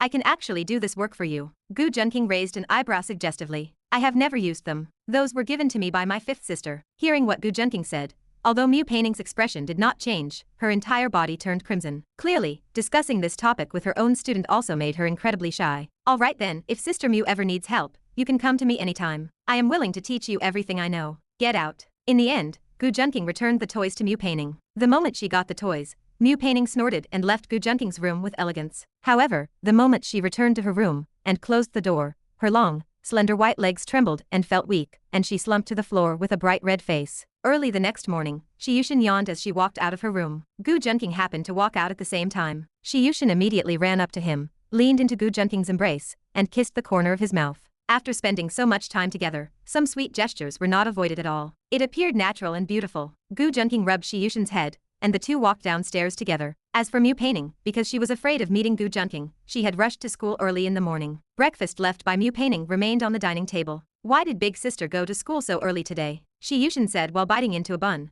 not caring about her reputation as a young beauty. Of course, having spent a long time messing around with Gu Junking, the greenness on her body was gradually fading, and she was beginning to show a different kind of charm. Gu Junking helplessly pulled out a tissue and wiped the oil from the corner of Shiyushin's mouth. Who knows? Gu Junking's words sounded slightly flippant. Shiyushin didn't notice anything and just let it pass. On the other side, just as Mu Paining was about to arrive at her office, Dao Tianyan walked out from a corner. Sixth sister, have you eaten? I brought you breakfast. Dao Tianyan stepped forward and revealed a smile. His current plan was to gradually leave a shadow in Mu Paining's heart, and at the very least, he could not let Mu Paining say things about them not being close again. He was their sister's good younger brother, after all. I have already eaten, you do not need to bring me any, just eat well yourself. Mu Paining said with some helplessness. Recently, Dao Tianyan had indeed been much more obedient, and he had not had any conflicts with other students in class. So she did not have any other reaction. It is okay, sixth sister, your work is hard, so you must not skip breakfast. Dao Tianyan rubbed the back of his head with his left hand and smiled honestly. Mu Paining nodded, considering it as an acceptance. Living with Gu Junking and Shiyushin in the future, she might even need to make breakfast for them. However, she did not tell Dao Tianyan about this matter. By the way, sixth sister, I actually learned a little medical knowledge while I was outside,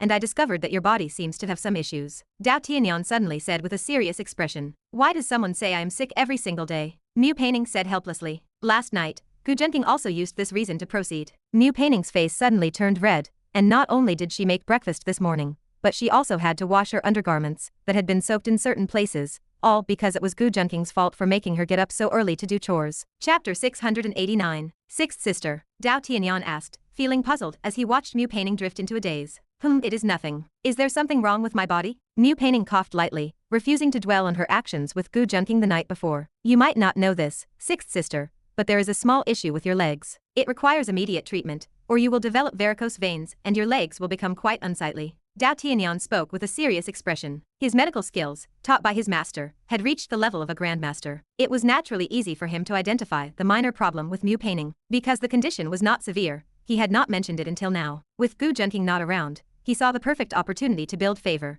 and curing her seemed like the ideal path. My legs truly have a problem? Mu Paining's eyes unfocused for a brief moment. She had assumed Gu Junking was merely trying to take advantage of her, but it turned out he was genuinely treating her. Do not worry, sixth sister. My medical skills are excellent, and this condition is simple to treat. I only need to massage you and clear your meridians to facilitate a recovery. Dao Tianyan smiled slightly, projecting a sense of total confidence. Massage? She realized that when Gu Junking massaged her the previous night, he really was treating her. That explained why walking felt much easier today. As she thought about it, she felt a sense of guilt. She had even struck him last night, and she wondered if she had been too harsh. No, that could not be it. He hit her first, which meant he was definitely a jerk. Mu Painting stomped her foot on the ground and huffed. However, she failed to notice that she was no longer as angry about Gu Junking spanking her as she had been before. Sixth sister, why are you zoning out? Are you worried that I cannot cure you? Dao Tianyan frowned, puzzled by her distraction. Such behavior was almost impossible to see in the usually sharp and calm Mu Painting. It is nothing. Mu Painting shook her head. That is good. You do not need to worry, I can cure you right now. Dao Tianyan relaxed, a look of anticipation appearing in his eyes. Treating her required physical contact. Although he possessed methods to treat her without it, he would never pass up such a golden opportunity. Besides, having physical contact with Mu Painting was an honor for any man. Thinking about touching his long-desired sixth sister, he felt a mix of indescribable excitement and smugness. Gu Junking, I will certainly win sixth sister's favor before you do. Dao Tianyan decided in his heart. It is fine, my illness is already cured. Class is about to start, so you should go prepare for your lesson. After realizing the truth, Mu Painting lost any desire to continue their conversation. After dismissing him, she went straight back to her office. Sixth sister? Dao Tianyan froze, wanting to call out to her, but Mu Painting walked away without looking back and locked her office door. Cured. Dao Tianyan was stunned. He stood there holding 2 steamed buns, speechless for a long time. Ding. Heroine Mu Painting's favor towards the host has increased by 10, now at 50. It is defined as admiration and attachment. The system rewards the host with 10,000 villain points. Ding. Protagonist Dao Tianyan's mentality has collapsed. Protagonist Halo minus 200, Heroine Halo minus 200, Host Villain Halo plus 400. Ding. The host has slightly altered the plot. The system rewards 20,000 villain points. On the other side, Gu Junking received the notification and raised an eyebrow. Truthfully, this was within his expectations. When it came to how a protagonist tried to win a heroine, there were only 2 main methods. These were treating an illness and saving a beauty. He had done both in advance. This was simply walking the protagonist's path, so the protagonist had nowhere to walk. Gu Junking rubbed his chin and smiled. With both heroines at school more or less under his control, perhaps it was time to approach the other sisters. Chapter 690. The weather this year is a bit strange. Even though it is almost December, it still feels a bit hot. Su Chen walks along the road at Huaqing University. He watches the students joking and playing around, feeling a wave of emotion. He has come here today to apply for a teaching position. However, he has a secret identity he cannot reveal to anyone. In truth, he is a transmigrator. He crossed over from that familiar, beloved country into this parallel world. Having read many novels in his past life, he quickly accepted his transmigration. Although he does not yet know what kind of world this is, he is well prepared as a transmigrator. What makes him most proud is that he did not miss out on the standard equipment for a transmigrator, a system. That is right, he is a system user. The system seems to have binding conditions, requiring him to complete a mission to apply for a job at Huaqing University to activate it. To activate the system, he naturally chose to come here and apply. Fortunately, his current body's previous owner was quite capable, being a master's student from a prestigious university. He has also already passed the entrance examination for Huaqing University. He should be able to secure a good position even in this top institution of the Xia Kingdom. Since he essentially inherited this life, he is determined to repay the previous owner of this body. At the very least, he must reach a position of power, or else he would be failing the original owner of this body. Having figured out his future path, Su Chen arrives at the office of the Huaqing University president. Knock, knock. Please come in. An elderly voice comes from inside. He recognizes it as the voice of the university president. Su Chen does not hesitate and pushes the door open to enter. Oh, it is Young Su. Are you here to start your job today? The president greets him with a smile, looking kind and approachable. He has some impression of this Su Chen, considering him a decent young man. Yes, president. Su Chen returns the smile with a sunny disposition. Well, I need to think carefully about which position to assign you to. The president picks up a form and starts looking for classes with vacancies. In truth, a new teacher like Su Chen can only start as a teaching assistant or a homeroom tutor. Just then, the door to the president's office knocks again. Please come in. Teacher Mu, why are you here? The president asks, looking somewhat surprised. Su Chen, who was standing quietly to the side, politely steps back to make room upon seeing someone enter. He turns his head to look at the newcomer, but with just one glance, he is completely stunned. The person who enters has eyebrows like distant mountains and bright, sparkling eyes that convey a sense of calm and detachment. Her features are exquisitely beautiful, and her skin is delicate and fair. Her tall stature complements her aura, making her appear full of confidence and nobility. Her graceful figure is like a fairy walking on waves,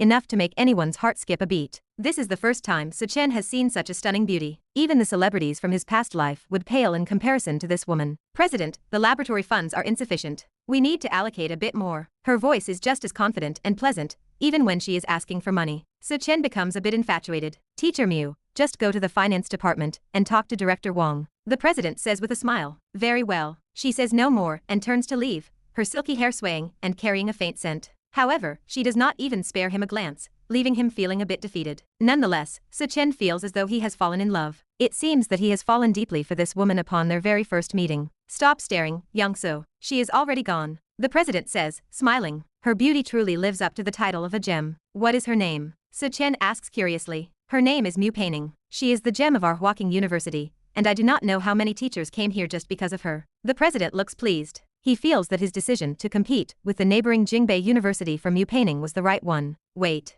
Mu Peining from Huaqing University. A flash of confusion crosses Suchen's face as his mind races. President, is Teacher Mu highly intelligent, perhaps even with an IQ over 200? Is she a super genius? Suchen asks quickly. He needs to verify a shocking hypothesis. Even you know that, Young-so. It seems Teacher Mu is indeed famous throughout the capital. The president says with a smile. This sentence confirms a bold hypothesis for Suchen. This is truly the world of the novel My Seven Stunning Sisters. How did I end up in this novel world? Could my words have come true? Suchen thinks, feeling slightly dazed. He was reading this book when he transmigrated. He envied the experiences of the character Dao Tianyan, but he felt the novel was too mindless. Why was an idiot like Dao Tianyan able to win the hearts of so many beauties? Furthermore, he suspected the author was a complete fool, as even near the end of the story, the protagonist had not slept with a single sister. So, he had made a reckless remark that if he entered this world, he would do a better job than Dao Tianyan. Afterward he fainted, and when he woke up, he found himself in his current state. So, is this really the world of My Seven Stunning Sisters? Should I compete with Dao Tianyan? He is the protagonist, after all. No, I am a transmigrator. Why should he be the protagonist? Now that I am here, I am the protagonist of this world. Suchen originally wanted to give up, as Dao Tianyan was the protagonist of the novel. But suddenly, the image of Mu Peining flashes in his mind, and he feels that a beauty like her should fall for him. Therefore, Suchen's eyes suddenly become extremely determined. He decides that he will compete. He does not believe that he, a transmigrator, cannot outdo a local like Dao Tianyan. President, can I go to Teacher Mu's class to be a teaching assistant? Suchen turns to ask the president. That is not impossible. It would be good for Teacher Mu to show you the ropes, but I must warn you, do not harbor any intentions toward her. A teacher recently confessed his feelings to her, and I do not know who beat him until he was limping. The president says with an admonishing expression. Chapter 691. Rest assured, principal. I will be careful, Suchen nodded and said with confidence. Besides, I will find a way to make sure Professor Mu stays at Hua University. He had seen this principal in the original novel, a man desperate to keep Mu Peining at Huaqing University, and the book had dedicated significant ink to that desire. Very well. The principal shook his head with a wry smile. Such young teachers were prone to wishful thinking. Was a woman like Professor Mu someone a commoner could easily woo? However, he could not be bothered to say more. While he desperately wanted Mu Peining to stay at Huaqing, her status meant everything depended on her own wishes. Suchen's confidence stemmed from his status as a transmigrator. He still remembered most of the plot, and with the narrative on his side, he would not necessarily lose to Dao Tianyan. Dao Tianyan had 7 sisters, and each was more beautiful than the last. If Suchen could win them over, his transmigration would have been worth it. Ding. Host. Perfect Tycoon system bound successfully. Ding. System function modules loaded. Host Suchen. Age 25. Charm 72. Combat power 53. Skills none. Current funds 31,057 yuan. Joy flashed in Suchen's eyes. This was like adding wings to a tiger. With the system, did he still need to fear that Long Aotin style protagonist, Dao Tianyan? Suchen began to carefully inspect his system. He found it had quite a few features. It not only had a passive income feature, earning 10 cents for every second that passed, which could be deposited into his bank card at any time. But more importantly, it could issue him missions. When he completed missions, the system rewarded him with many things,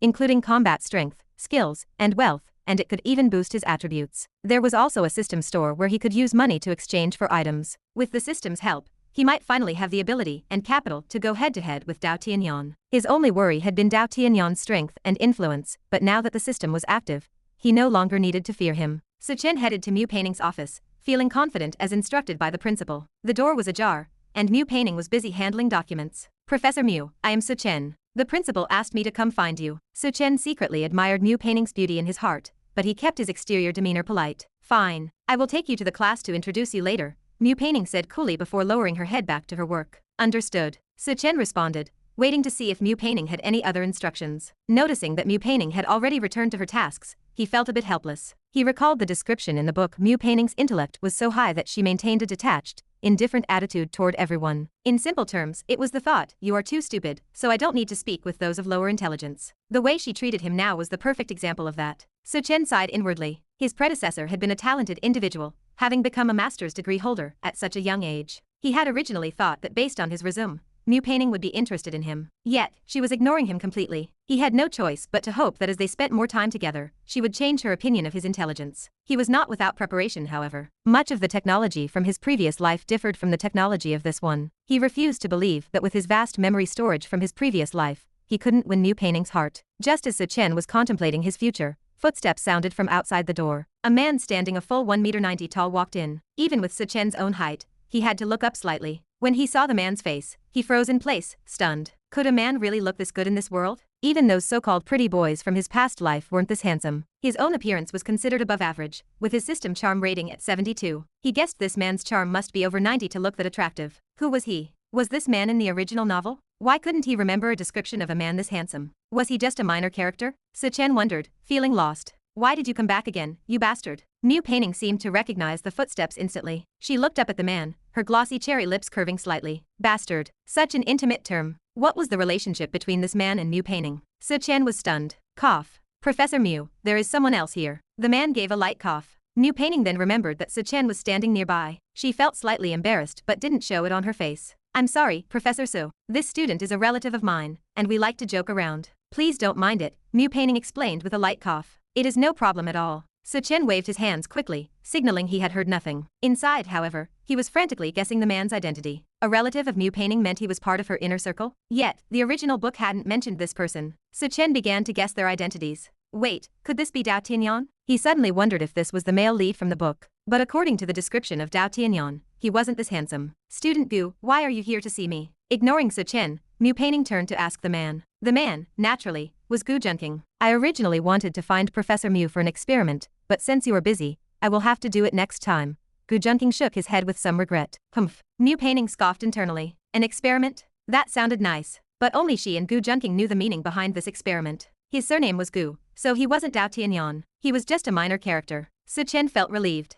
He had thought this man with such a close relationship to Mu Painting was Dao Tianyan. If Dao Tianyan were that close to her, it would be difficult for him to make a move. What kind of experiment? Don't you know you should be studying hard right now? Mu Painting glared at Gu Junqing with annoyance. Don't think that just because you helped treat her, you can take advantage of her every day. I am studying, aren't I? Experimentation is the only criterion for testing truth. Don't you know that, Sister Mu? Gu Junqing raised his eyebrows slightly, continuing to trade cryptic remarks with Mu Painting. Professor Mu, this student is right to have a spirit of inquiry. Experimentation is indeed the only criterion for testing truth. Su Chen looked at Gu Junqing with some appreciation. Chapter 692. Professor Mu, I think this student is right. If you want to test the truth, you have to start with practice. People nowadays are too restless. There are not many students left with such a thirst for knowledge, Su Chen said with a smile, looking like he was holding court. He figured that since Mu Painting was so arrogant, the only way forward was to reason with her. Once he convinced her, she would naturally look at him with admiration. Mu Painting rolled her eyes inwardly at Su Chen's words, feeling speechless. If Gu Junqing were actually doing a serious experiment, she would naturally support it. Unfortunately, what Gu Junqing was doing was anything but serious. Who is this teacher?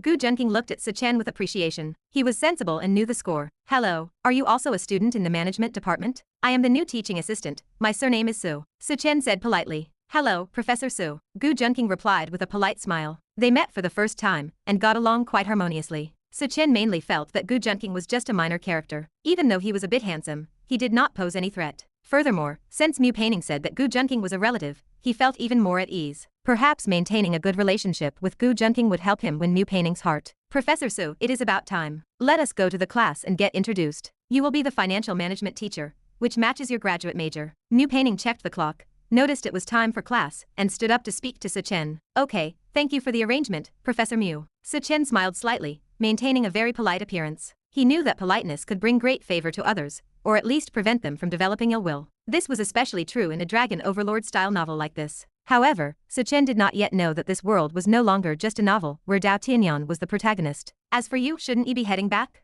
Mu Painting glared slightly at Gu Junqing. She felt that after that night, Gu Junqing had become more and more presumptuous with her. Humph, too much. All right then. I will look for Professor Mu to conduct experiments next time, Gu Junqing said with regret. With others around, he would not make things difficult for Mu Painting. They were already living under the same roof anyway. What was wrong with paying a little rent? He was not a rabbit. Only rabbits would refuse to eat the grass around their own nest. After the bell rang for class, Suchen followed Mu Painting to the classroom. Hello everyone, my name is Suchen. I am the new teaching assistant, and I will be teaching your financial management course for the time being. Suchen said to the students below with refined elegance. This demeanor attracted the students. Everyone felt that a teacher with a seemingly good temper had arrived, so they would not fail their exams at the end of the term. They gave Suchen a warm welcome. This teacher seems quite good. Doesn't that mean I can skip class occasionally? Shi Yushin whispered to Gu Junking below. Still thinking about skipping class? Are you not afraid of your sixth sister punishing you now? Gu Junking raised his eyebrows slightly. That is different. My great cause of punishing evil and promoting good has not been carried out for a long time. I wonder if those corrupt officials in the capital have forgotten our phantom thief couple. Shi Yushin sighed. She truly had no heart or strength left to go steal recently. For several nights, she had been caught by Gu Junking to do those shameful things, so she had no energy to punish evil and promote good. If it were not for Mu Painting moving in, which made Gu Junking settle down for a while, she even suspected she would have died in bed. While Shi Yushin was talking to Gu Junking below, Suchen on the podium also noticed Shi Yushin at a glance. This must be the youngest of the 7 sisters, Suchen thought to himself. The reason he spotted her immediately was naturally due to Shi Yushin's beauty, which eclipsed the entire class. Who exactly is he? Isn't he Mu Painting's relative? Why is he involved with Shi Yushin? Suchen looked at Gu Junking, who was sitting next to Shi Yushin and talking intimately with her, feeling a bit surprised. Suchen did not think too deeply about it. His eyes swept across the faces of every student in the class again. He did not find the man he wanted to find. Could it be that Dao Tianyan has not returned to the capital yet? Doesn't that mean the plot has not unfolded? Nice. Suchen's eyes lit up. If the plot had not started yet, he would have plenty of time to capture the hearts of the sisters. Just then, a listless voice came from outside the classroom. Present. Suchen looked back. Almost at a glance, he knew this person must be Dao Tianyan, because Dao Tianyan's image was almost exactly the same as described in the original work. He has actually returned from abroad. I wonder how far the plot has progressed. I still need to observe. Suchen felt a slight tension in his heart. Come in. Suchen coughed lightly and let Dao Tianyan walk in. Dao Tianyan looked at Suchen's face with some confusion. He did not seem to have seen this man before. However, he did not care. He had been depressed to death for the past few days. His 6th sister and 7th sister were still extremely distant from him. Although they treated him as a younger brother, it was entirely just based on their shared childhood memories. He did not know when he would be able to gain a position in their hearts. He wanted to defeat Gu Junking. He had been trying to find flaws in Gu Junking to destroy his image in the sisters' hearts. Because for a young master like Gu Junking, it was normal to find some scandals about him outside. He would not be surprised even if he found out about impregnating women, causing abortions, murder, or bullying. But the problem was that Gu Junking was too clean. So clean that he was even a little scared. He had checked Gu Junking's information for so long, and it was almost all praise for this person. The information was full of compliments, such as respecting the old and loving the young, respecting teachers and the way, being a charity master, and having a miraculous cure. As for the bad aspects, there were at most some unfounded rumors. He could not find any substantial black material. The rich kids he dealt with in the past almost did not even need to be checked. Even those who had a few lives on their hands were considered clean. This was completely different from some of the wealthy heirs he had dealt with before. This was also the point that made him feel suffocated recently. If he could not find Gu Junking's black material, how could he let his 7th and 6th sisters see the hypocritical side of this person and leave him? Honey, sit over here. At this moment, a sharp female voice came from the class, full of joy. Ding. Child of luck. Dao Tianyan's mentality is damaged. Rewarding the host with 5,000 villain points. Dao Tianyan shuddered when he heard this voice. There was only one woman who could make him, the dignified King Ashura, feel afraid. That was the half-ton girl who had been slapped twice by Dao Tianyan before. If he could, he would like to give that half-ton girl, whose face was so oily it could be used for frying, 2 more big slaps. But if he dared to do that, he would probably be finished. At the very least, Mu Painting would never forgive him. Brother Yan, come over here. Your wife is looking for you. At this time, Shi Yushin blinked her eyes slightly and beckoned wickedly. Who told Dao Tianyan to slap this girl in public? And Dao Tianyan refused to apologize. So, as his sister, she naturally had to make the decision for him. Shi Yushin even found a reason for her own mischievousness. 7th sister. Dao Tianyan was somewhat speechless. But under Shi Yushin's call, he did not dare to ignore his 7th sister's face, nor did he say much. He could only sit over dejectedly. Ding. Protagonist Dao Tianyan's mentality is damaged. Rewarding the host with 5,000 villain points. Thank you, 7th sister. The half-ton girl turned her head and said gratefully to Shi Yushin. It is nothing. You two get along well. Shi Yushin waved her hand, feeling quite comfortable in her heart. Actually, she did not just have a little mischief, but also some resentment towards Dao Tianyan. The scene that day where Dao Tianyan was red-eyed and said he wanted to fight Gu Junking to the death had given her quite a fright. So, today she specifically teased Dao Tianyan. 7th sister, I was wrong. Stop teasing me. Dao Tianyan sat next to the half-ton girl and said bitterly. What are you wrong about? You should sit next to your wife and reflect properly. Only your wife can wear down your anger. Shi Yushin snorted and ignored Dao Tianyan's pleas. Su Chen, who was teaching on the stage, narrowed his eyes in surprise. The relationship between Dao Tianyan and Shi Yushin was not as close as he had imagined. Instead, the relationship between Gu Junqing and Shi Yushin was very close. This made him a little puzzled. The plot now seemed completely different from the book he had read. Could it be that because of my appearance, there is a butterfly effect? Su Chen thought with some puzzlement. He could only attribute this difference to his sudden arrival. And who is this man? Why is he so close to both sisters? Su Chen glanced at Gu Junqing's face and thought secretly to himself. He could never have imagined that the reason for this situation had nothing to do with him at all. Su Chen was just a teaching assistant, so he did not stay on the stage for long. Today was just his debut. However, it made many students start to welcome him. Because Su Chen's temperament was really quite good, this greatly increased everyone's chances of passing Su Chen's course. In university, the credits for a course were very important. Chapter 693. Could my transmigration have changed the protagonist's taste? Su Chen wondered as he watched Dao Tianyan sitting next to the girl, who looked like a cannonball. It was completely beyond his understanding. To be honest, if he were in Dao Tianyan's shoes, he would rather stand through the entire class than sit next to that half-ton girl. Yet, Dao Tianyan was actually managing to sit there. He still couldn't comprehend why the plot deviated so drastically from the original work. As the protagonist,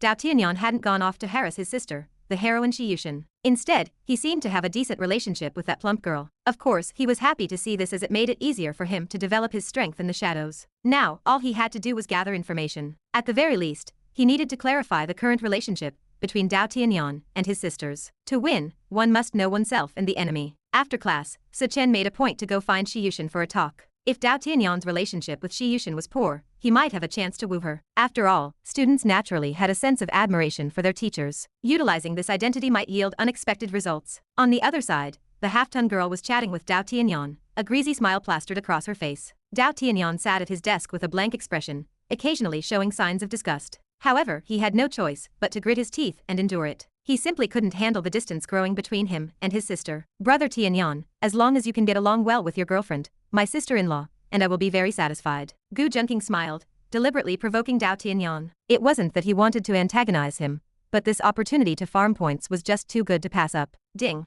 Host has caused the protagonist Dao Tianyan to lose his composure, rewarding the host with 5,000 villain points. Gu Junqing you. Dao Tianyan's eyes flashed with instant fury at the remark. Is that any way to speak to your brother-in-law? The half-ton girl said with dissatisfaction. Don't push your luck. I have nothing to do with you. Dao Tianyan turned to look at her, his eyes blazing with rage. It's only for a week as my boyfriend. Tianyan, you don't want me to go report you to Teacher Mu again, do you? She didn't care about his attitude, shaking her layers of fat as she said it coyly. Dao Tianyan clenched his fists. Honestly, he wanted to give this girl 2 punches. But because he had already left a bad impression on Mu Painting, he couldn't afford to act recklessly now. At the time, the girl had told him she would drop the issue about the classroom fight if he agreed to be her boyfriend for 1 week. He had reluctantly agreed just to calm Mu Painting down, but she was going too far. What was even more infuriating was that the jerk Gu Junqing was fanning the flames on the side. Even his 7th sister had joined in to mock him. This naturally left Dao Tianyan on the verge of a mental breakdown. Seeing that Dao Tianyan was furious but unresponsive, a flash of triumph crossed the girl's eyes. As long as she kept clinging to him,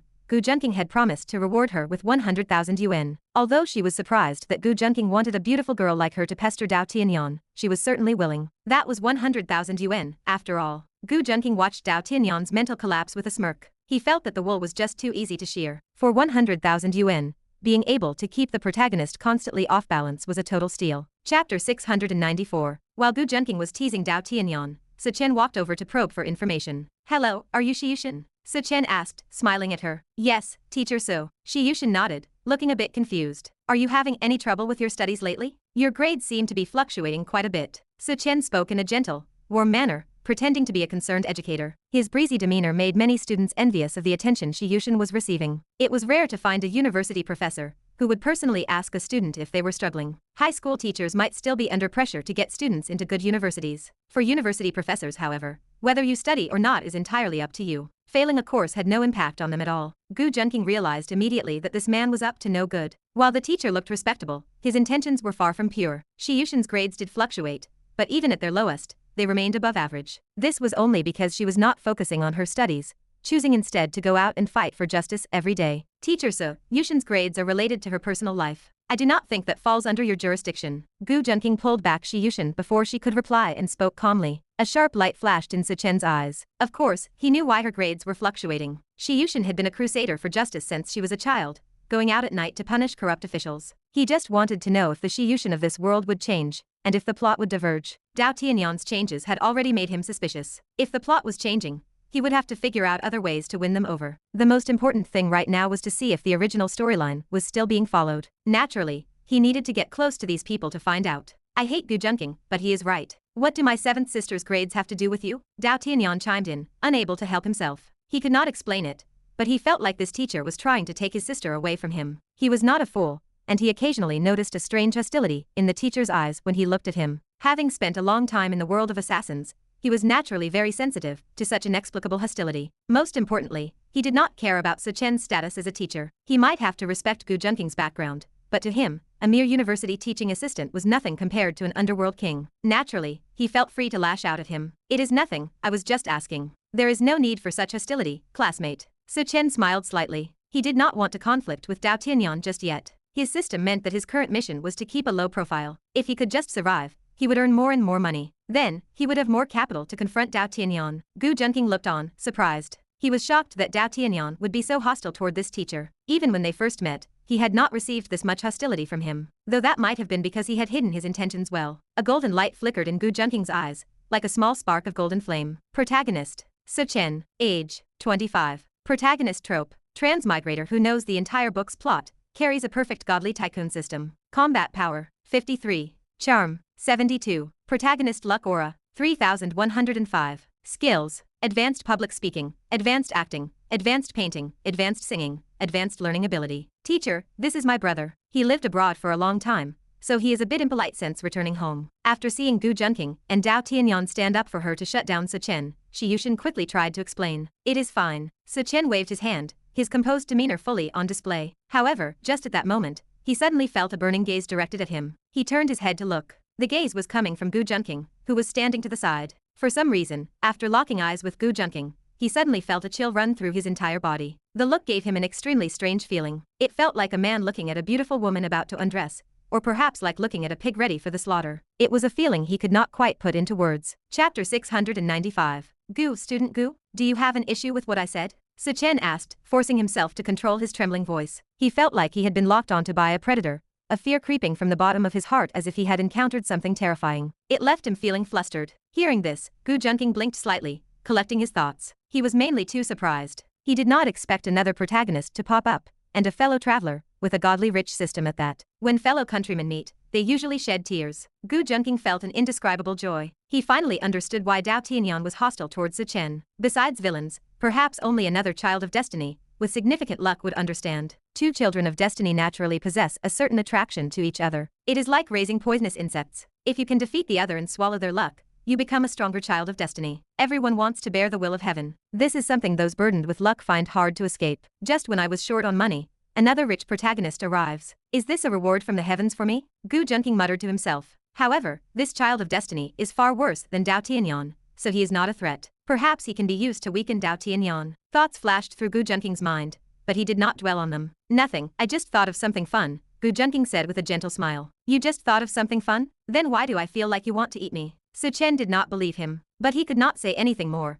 only convincing himself that his feeling was a hallucination. Could it be that my soul travel was incomplete, and I left some parts behind? Su Chen shook his head, casting aside the unnecessary thoughts. All right, Su Chen said with a forced smile, asking as if they were just chatting. Can I ask what kind of relationship student Gu and student Shi have? As soon as this question arose, Dao Tianyan's face turned dark, and he turned his head away with a look of grief and indignation. We are boyfriend and girlfriend, Gu Junking said lightly. Ding. Host caused protagonist Dao Tianyan's mindset to become imbalanced. Reward host 5,000 villain points. Ding. Host caused protagonist Su Chen's mindset to become imbalanced. Reward host 5,000 villain points. Dao Tianyan already knew this, and although he felt terrible, even Shi Yushin had no issues, so he could not refute it. He could only accept the painful fact that his 7th sister was Gu Junking's girlfriend. Boyfriend? Su Chen stammered. Then he glanced at Shi Yushin and found she did not refute it, appearing to think it was only natural. Why is that a problem? Or does teacher so have some issue? Gu Junking asked with a light in his eyes and a smile. Problem? Damn it, how is this plot completely different? Is Shi Yushin your girlfriend, and Dao Tianyan has no opinion on it? Su Chen was completely lost in the wind. He did not understand this plot anymore. Mu Paining's attitude toward Gu Junking was very intimate. Was it because Gu Junking is her younger sister's boyfriend? So the meaning of relative was brother-in-law? Su Chen decided to sort out his thoughts on his own. He did not want to stay near Shi Yushin any longer. After saying a simple goodbye, he walked out of the classroom in a flustered state, his steps uneven, showing his extremely unsettled state of mind. Junking, what is wrong with teacher So? Is it so hard to understand that we are dating? Shi Yushin asked, pulling on Gu Junking's hand. I do not understand either, Gu Junking shrugged, guessing casually. Maybe teacher So has something he cannot figure out. Seventh sister, let us go eat after class ends. Dao Tianyan suddenly spoke up, smiling sweetly at Shi Yushin. He did not want to let Shi Yushin be alone with Gu Junking anymore. From the increasingly mature aura on Shi Yushin, he knew that Gu Junking must have been frequently watering his seventh sister, thinking about his pure, silly, and perfect seventh sister falling into Gu Junking's clutches, and that she had to endure him at night. He felt so heartbroken he nearly vomited blood, unable to breathe. The resentment in his heart could not be washed away by the waves, but the loving look in Shi Yushin's eyes as she watched Gu Junking left him with no way to act. He could not even find a flaw in Gu Junking to make Shi Yushin stop loving him. This made a fire burn fiercely in Dao Tianyan's heart. Gu Junking raised his eyebrows slightly, wondering what this smelly little brother was thinking. He coughed lightly. Ben Dun, who had been sitting in his seat eating potato chips, seemed to receive a signal. He stood up immediately and grabbed Dao Tianyan's arm. Husband, let us go eat. After we eat, you can do whatever you want, he said. Ugh. Dao Tianyan nearly vomited from Ben Dun's disgusting act and threw off his arm. Get lost, he said with hatred and anger. Dao Tianyan, you actually dared to yell at me. I am going to tell teacher Mu, Ben Dun sneered, twisting his head as his fatty flesh shook in the air. You. Dao Tianyan was held hostage by this threat, his face turning pale, but he agreed in the end. He did not want to make Mu Painting show him that look of disappointment again. It is my honor as a beautiful girl to invite you to eat, and you dare to yell at me, Ben Dun said with a smile when he saw Dao Tianyan agree. He draped an arm around Dao Tianyan's neck, hooking his collar, and they walked out together. Even Dao Tianyan's body looked exceptionally slim in contrast to Ben Dun. The two of them looked somewhat beautiful under the glow of the sunset. Looking at this beautiful sight, Gu Junking had to admit he even felt a little sorry for Dao Tianyan. This appearance of daring to be angry, but not daring to speak. For a guy like Dao Tianyan, who was almost lawless, this was truly a huge blow. Dao Tianyan only cared about his sisters, and coincidentally, two of his sisters had already been conquered by Gu Junking. Dao Tianyan turned back with a sorrowful face, his eyes full of pleas for help. Seeing Dao Tianyan's aggrieved look, Shi Yushin could not help but feel a bit soft-hearted. Should we let him come eat with us? Shi Yushin asked in a low voice. Did you not say you wanted to punish him? Gu Junking stroked her hair. I do want to punish him, and make him change his temper, but him looking like this, ha ha ha. Shi Yushin burst into laughter as if she could not hold it back anymore. Okay, she actually had a mischievous streak. She felt that Dao Tianyan's helpless state under Ben Dun's control was really quite cute. Thus, she ignored Dao Tianyan's plea for help. Ding. Dao Tianyan's mindset is imbalanced. Reward host 5,000 villain points. Ding. Dao Tianyan's mindset collapsed. Reward host 6,000 villain points. Chapter 696. The moonlight was dim, casting a chilly, desolate glow across the floor as if filtered through a thin mist. Soft light filtered through the floor-to-ceiling windows into the room. Two figures could be vaguely seen embracing one another. The room was a mess, with clothes scattered everywhere, and signs of furniture having been shifted about. It was clear the room had been caught in the middle of a torrential storm. Gu Junking held Shi Yushin close, stroking her fair, firm back. His nostrils were filled with the faint, enchanting fragrance of her skin, mingled with the lingering scent of their intimacy. Shi Yushin's delicate face was flushed with a captivating crimson, and her lips were slightly parted, exhaling a soft, sweet breath as she drifted in a daze. It was clear she had been exhausted by someone. Gu Junking flashed a faint smile as he watched her drift toward sleep. Shi Yushin's tolerance had increased significantly of late. She could handle even the most difficult maneuvers with ease. The Shi Yushin of the past was gone. I am heading out now, Gu Junking whispered, kissing her on the cheek. Shi Yushin was moved to tears upon hearing this. The anticipation in her eyes was almost impossible to contain. She truly could not handle the bombardment of this bull any longer. To use terms from those adult films, she was already quite full. Good night, then, she murmured, forcing her strength to blink her eyes. It was as if she were saying, go away, quickly. Gu Junking chuckled, deciding not to pester her further, and stepped out of the room after tidying up. He paused for a moment to think, then scurried like a large rat into Mu Painting's room. As for how he could get in, one could only say that as the landlord, it would be a dereliction of duty not to keep spare keys to his sister's rooms. Keeping spare keys made him a pervert,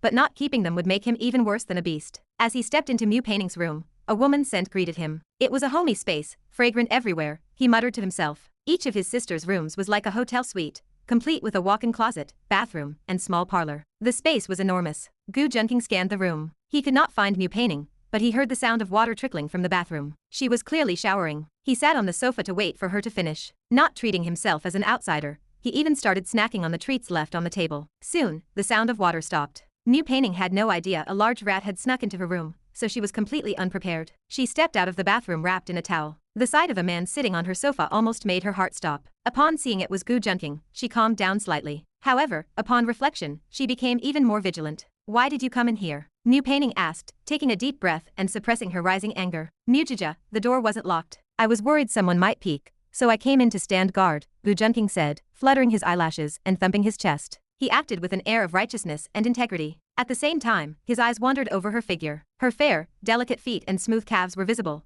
but the towel blocked his view further up. Gu Junking clicked his tongue, feeling a tinge of regret. He caught a glimpse of her slender waist, the swell of her bosom, and her swan-like neck. Moving his gaze up, he met New Painting's furious eyes. Gu Junking coughed slightly and looked away. After all, he had just come from Shiyushin's room, and was currently in a recovery phase, so looking any further would invite trouble. Who would be looking? Aside from you bastard, who else would be looking? New Painting's anger surged. They had shared many intimate moments after all. New Painting did not mind his gaze. "Gu Junking, you don't even bother making up excuses anymore, do you? I knew you were up to no good," she said with a mocking smile. "How can you call it that? I am clearly a protector of beauty," Gu Junking shouted, feigning injustice. "I am not going to argue with you. Get out, I need to get dressed," New Painting said, pointing toward the door. "All right then. Mulishi, you must be careful. The world isn't safe lately, and many people like to peep at girls," Gu Junking said, maintaining a serious tone. "You are right. Women will never be safe as long as you exist," New Painting retorted with a scoff. "Be careful, or I will sue you for slander," Gu Junking muttered to himself. He stopped arguing, understanding that Mulishi was too shy to change clothes in front of him. Chapter 697. Gu Junking did not wait outside for long. New Painting's cool voice drifted through the door, saying, "Come in." Gu Junking entered the room, and found New Painting already wearing pajamas. She was leaning lazily against the sofa, looking at him with a smirk. "Gu Junking, I am really starting to wonder if it was a good or bad idea for Shiyushin and me to stay here," New Painting said, clearly annoyed. If it had been any other man walking into her room, she would have already flown into a rage. "Sister Mew, this is certainly a good thing. You and your sister are beautiful. What would you do if you encountered bad guys? With me here, I can protect you and keep you out of danger." Gu Junking blinked, sat down beside New Painting, and spoke with a straight face. "I think you are the biggest villain of them all," New Painting said helplessly. Most people would not even dare to speak to her normally. She had never met anyone like Gu Junking who constantly joked around yet managed to keep her from getting truly angry. She had to admit, she was completely helpless against him. "I am not going to banter with you anymore. Tell me what you came for. I need to go to sleep." New Painting rubbed the bridge of her nose with a resigned look in her eyes. "I am just here to help Sister Mew with your recovery," Gu Junking said with a smile. "Pa, nobody believes you. You ran straight to my room after coming from Shiyushin's place. Who knows what you are planning?" New Painting spat lightly, staring at Gu Junking with intense eyes as if she could see right through him. Gu Junking blinked upon hearing this, his mouth curling slightly. "Then how does Sister Mew know I just came from Shiyushin's place?"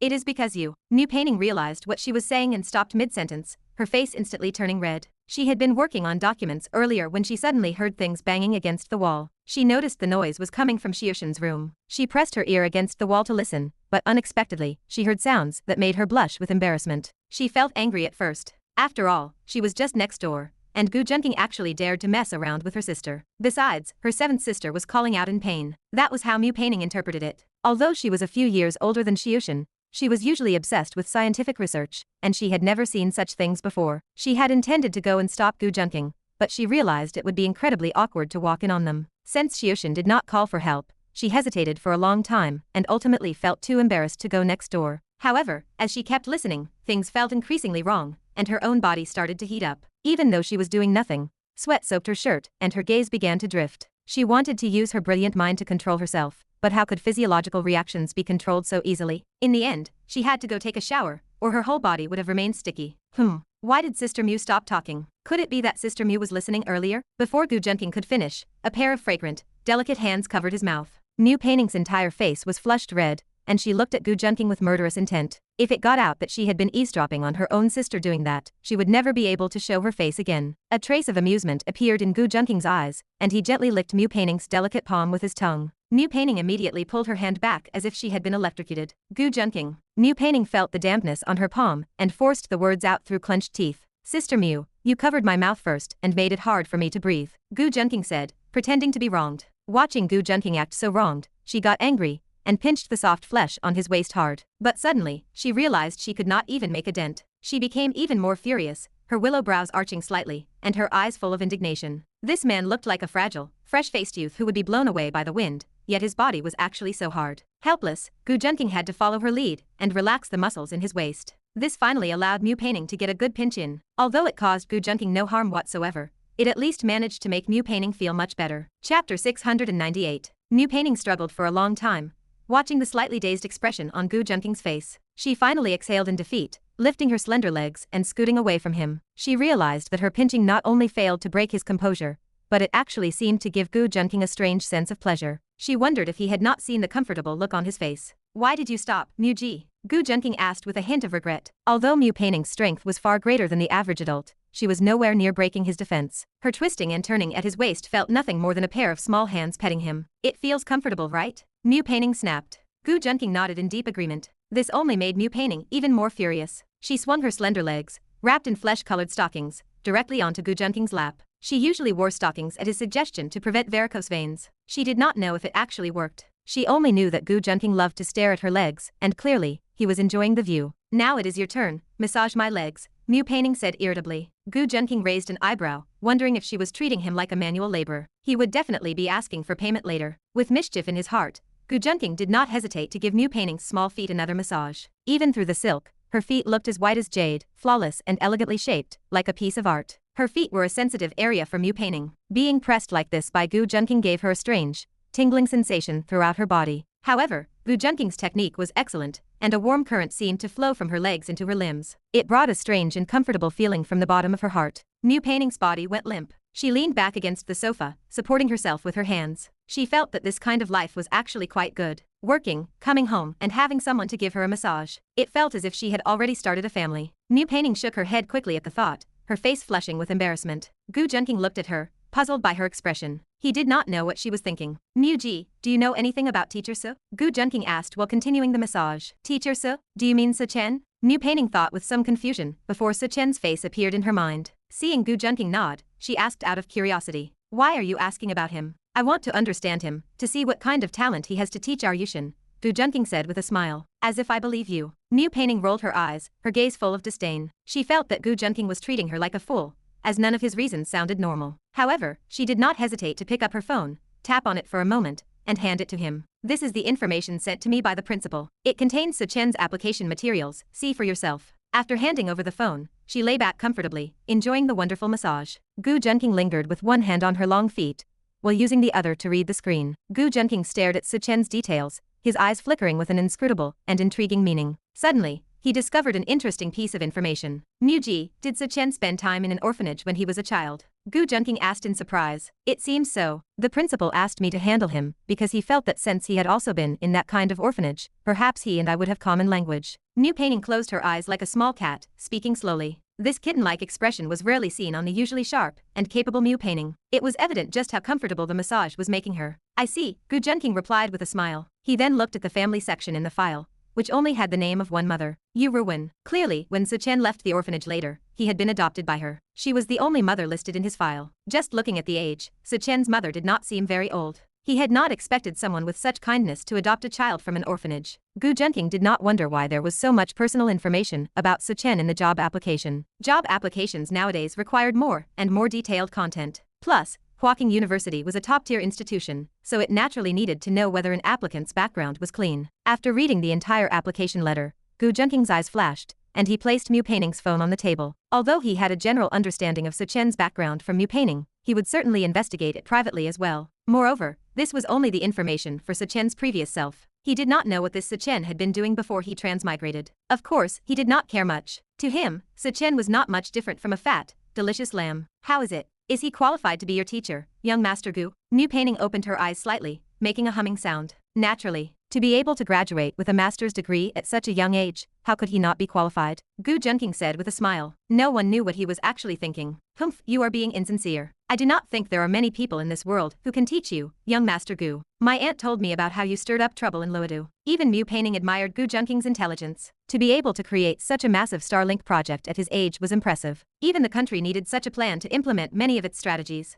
This was far more impressive than Su Chen, who only obtained a master's degree at 25. One could even say there was simply no comparison. "I am just lucky she did not tell you about me fishing in Luodu," Gu Junking muttered to himself. "Oh right. My aunt also said you are a USB in Luodu. What does that mean?" Mu Painting asked with some confusion. "It means I like to help others, often helping people solve their troubles and joyfully assisting them. Mothers just love to brag about their sons. Do not believe her words, just forget about it. Gu Junking's mouth twitched, and he forced a smile. Chapter 699. Mu Peining possessed a high IQ, but she was clearly not dirty-minded enough to grasp the implication behind Xie Ying cursing his son as a USB. The implication was, go everywhere, plug in everywhere. Does that mean USB implies you like to help others? Mu Peining asked, appearing deep in thought. It seemed Gu Junking's mother had explained it the same way. But why do I feel like you are not such a helpful person? Mu Peining pursed her lips. Sister Mu, isn't me massaging your legs right now an act of kindness? Gu Junking's tone lifted slightly as he increased the pressure of his hands. Ouch, that hurts, go lighter. Mu Peining gasped in pain, retracting her jade-like legs, and spoke hurriedly. Yes, you are the most helpful person. Actually, I could be even more helpful. Gu Junking's tone turned ambiguous. He suddenly placed his hand on Mu Peining's thigh and began tracing a path upward.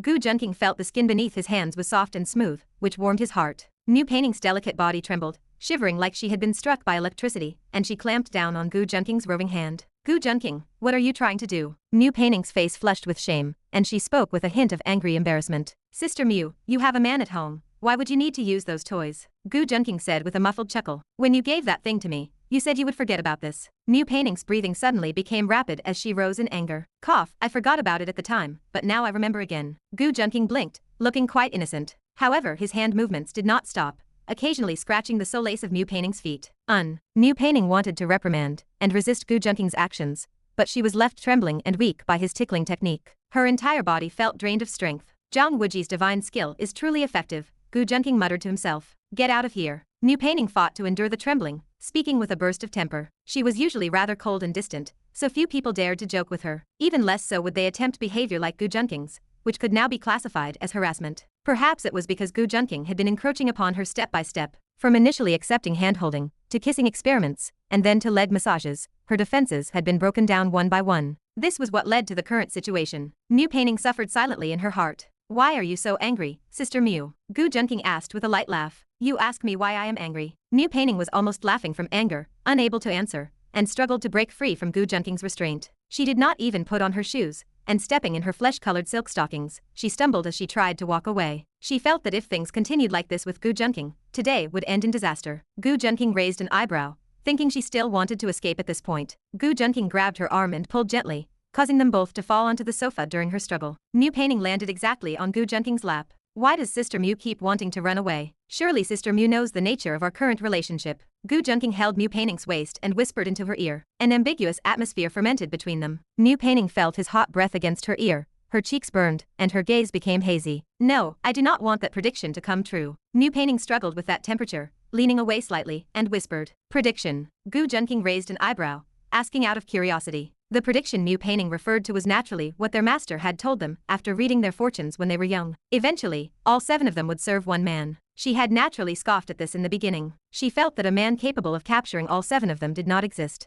But after Gu Junking seduced Shi Yushin, she slowly began to believe it. Because even she had begun to gradually indulge in her interactions with Gu Junking. After Gu Junking helped treat her, he had come to kiss her multiple times. Every time, she comforted herself that it was just an experiment. But in reality, she knew clearly that if she didn't have feelings for Gu Junking, she would never allow him such repeated liberties. If it were anyone else, they would have already been shot. Furthermore, from every angle, Gu Junking was her best choice right now. Family background, appearance, talent, character, and reputation. In every category, Gu Junking was a perfect existence. The more she interacted with him, the more she felt this person was extraordinarily mysterious, like a bottomless pit that made people sink into him. However, she had no intention of telling Gu Junking about the prophecy. She felt that someone like Gu Junking should not be given a kind look, as he would easily take an inch and demand a mile. If he truly knew about this prophecy, it would be very difficult for the other sisters to escape his grasp. It is nothing. Mu Peining dismissed the topic casually. Seeing Mu Peining would not elaborate, Gu Junking raised an eyebrow, and did not hesitate, his large hands gradually wandering over Mu Peining, intending to remove her only pajamas. Hey no. Mu Peining hesitated for a moment, but still held down Gu Junking's restless hands. Before Gu Junking could ask why, Mu Peining spoke first. I am afraid Yushin will not agree. Yushin would not agree, Gu Junking said with some amusement. She often asks me when I will finally push you down. She was just mentioning it to me earlier. Thinking of the exhausted yet expectant expression Shi Yushin always had when looking at him after the fact, a smile appeared in Gu Junking's eyes. When she was exhausted, she wanted her sisters to share the burden. She had also been encouraging him to get with Mu Peining. She even wanted him to capture all her sisters in one net. Gu Junking was somewhat surprised by Shi Yushin's thoughts. After all, it was common for women to fight and turn against each other over a single man. But Shi Yushin did not seem to care about sharing a man with her sisters. It seemed the bond between the 7 sisters was truly as firm as gold. That little ungrateful wolf, actually turning her elbows out. But she was not doted on for nothing, knowing how to share when she found a good man. Mu Peining's thoughts wandered erratically. Chapter 700. While Mu Peining was lost in her own thoughts, she did not notice that her clothes were being undone by someone. By the time she realized it, she was already half undressed. It could not be helped, as someone was simply too skilled at this. People online often say that to tell if a man is a scumbag, you just have to look at the speed at which he unbuttons a woman's clothes with one hand. And as for our young Master Gu, his speed goes without saying. It is nothing, just a matter of familiarity. Mu Peining, having finally reacted, was left with a bitter, helpless smile. She felt as if Gu Junking were a loach, slipping into places the moment she let her guard down. Yet, having come to terms with the situation, she did not resist. She bit her soft lips gently,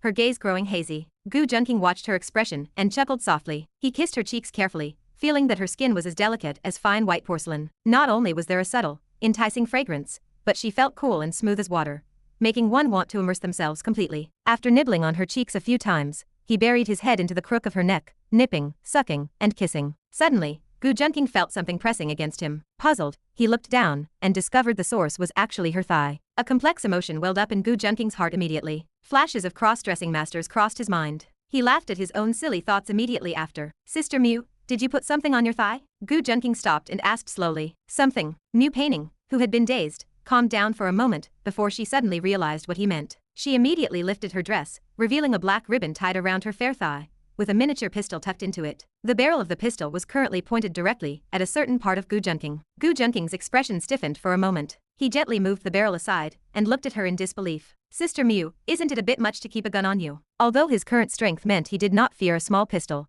that was only if he was aware of it. If it accidentally went off during the heat of the moment, that would be a different story. Furthermore, as a man, one naturally reacts instinctively when one's brothers are threatened. This has nothing to do with strength. It is a normal male reaction. You know what project I'm in charge of. The state specifically issued this to me, so I naturally have to protect myself. Seeing his reaction, Mu Peining couldn't help but chuckle. This was the first time she had seen Gu Junking look like this. At first, Gu Junking had acted obediently in front of her to gain her trust. Later, after he exposed his true nature, he left her laughing and crying, unable to do anything about him. But seeing the current, incredulous Gu Junking actually made her feel like this was real. She even thought Gu Junking was somewhat cute. Although it felt inexplicable, perhaps this was love. Mu Peining did not know, but that didn't stop her from thinking so. But there's no need to carry it around at home, right? Gu Junking asked with a smirk. Hearing this, Mu Peining stifled a laugh, implying something more. It's absolutely necessary to carry it at home, okay? After all, there's a big bad wolf in the house. Is that so? Then wouldn't I be doing a disservice to your assessment if I didn't live up to the name? Gu Junking sneered.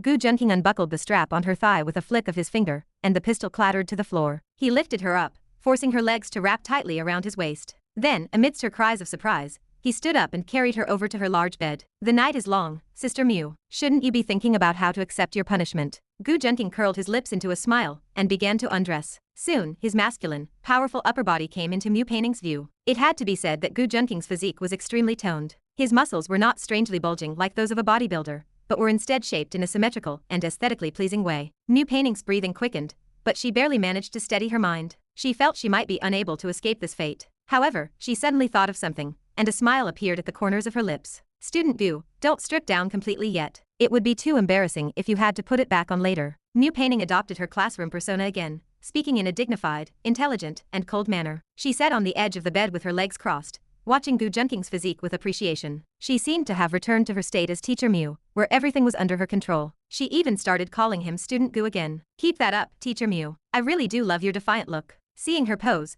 a glint of amusement appeared in Gu Junking's eyes. It was much more interesting when she acted like a teacher. Thinking about how Mu Peining would look like this in bed made Gu Junking's heart burn with even more heat. Hearing this, a flash of shy anger appeared in Mu Peining's eyes. Men truly only show their true colors when they are in bed. So that was what Gu Junking had been thinking about down below whenever she was teaching class. Get lost. Mu Peining had just regained her composure when Gu Junking's words shattered it. Gu Junking grabbed Mu Peining's arm and pinned her onto the bed. She felt her soft curves being pressed deeply against him. It made her feel shy and heart-fluttering, and she pursed her small lips tightly. Their breaths mingled as they remained pressed together, their eyes locking onto each other. In the end, it was Mu Peining who couldn't hold back. She wrapped her delicate arms around Gu Junking's neck, closed her eyes slightly, and pressed her lips against his. This was the first time Mu Peining had taken the initiative to kiss Gu Junking, which caught even him by surprise. Their lips and teeth met, eyes locking. Yet, this time, Mu Peining was surprisingly and aggressively taking the lead. Mu Peining had always been a relatively strong-willed person. It was just that after meeting Gu Junking, she had never faced her own heart. Her mind had been filled with the idea that nothing could happen between her and Gu Junking. Therefore, she had remained in a relatively conservative and submissive state in her interactions with him. But things were different now. Her mental knot had been completely untied. She was the type of person who acted decisively, willing to face her true feelings, and no longer hesitate in her actions. After all, her younger sister, Shi Yushin, was already a married woman. As an older sister, she felt a bit embarrassed. The dynamic between them was gradually reversing. Gu Junking blinked. Mu Peining's demeanor reminded him of a difficult time in Luodu. It was a time when he was surrounded by many older sisters, being aggressively demanded by them. However, he wasn't afraid. He was no longer the novice he had been at the beginning. Gu Junking was unbearably teased by Mu Peining. He wrapped his arms around her slim waist, intending to pin her down on the bed. But he was suddenly stopped by her. "Student Gu, teacher Mu has some unfortunate news for you." A rare, charming smile appeared on Mu Peining's face as she spoke happily. Gu Junking had a bad feeling, and he asked in a deep voice. But Mu Peining spoke first. "Teacher is on her period today," Mu Peining said with a smug smile. Who told Gu Junking to always tease her? To be continued. Hope you liked today's video. Join the community by subscribing and dropping a like. I'll be back with another update as soon as possible. See you then.